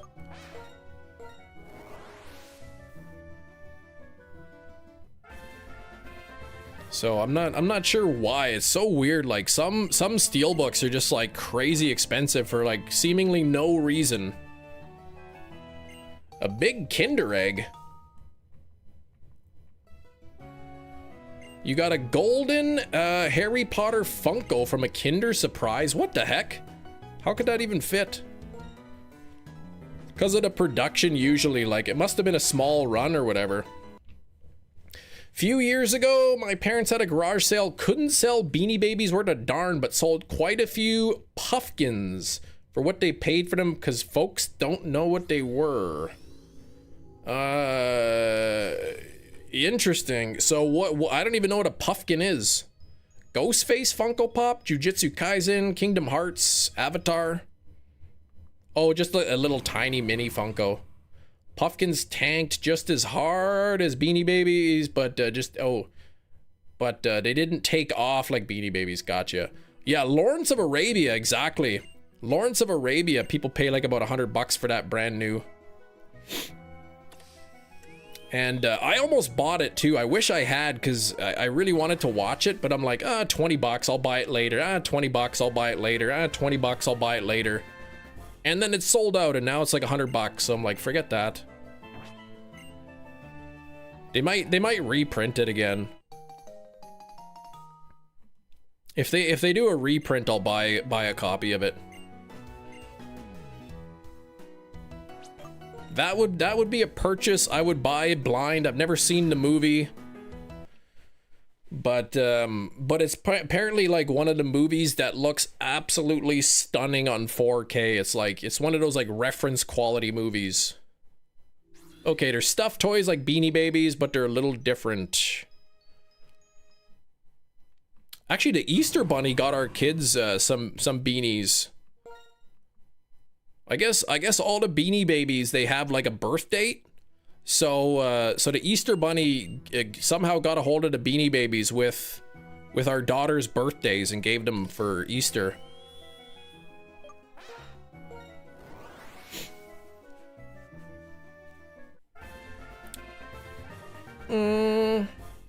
Priced out my next meta deck, spending $500 on just the engine. If I bought them back in January, it would have been $200. Yikes. Skrillbo, you know how you bought that the Witch on 4K Steelbook? That's a valuable Steelbook right now.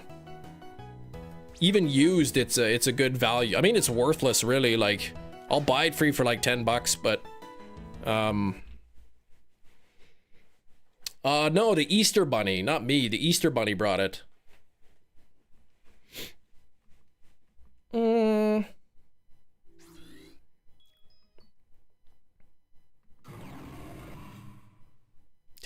200 pounds of moose meat. No, I'm not talking about me, Inkachu. Collecting the Korean versions of cards. The only way I can get some of the vintage ones. Oh, yeah. Gotta get the different languages. But you're talking Yu-Gi-Oh cards? How does that work?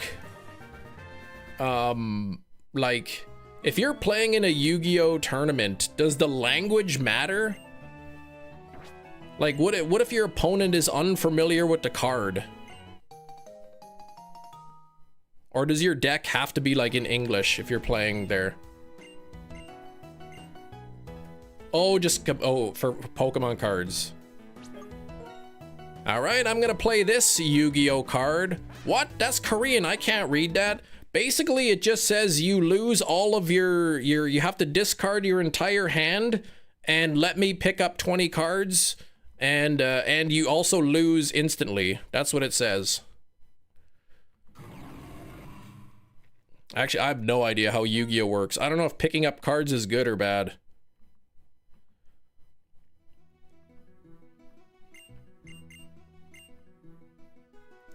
Yeah, this says you have to give me one of the cards of your choice from the deck.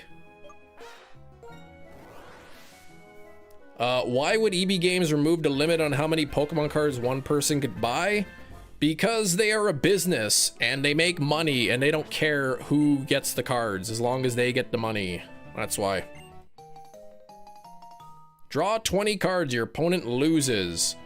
Drawing as slowly as possible to rub salt in the wound. Yeah, I don't know. I don't even know how the gameplay works. Holographic monsters. They're made out of paper because they come out of cards. Oh, yeah. All the languages are legal across any region you play. So I'm just like curious, because what if if you don't know what the card does? European cards not in English, but you can't use Asian cards because they are slightly thicker. So when you're shuffling, you can kind of like tell where specific cards are. I guess my concern is like, what if your opponent doesn't know what the card does? Are you just supposed to take their word for it? If it's in a different language?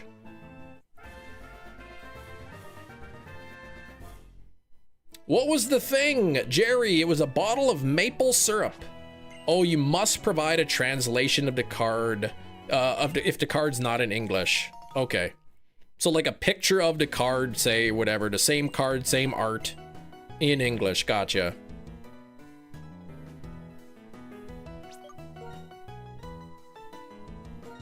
Could have sworn we've done maple syrup before. You know, we've been playing Guess the Thing for a while. We might have done it before. I think I've shown the maple syrup on stream before. Oh, but maybe. I don't know if I did it. I know I showed it before, but I don't know if I was just showing it because I got it in for Christmas in my stocking. It's possible that we've done it before. I mean, I can't remember everything we've done. Paramount doesn't want to release Aang, the Avatar and Feeder. It means they won't release the Prince Zuko. Possibly.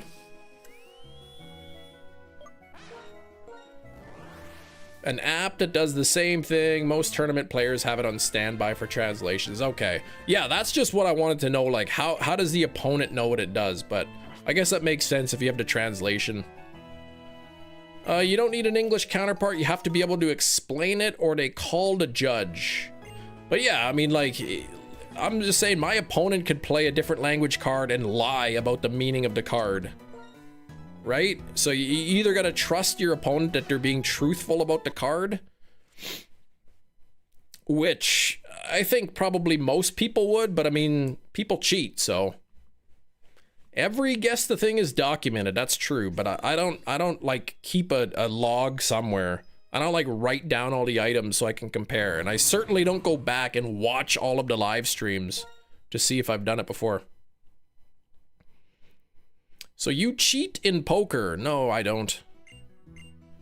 Well, I mean, sometimes I bluff, but I think that's kind of like cheating, but like it's encouraged.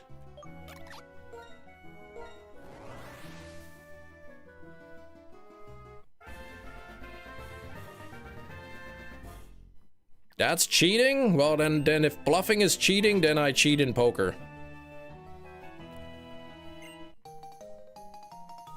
Sometimes I'll straight up like tell the opponent exactly what card I have. I'll be like, just so you know, I'm sitting on a flush right now. And then sometimes I'll tell them, but I'll be lying.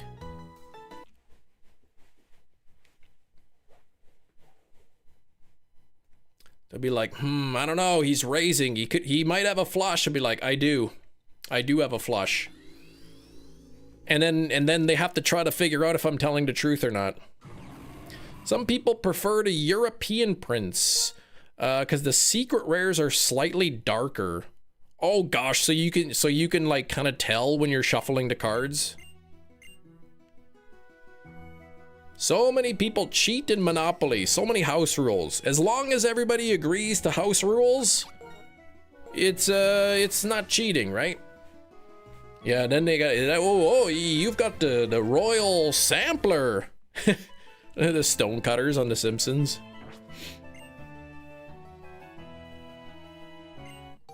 Yeah, I was fairly old. That when I learned that free parking is just a blank space, it's meaningless. There's nothing.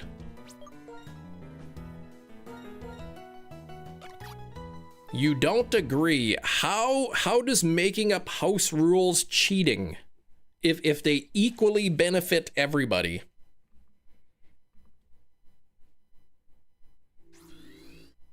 If everybody's given the same advantage, is it cheating? Or is it just playing by different rules?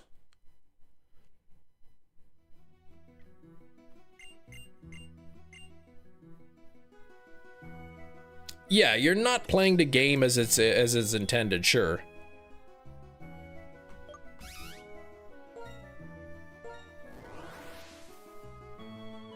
I think also in Monopoly, if somebody lands on a space and they choose not to purchase it, then it goes to auction. So like you say, oh, you landed on Park Place. Dang it, I don't have enough money to buy Park Place. Then the property goes up for auction and all the players take turns bidding on the property.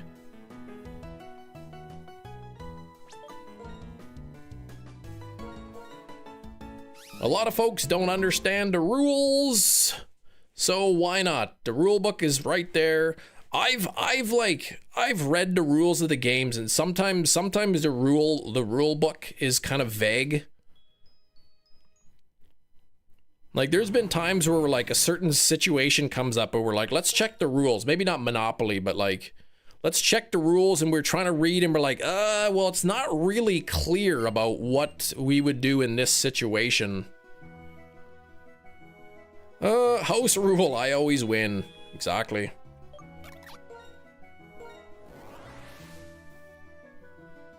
I have very little time, but decided to pop in and say hi. Well, thank you. You know, I get people are busy, you know? The fact that you use your very little time to come in and say hi, that's really nice. Believe it or not, I really do appreciate it.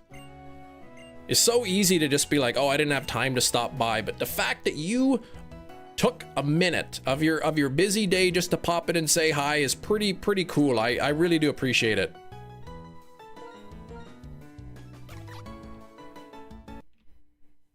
Very interesting. Yu-Gi-Oh! Master Duel released a tier 1 deck early in... What's MD? Why Yu-Gi-Oh! MD instead of the trading card deck? It's the deck I'm taking to... Okay, so your tournament. Practice online. Nice. Yeah, when is the tournament? Where were you going? Minneapolis again? Or Fargo? What was the one you're going to next? What if Monopoly game won long enough to bankrupt the banked? Oh, Master Duel, okay. Then I guess there would just be no bank transactions anymore. You pass go? Well, the bank's out of money, so no money for passing go. You just play the game as usual, just with no bank. Just every turn, somebody just, every time they roll the dice, they just keep landing on their own property. People just keep passing go until the bank's out of money. Yeah, monopolies of all. Yeah, there are monopoly. We had a monopoly with the credit cards. They're actual cards that you plug it into the thing or whatever, you swipe it or whatever, and it adds the money to it. I forgot about that. It's not as fun. Minneapolis, but you'd be getting some good practice online, learning to combo. Okay, combo lines and whatnot. Nice. That's pretty cool though that you get to do that. Who is it? Fusion Gaming, you said? That sponsored you?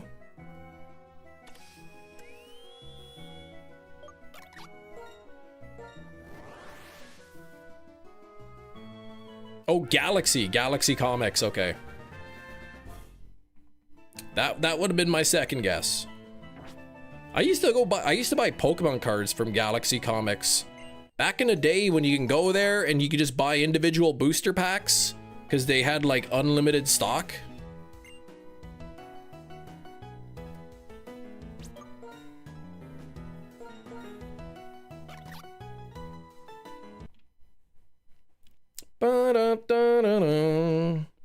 Actually, I have one vivid memory of going to Galaxy Comics. It was when they had Team Rocket packs.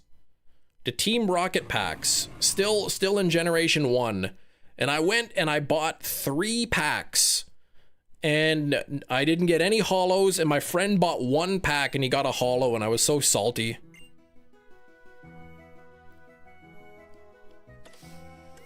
That never happened. What never happened? The bank in the official rule set can never go bankrupt, so they issue their own money or tokens until it earns the money back. Oh, back. So they like, you gotta give you like IOUs or something.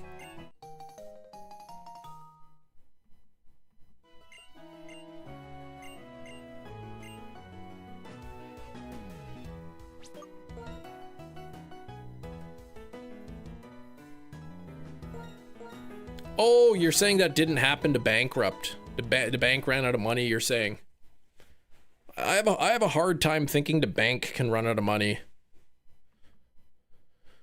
Oh, when is the Bean Glug happening? It'll be on the weekend stream, but this month has been like really crazy with with stuff busy on the weekends. I was thinking of doing a weekend stream this weekend, but it turns out then like my wife is gonna be away because she has some like marker training stuff to go to, and it's like, and then next weekend I'm gonna be out of province.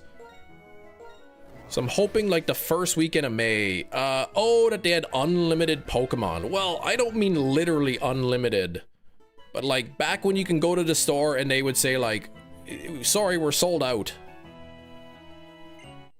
I don't recall, like I'd go to Toys R Us, bang, they had like lots of Pokemon cards. Galaxy Comics, lots of Pokemon cards.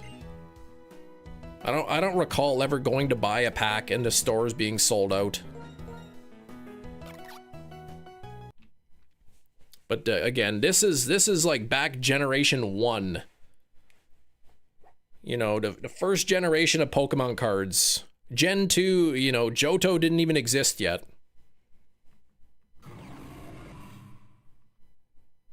Adults, not many adults were buying cards. It was mostly kids.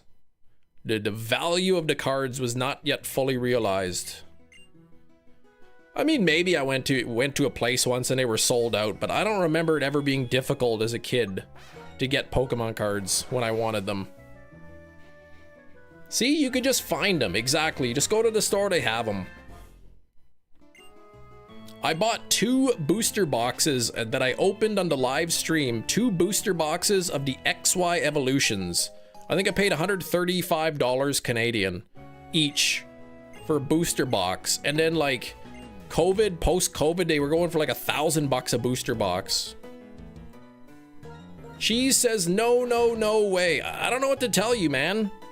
I don't know what to tell you. I'd go to Toys R Us. They would have them behind the counter hanging off of the thing. Maybe not like first editions. You know, maybe I didn't always get the first edition cards, but the man has lost it. I'm telling you, man, like I don't know. I don't recall ever like having money to go buy Pokemon cards and all the stores were like sold out.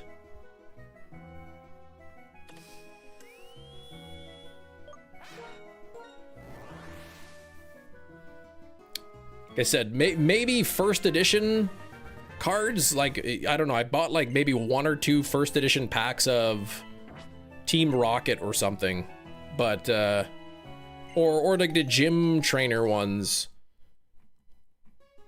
But like, I remember buying like some base set cards and some jungle and fossil. I never remembered ever having trouble getting a pack. You started collecting with a shadowless base set. Stop collecting at Neo Genesis. I think it was Neo Genesis the first Johto pack. I think maybe I bought like 2 packs of the first Johto cards and that was it. I didn't buy any more after that. Cashier said, man, this guy smells like beans and toots. No, that never happened. I did have a friend named Brian. He always smelled like toots though, man. He stunk. But no, it wasn't me. So in all serious, oh, you were joking.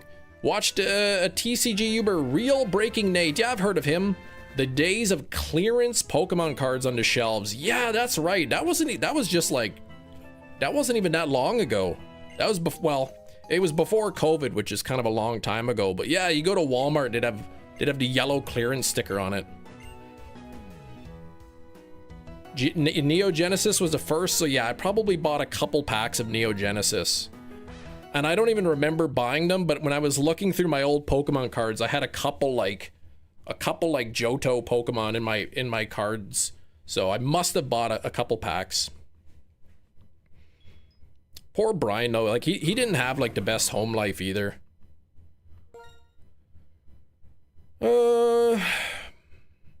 He was a really good friend though. We hung out all the time.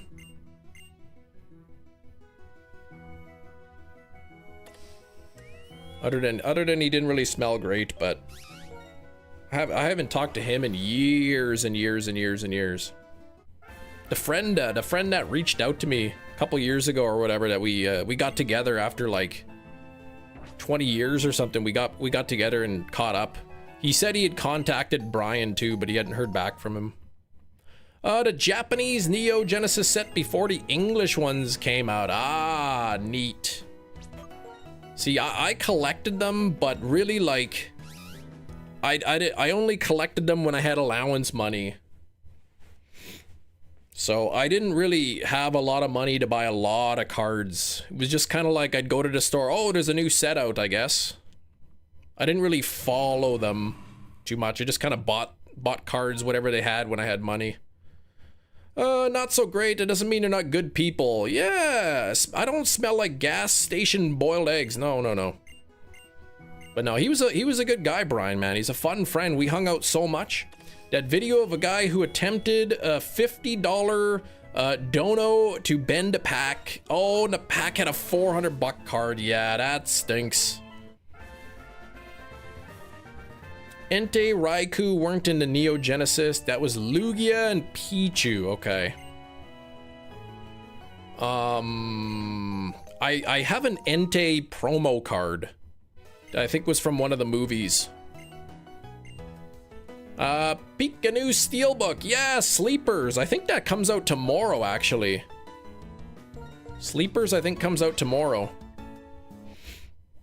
But sometimes they get them a day early.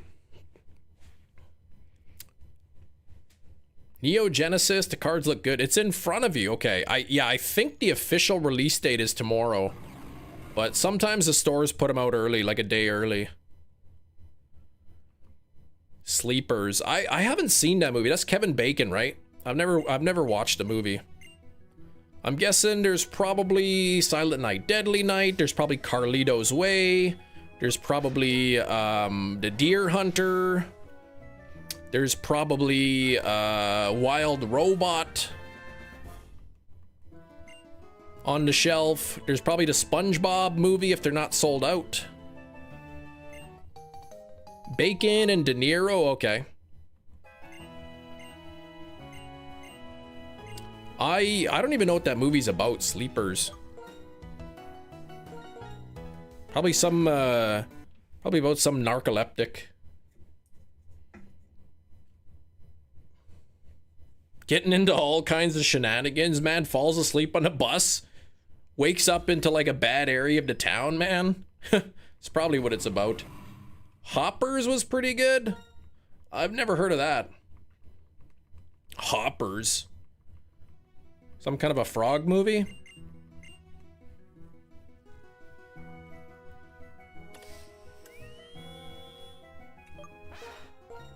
All right, Sleepers, Carlitos, Deer Hunter. Oh, right, Little Nicky, I forgot. Piranha, I forgot. Transformers 1, yeah. No, that's kind of been out for a while. They might have The Godfather 2. That one got reprinted recently.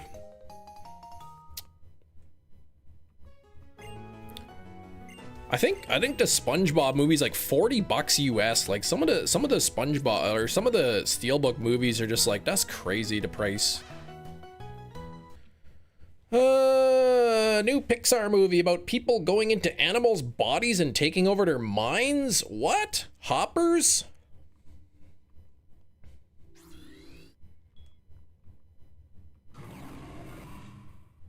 It's like every time I buy a Steelbook, I discover like 2 more Steelbooks that I want. So then I'll buy those 2 Steelbooks and then suddenly there's like 4 now that I want.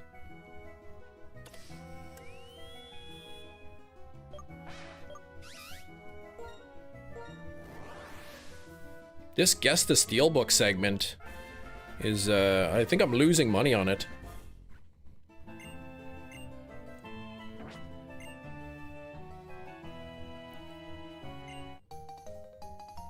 Yu-Gi-Oh's weird though. Sometimes worthless pack filler turns into expensive cards. They don't do set rotation. Some random old card. Yeah, you're saying that, telling me a few times. Like suddenly an old card that's essentially worthless becomes part of a meta deck.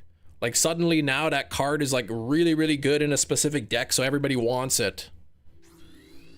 Right? That's kind of what you were saying.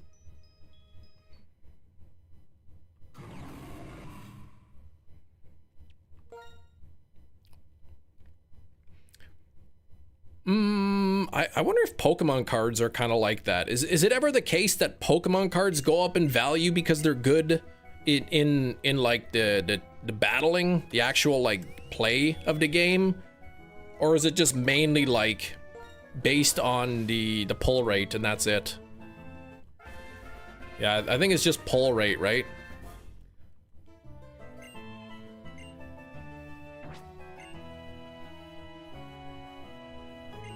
No to what, Big Cheese? The Pokemon or the Yu-Gi-Oh?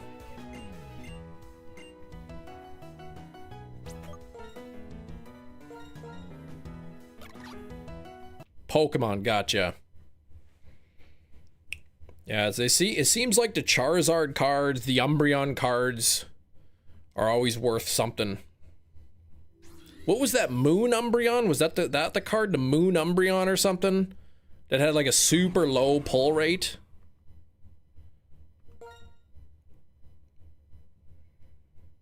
Bit more valuable if they're playable, but it's mainly just rare, popular card, expensive. Gotcha.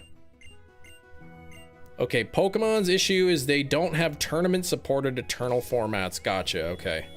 So Pokemon cards in value just entirely based on sort of the rarity of the card. I think it was Brandon R24 pulled like the shiny Charizard from a deck once. All of Evolving Sky set in terms of hits are expensive because the pull rate is atrocious. Pokemon set rotation is YGO. Is that Yu-Gi-Oh? Is that just short for Yu-Gi-Oh? Is interesting because old cards can randomly spike to absurd prices because a new meta deck. Yeah, so that's what I was asking. All of a sudden, this old card that was worthless is now super good in a meta deck. People call that set Evolving Cries. Oh gosh. He bought the shiny Bubble Mew for like 40 bucks and now it's worth 6. Wait, what? Which one is that? I haven't even been keeping up with the cards.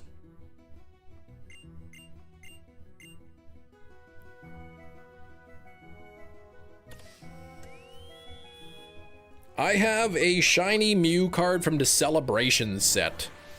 That's my Mew card. I can't imagine that's worth anything. Bubble Mew is dumb expensive, so he bought it for 40 bucks. This is why I can never buy cards. I would never be able to predict which cards would be valuable and which ones would be worth buying low and which ones would be worth selling early on because they're gonna go down in price. And it's because of people like me why certain cards are expensive. Everybody predicts this card's gonna be expensive and then it's not. And the card that nobody thinks is expensive will be. You should get the shiny Articuno card if such a card exists. I've got an Ancient Mew card that's sealed.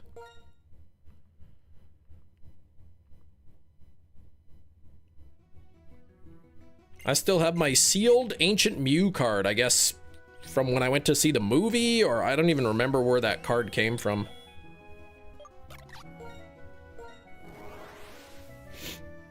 But I mean, it's actually in good shape. A lot of my Pokemon cards are not in good shape because they were in my drawer or, you know, wherever. Like I didn't really take care of them. The first movie? Yeah, okay.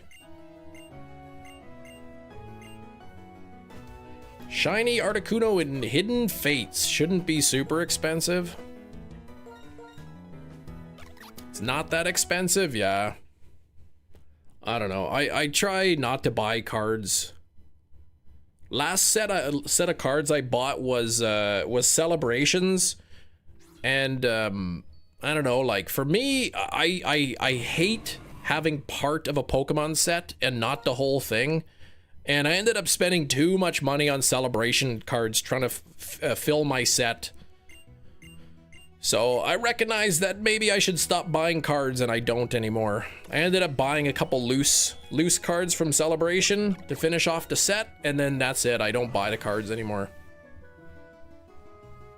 One super rare, wasn't even a good pull back then. Then when this one deck became tier 1, it spiked to 20 bucks and it was worthless the week prior. See? It's pretty cool.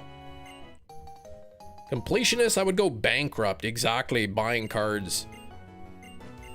And it's like, it's literally just gambling. Like if I'm missing a few cards from the set and I'm buying cards trying to get that card, I mean, it's literally gambling. I'm literally paying money to have a chance at a specific card. I mean, that's gambling. And you still have 2 Celebration ETBs. Nice. Are they worth anything? Are Celebration sets worth anything now? Also hard with Steelbooks. Well, I know there's always like... See, like, I don't need every Steelbook. I buy Steelbooks of movies that I really like. Or a movie that's like, say, Like a movie that I really like, maybe if it's not like a highly rated movie, or a movie that's like, you know, I don't know how you say it. A movie that's really well as like a popular movie or something, or culturally significant or something. Okay, so the ETB is about $3.30 in price now. Yikes. Yeah, like a classic. Like I want Lawrence of Arabia on Steelbook. 1, I've never seen it before. 2, I don't know how much I would enjoy it. But also, like, it's supposed to look stunning in 4K. Like, for an old movie that's considered to be a good movie, I guess. I don't know, I haven't seen it. It's supposed to look just absolutely fantastic on 4K. So I might want the movie just because of how good it looks, kind of thing. You'll love Lawrence of Arabia. There's tons of sand. Oh, cut that out.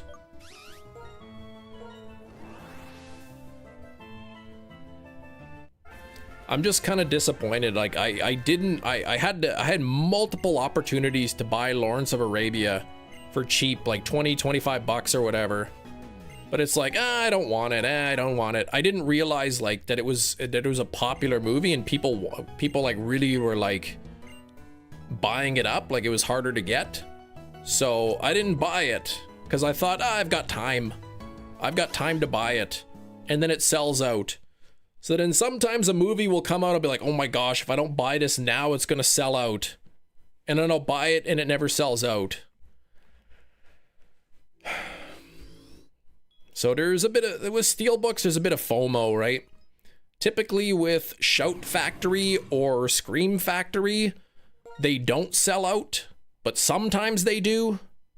So like Fight Club, I assumed Fight Club, as did a lot of people. I thought Fight Club was gonna sell out instantly. Apparently it's still available to pre-order like everywhere. Fight Club is not as hard to get a hold of as I expected. Ben-Hur, on the other hand, like who cares? Ben-Hur, like big deal. Ben-Hur's gone, you can't get it anymore. It's like sold out everywhere.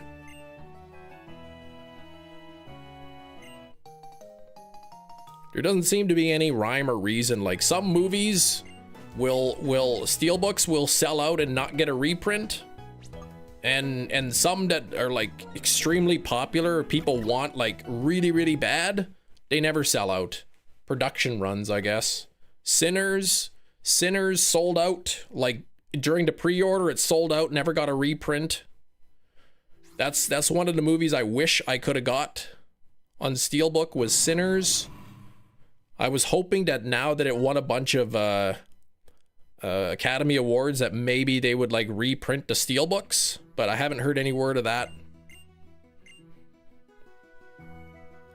Unopened Explorers of the Sky, never played it. You're trying to convince your friend to sell it to you. Oh my gosh, that's gotta be worth some money. I mean, what's that game, 200 bucks used?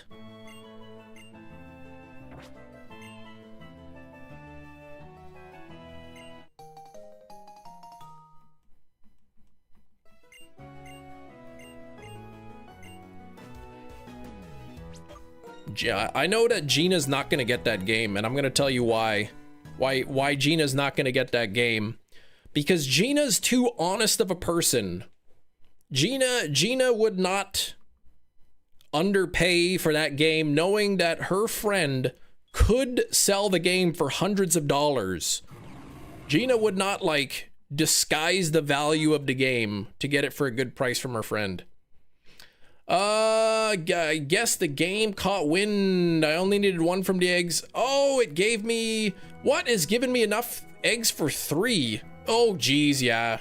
It knows you only need 1 of them, so it's like, well, we'll take it. We'll make it so he needs 3. 3 Days Grace, horrible ban. Stop that. Pre-ordering the Deadpool Wolverine Steelbook last year, sold out a few days later, and now it's there's some places that still sell it. It's not super hard to get anymore. Jesus got resurrected just to make a cameo in Ben-Hur. I still gotta watch that movie.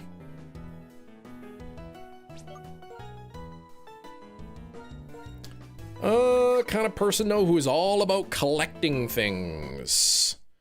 I don't think he would give it to me anyway. No, I don't know about hundreds. Well, I think Explorers of the Sky is over $100 used. Gina says it's brand new. He's got it brand new sealed.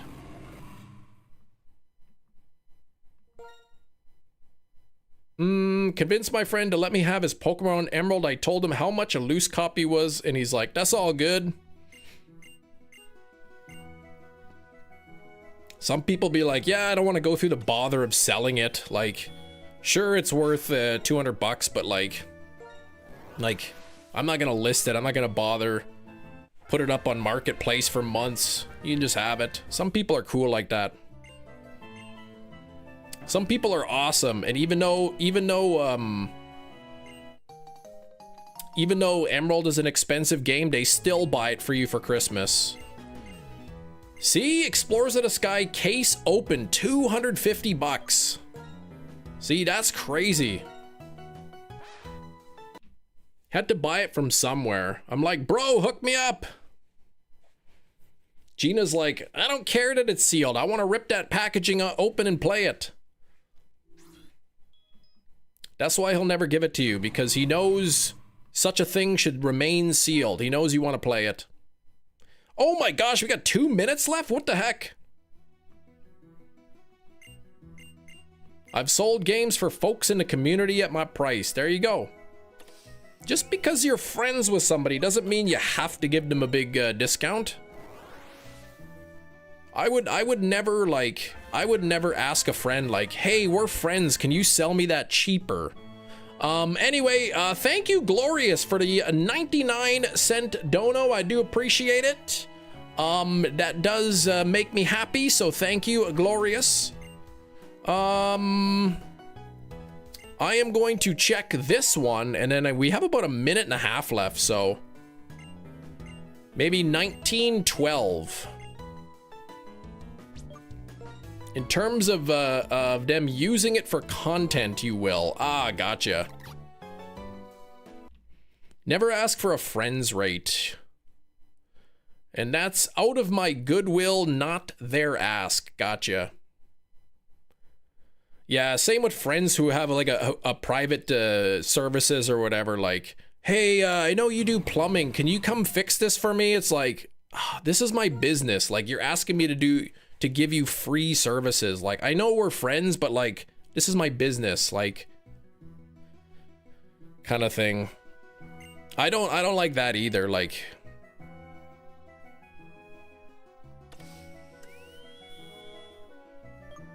let's finish off with Tepig. Support your friends. That's right. If my friends want to do it for me for cost plus a little bit, sure, fine. Like, if their business is, if they got some time and they want to give me a discount, okay, but I'm not gonna like ask them like, hey, oh, that's what you charge, but we're friends. Is that the friends price? Like, I don't like that. All right, well, this is it. This is the final encounter of the day. Can we get a shiny Tepig? Oh man, no shiny Tepig, which means we'll be back at this tomorrow. Tomorrow with a brand new Guess the Item, tomorrow with a brand new Guess the Movie, and maybe with a brand new shiny. So thanks for tuning in. It's been fun. I do hope you all have a great rest of the day. I wish you the best of luck on your shiny hunts if that's what you're doing. And I will see you all tomorrow. Take care, everybody. Bye-bye.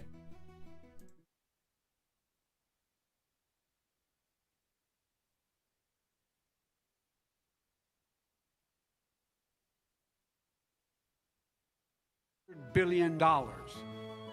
Great stream, thank you for getting me through my job.